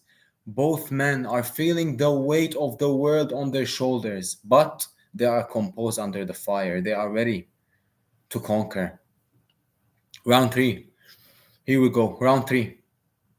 Bud surges into the center of the ring. Canelo being light on his feet. Bud with the jab. Canelo feints. Canelo with the overhand. Bud with the jab. Nice job by Bud. Canelo, another jab by Canelo. Bud to the body. Didn't land too much. Canelo to the body. Bud counters.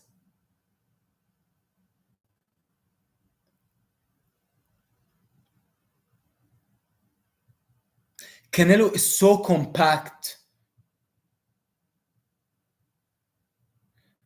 Nice job from Bud. Yeah, Crawford is winning now based on his footwork. Now, especially in this round. Canelo is throwing at the air. Unofficial scorecard, 2-0 Bud. Oh! Left hand by Bud.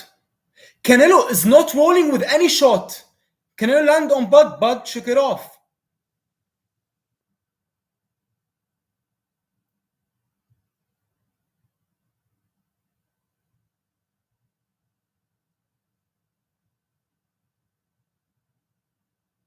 Second was for Crawford. The first could have gone either way.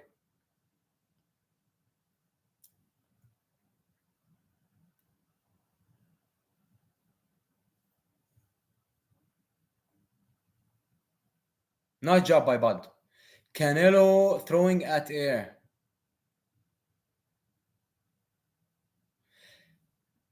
Canelo throwing at the air.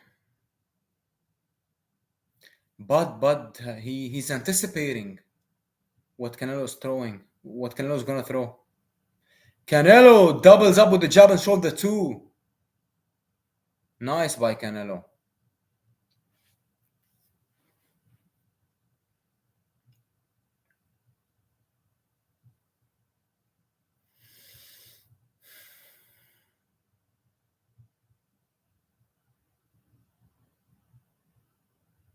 Oh, nice counter by Bud.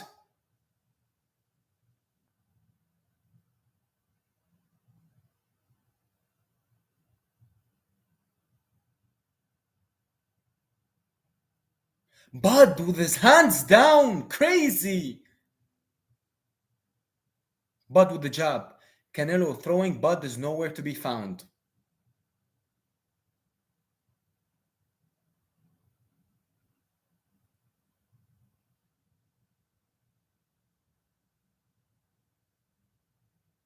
Round 3 for Bud. But with the weight that he's holding, is it possible that he will slow down? Let's see. 3 rounds down. Bud is boxing beautifully. His feet are the X factor so far in this fight. Bud's feet. But listen, we still have 9 rounds to go. Both men just warmed up.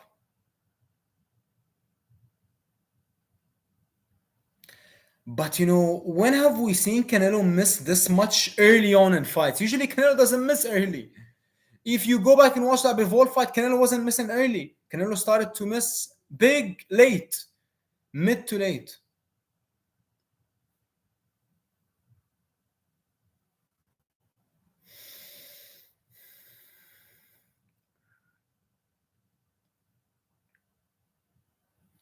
Let's do this, guys. Let's do this. Bud with the jab. Beautiful jab by Bud. Double jab. Nice. Ooh. Bud with the combination. 1, 2, 3, 4, 5. Bud with the counters. My God, what a combination by Bud. Double jab by Bud. I told you the uppercuts by Bud, but Canelo is still coming forward. Canelo is not discouraged. Bud counters him again. Canelo needs to stay disciplined. Canelo can't get reckless. Bud with the straight left. My God.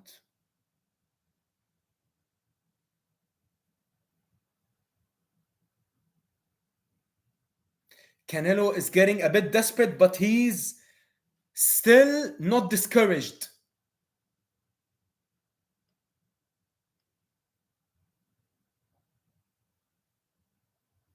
Yeah, Canelo landed a shot, but Bud didn't seem... Ooh, nice slingshot of a left hand by Bud. But the angles, my goodness. Canelo, nice job by Canelo. Finally, Canelo lands something. Canelo is cut.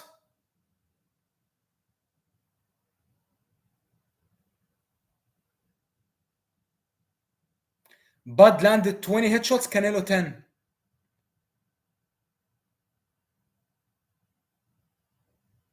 Canelo landed a clean right to the head.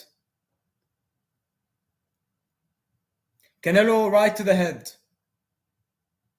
See, Canelo found out that if he doesn't load up, he does have a better chance at landing.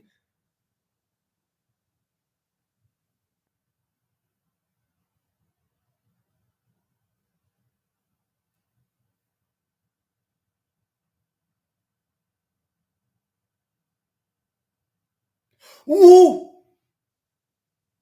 Bud lands and smiles. Bud with the double jab. Bud is a psycho.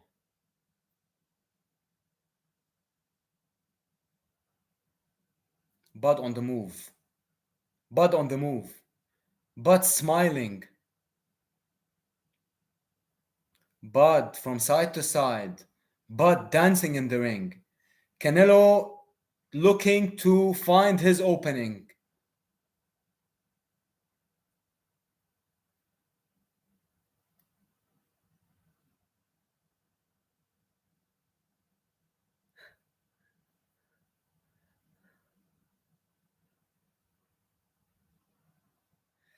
They're both having fun. You can tell. You can tell that they are both having fun. They are just doing what they do best, being real life badasses. Ooh, Canelo landed a nice right hand, but took it well.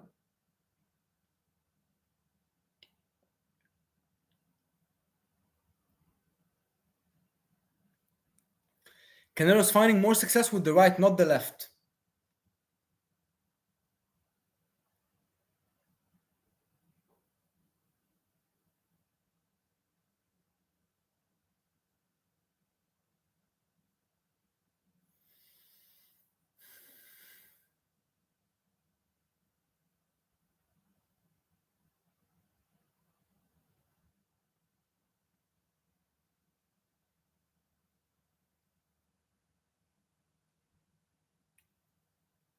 Round 5, let's do this.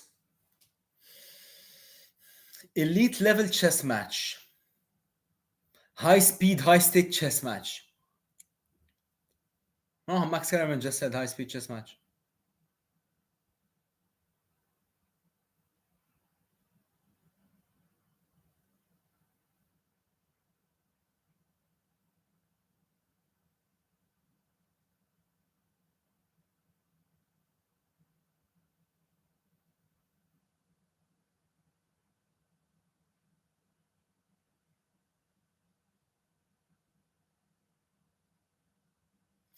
When Canelo's loading up, he's missing. When Canelo is throwing effortlessly, he's landing. That is the bottom line.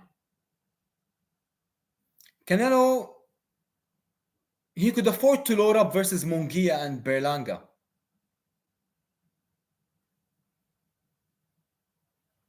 Listen, Bud and Canelo, they're both throwing fight-ending shots, but they're just missing by small margins. Ooh. Canelo lands, Bud counters. Canelo lands, Bud counters.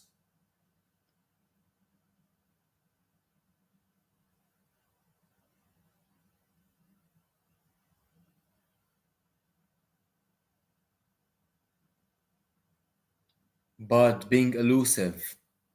Bud being playful. Bud playing with the lead hand. Canelo waiting. Canelo in the high guard, patient. Bud, jab, jab. Ooh, nice left hand by Bud. Canelo rolls with it. Canelo throws, Bud slips.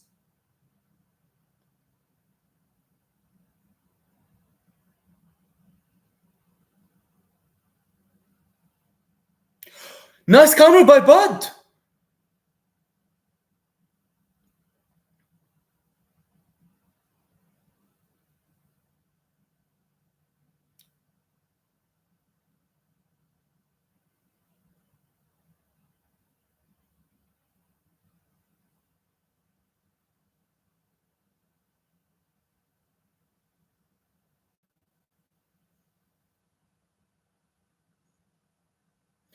Oh, Canelo tries to lift up Bud. Canelo's getting frustrated.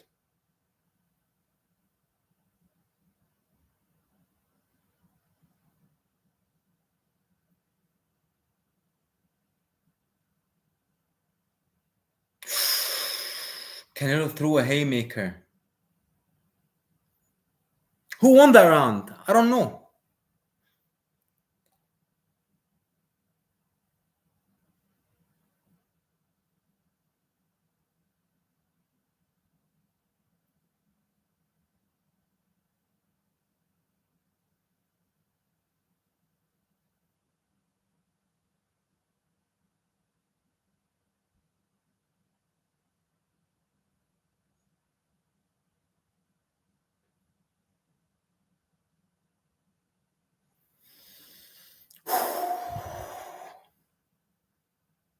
Excellent fight so far. Elite level chess match.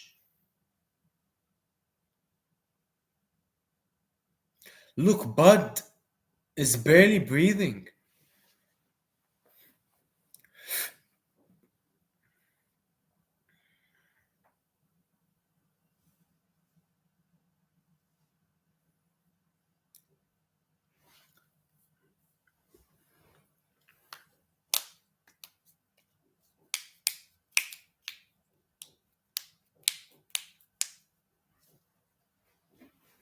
Ooh. Ooh, Bud!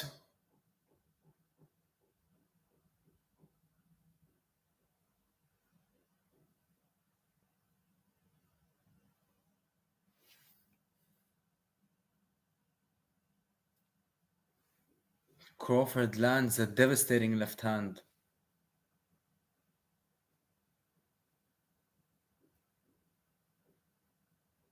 Crawford with the uppercut. Crawford out wrestling Canelo, outpowering Canelo. Look, he smiled.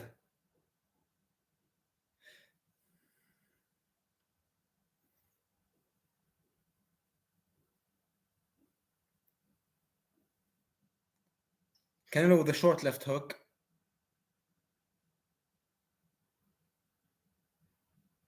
Bud is almost having too much fun.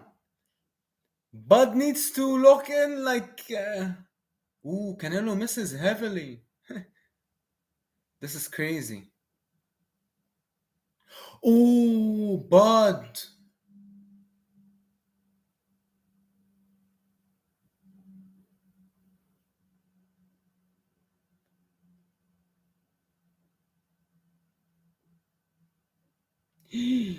Oh my God.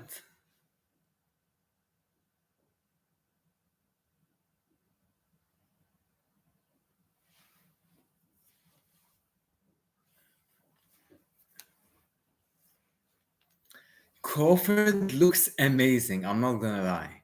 Crawford looks incredible.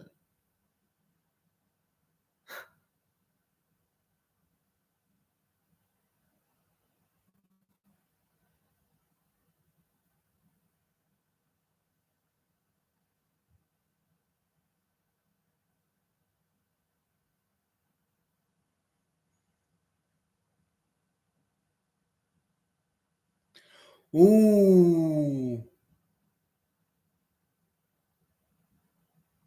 Crawford to the body.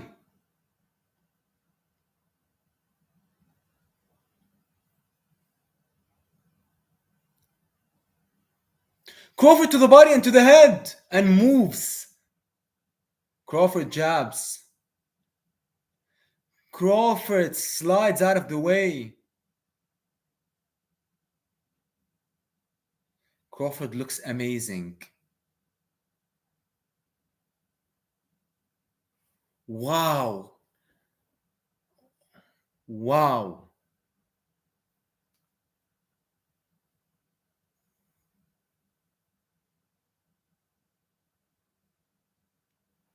Bud looks amazing.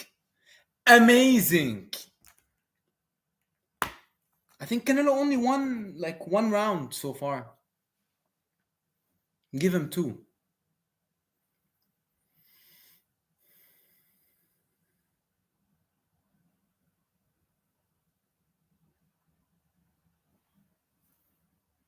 Canelo is cut on the right eye. Small cut. Look, Reynoso told him, you gotta be active. You gotta be more active. You gotta throw more. Oh, what a left hand from Bud.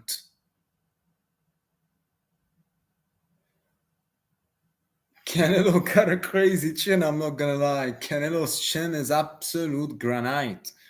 But, listen. Canelo gotta be careful.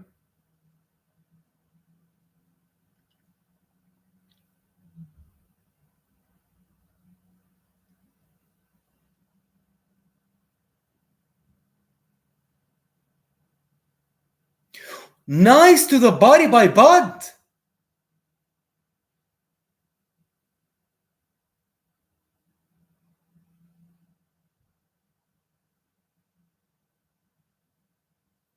Crawford is crazy. Nice! What a combination by Bud! But his chin is in the air and he had his hands down. He gotta be careful. Wow, look at the defense.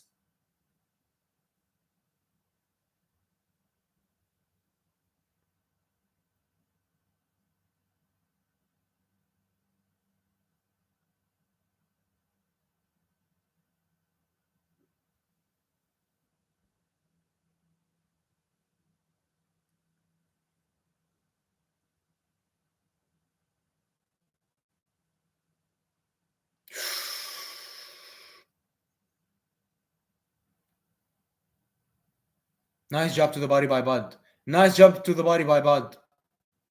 Jab, Bud on the move.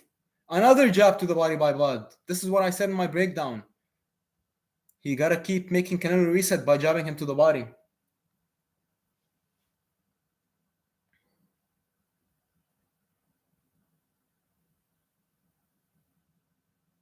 Unbelievable.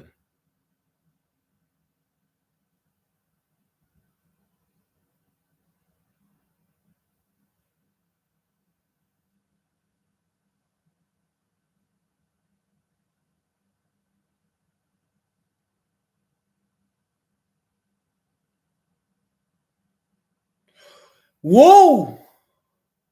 What an uppercut by Bud on the ropes. He's so lethal.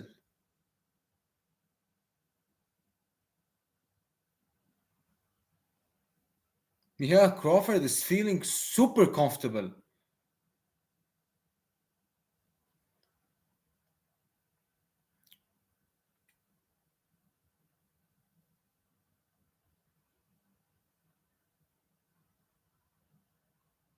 Crawford looks truly unbelievable. But listen, we still have 5 rounds.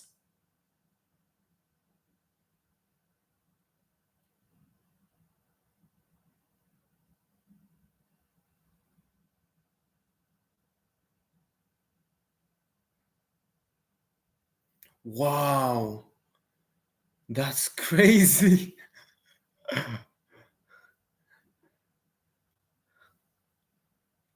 Bud is amazing. Even if he gets caught, but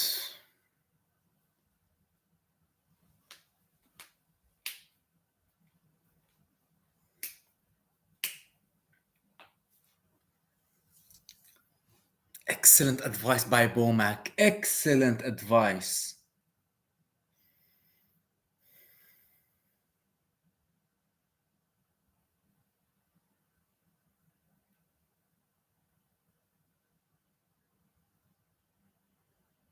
Damn, Eddie Reynoso thought Canelo, listen, we came to win.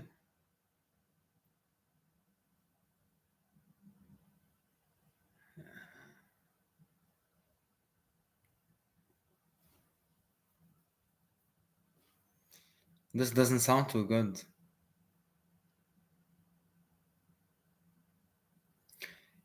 Yeah, I mean, it's 5-2 probably.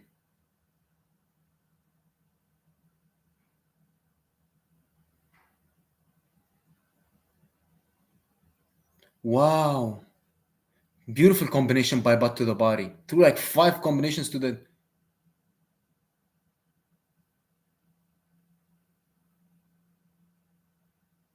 Bud got a chin. Ooh, beautiful body work by Bud.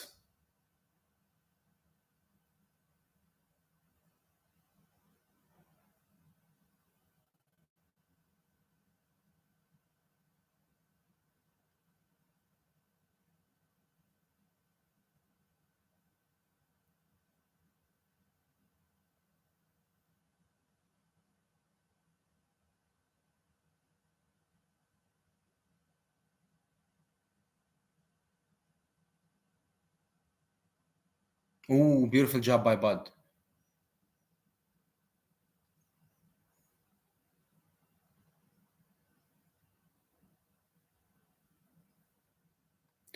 Nice by Bud. Canelo now, he's strictly going to the body now.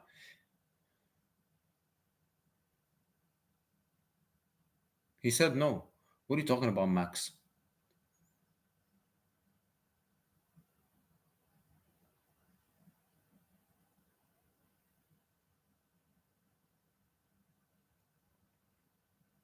Bud is setting something up. You can tell.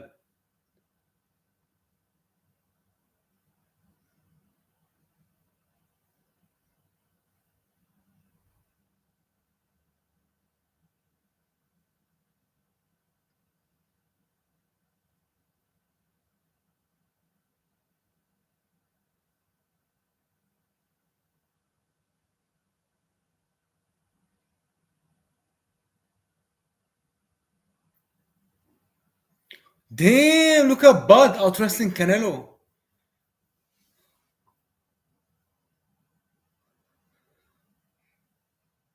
But I think Canelo won the round strictly based off body shots. Oh, look at Crawford landed double the punches this round. Beautiful uppercut by Bud on the inside.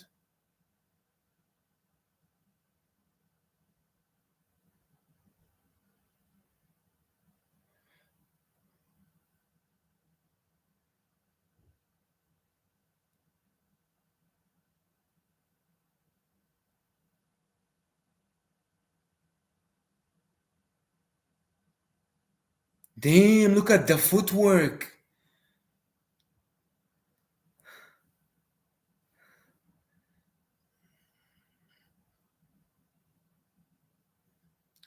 Yeah, Canelo. Yeah, Canelo tried to touch Crawford's glove. Crawford didn't touch his gloves. He was like, nope. Damn.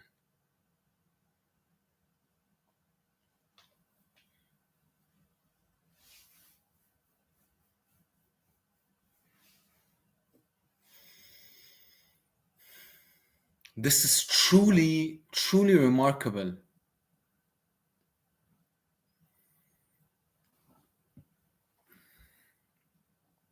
Crawford, win, lose, or draw, even if he gets caught, he proved he's one of the GOATs.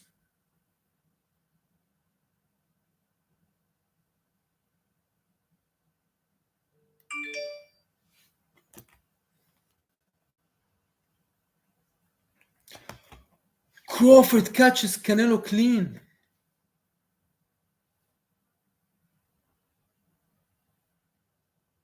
Damn!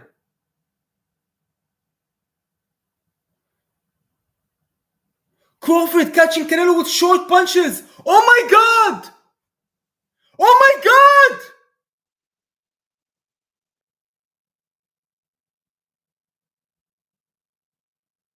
Crawford!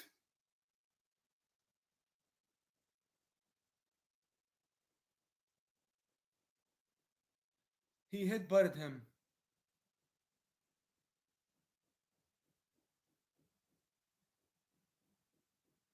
He cut him.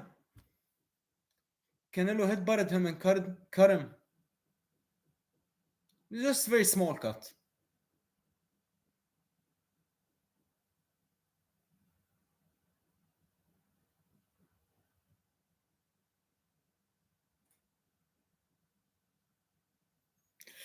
After Bud's best moment.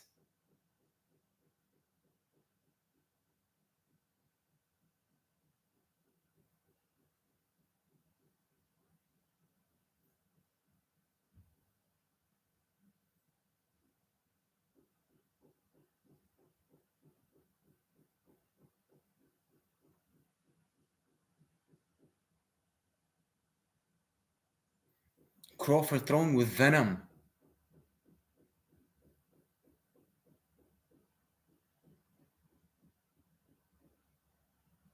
Crawford, you gotta box. Don't don't get dragged into a firefight.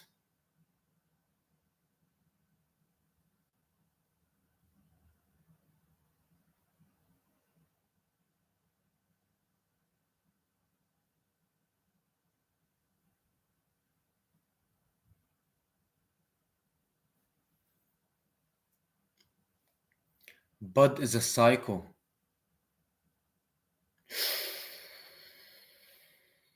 Canelo landed a looping. Ooh. Crawford stunk Canelo.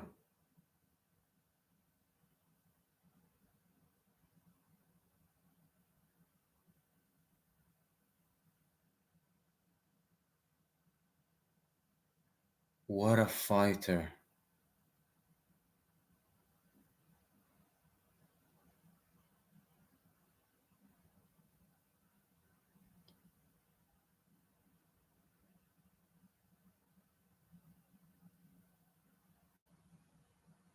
Look at Bud doing the drunken master.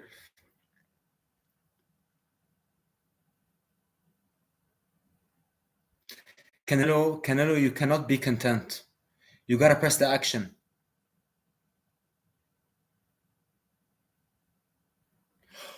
Oh my god! Both men landing bombs.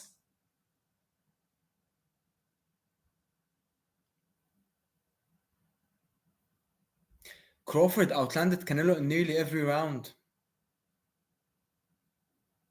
And more accurate.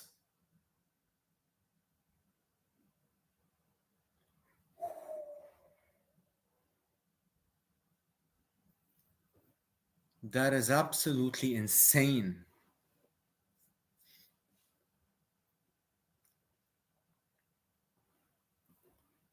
What a crazy combination by Bud.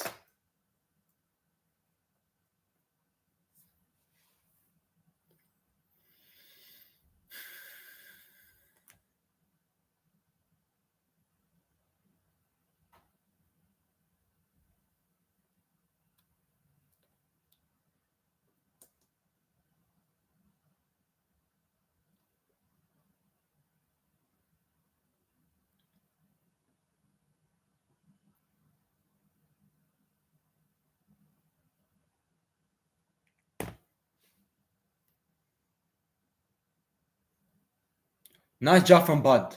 Counters Canelo's left hook to the body.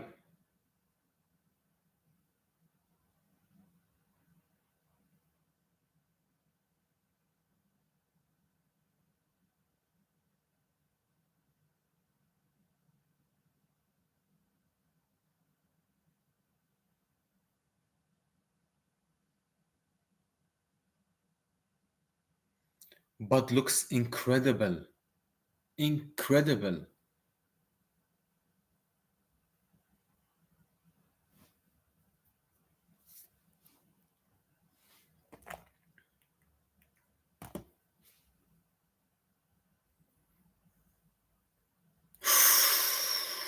Canelo lands, Bud counters immediately.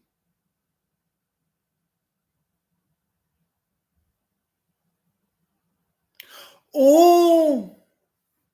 Bud countered Canelo. Walked him into 2 shots. Total Crawford 83, Canelo 40 punches headland to the head. Crawford more than double headshots. Nice body shot from Bud.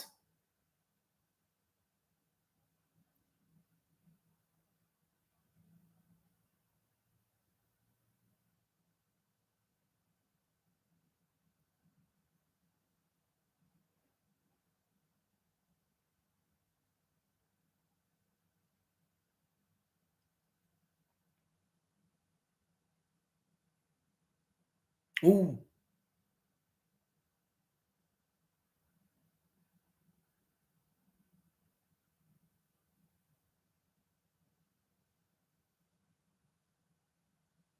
Bud is so good.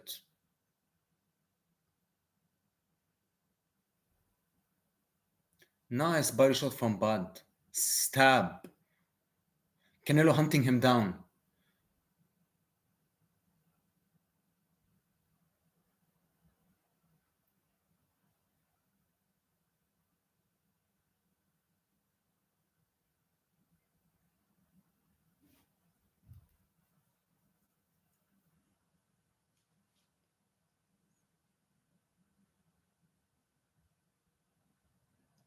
Wow, Bud!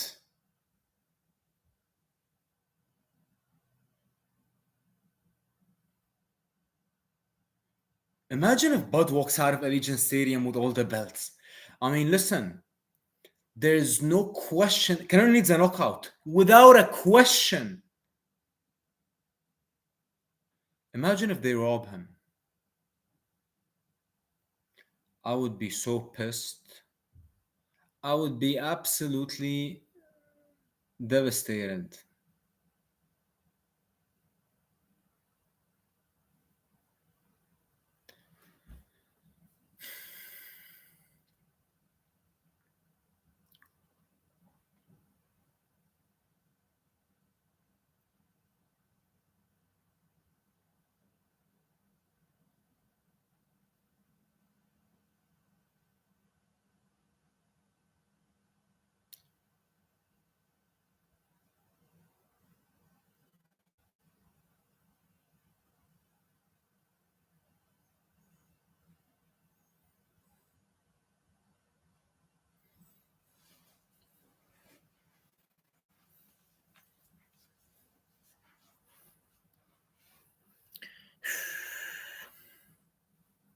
2 more rounds to go.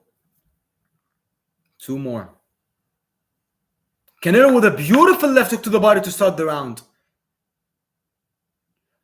Crawford with a violent left uppercut. Look at Bud rolling under shots.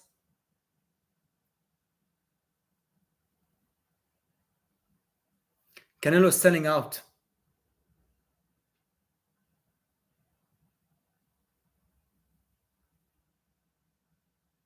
How?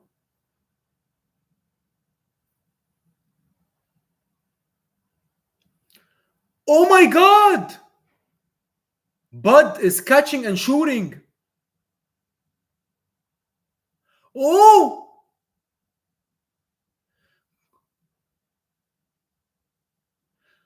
Crawford is violent. Canelo is grokked! Canelo got wobbled! Oh my God!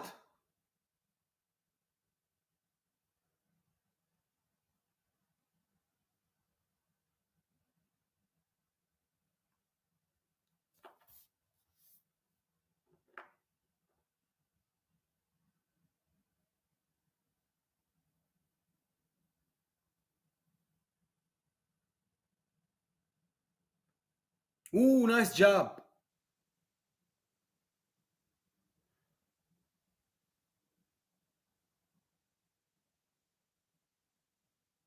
Both men landed at the same time.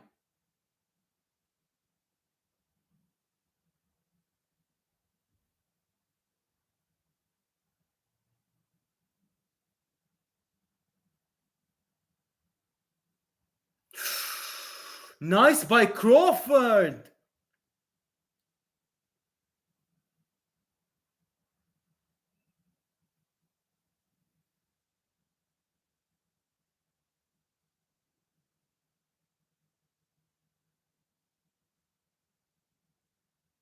Nice job by Bud. Sure.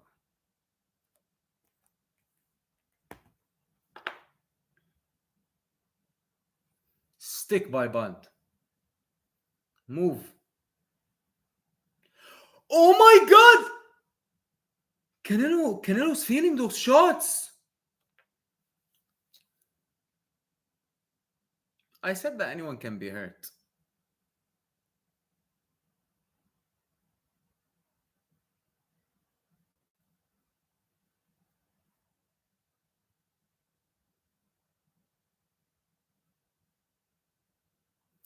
Wow. One more round. Bud is dominating.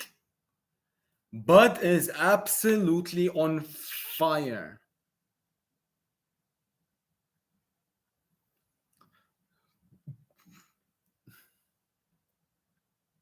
Wow.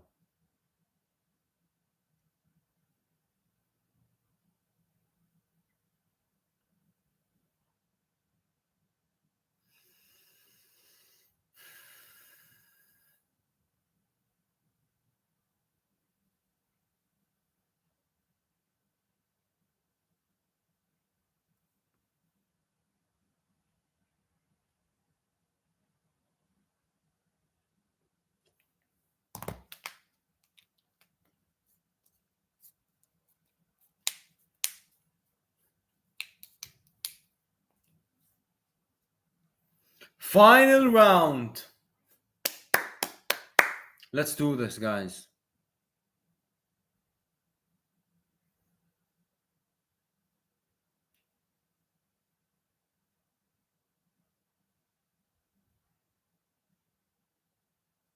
Don't you dare rob Terence.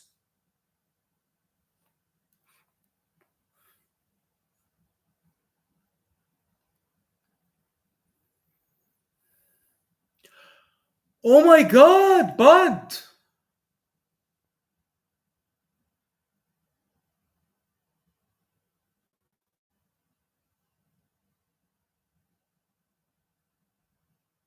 Bud wants to counter him.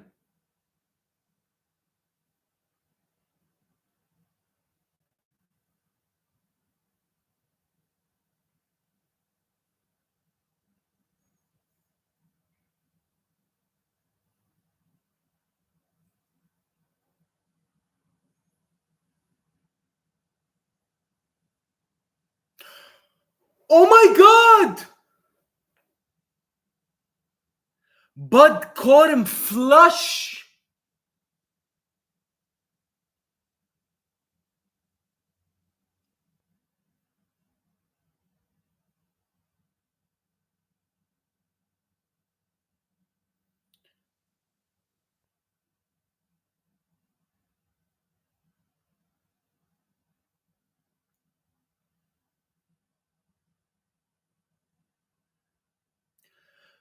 Crawford! Crawford!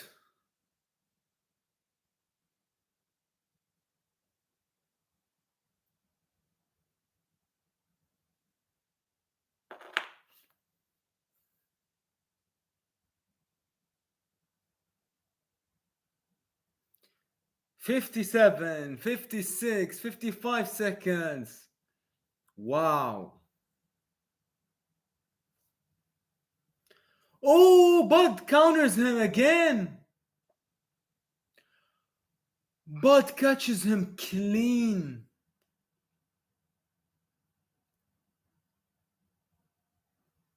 Bud beat up Canelo in this fight. Canelo got beat up. Shoo.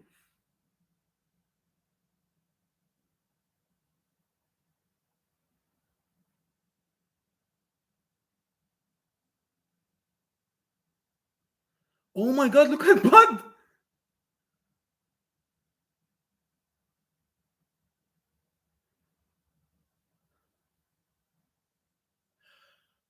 Oh my god!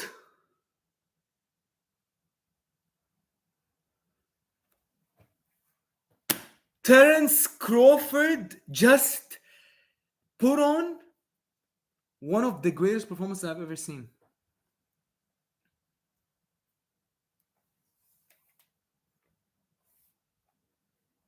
Crawford just dominated, demolished Canelo.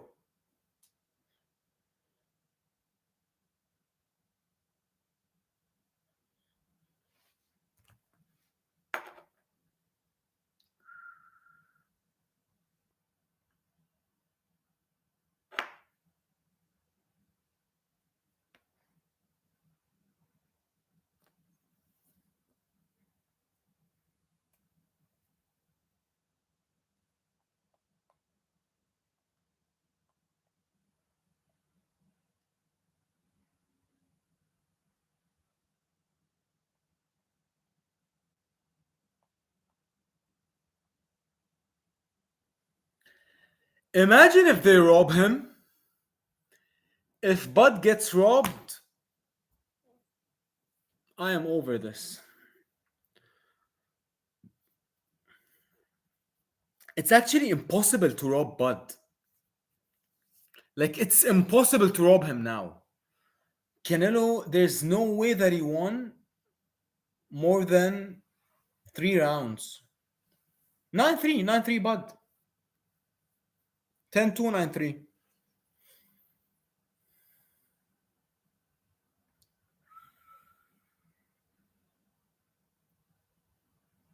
Let's see, let's see.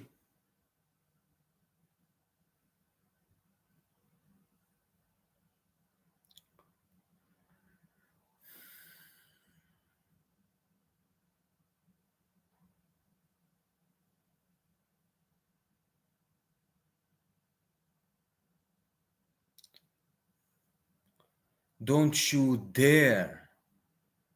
Look, Bud is crying. Okay, decision time. Bismillah, Bismillah. Wallah, if they rob him, I'm gonna throw up. Okay, official decision.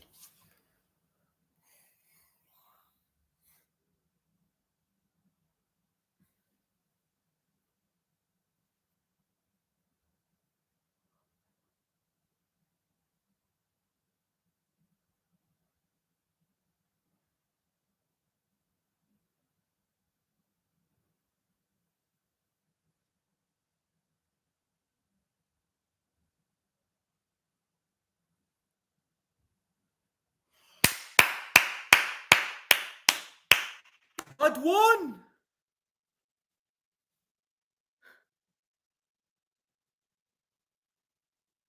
What a goat. What a goat. What a goat. What a goat. He's the goat. He beat the hell out of Canelo.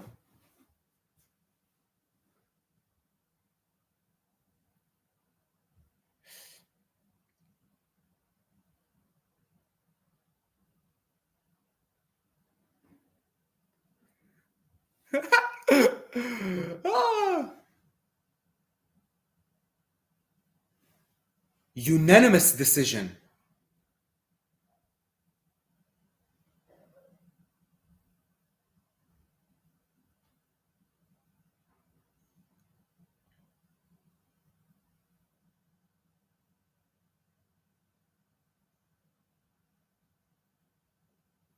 Wow.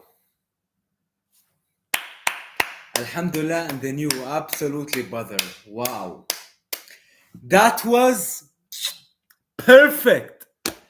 Crawford is one of the greatest fighters, top five ever.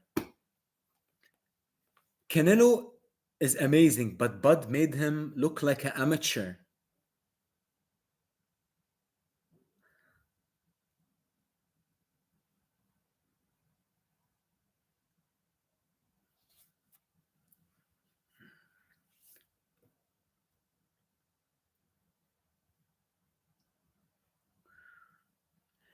Terence Crawford.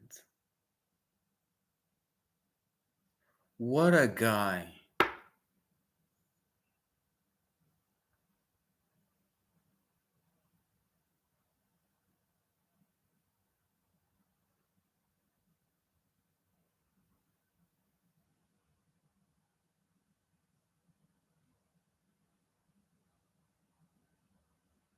Crawford dominated Canelo.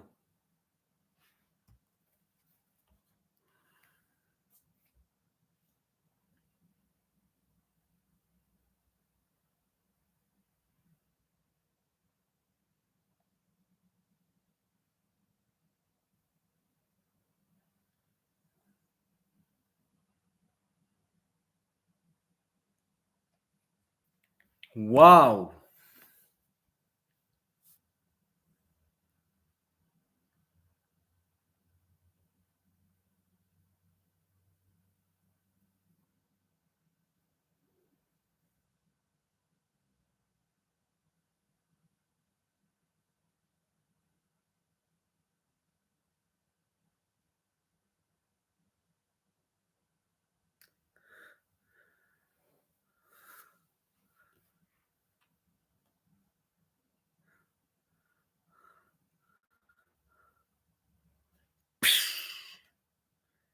Thank you, Bud.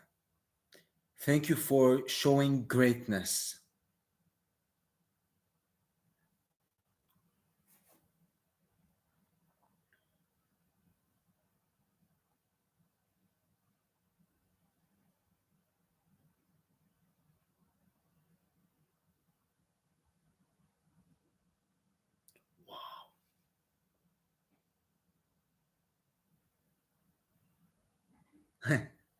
Thank you, GOAT. What a GOAT.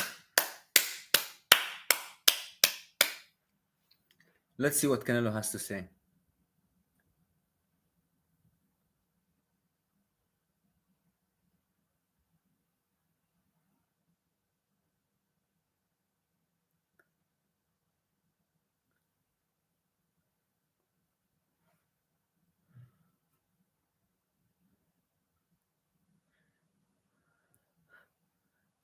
Shout out to Canelo.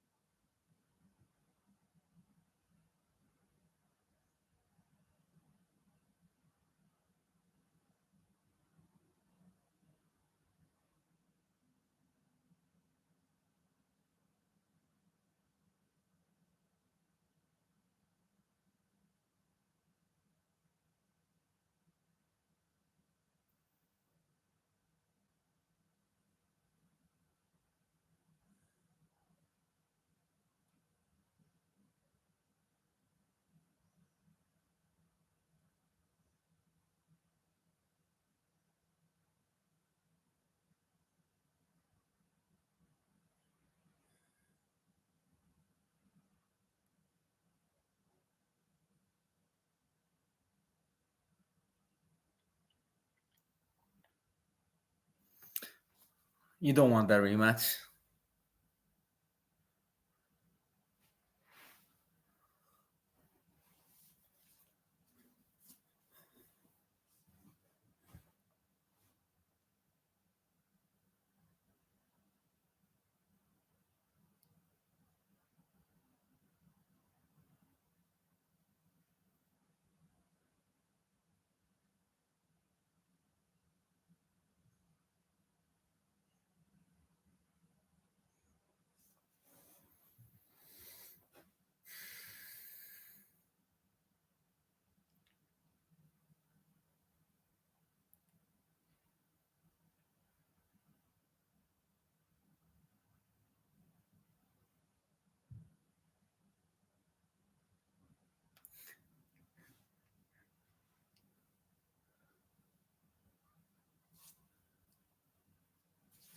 Crawford dominated him, destroyed him, beat him up, whooped him.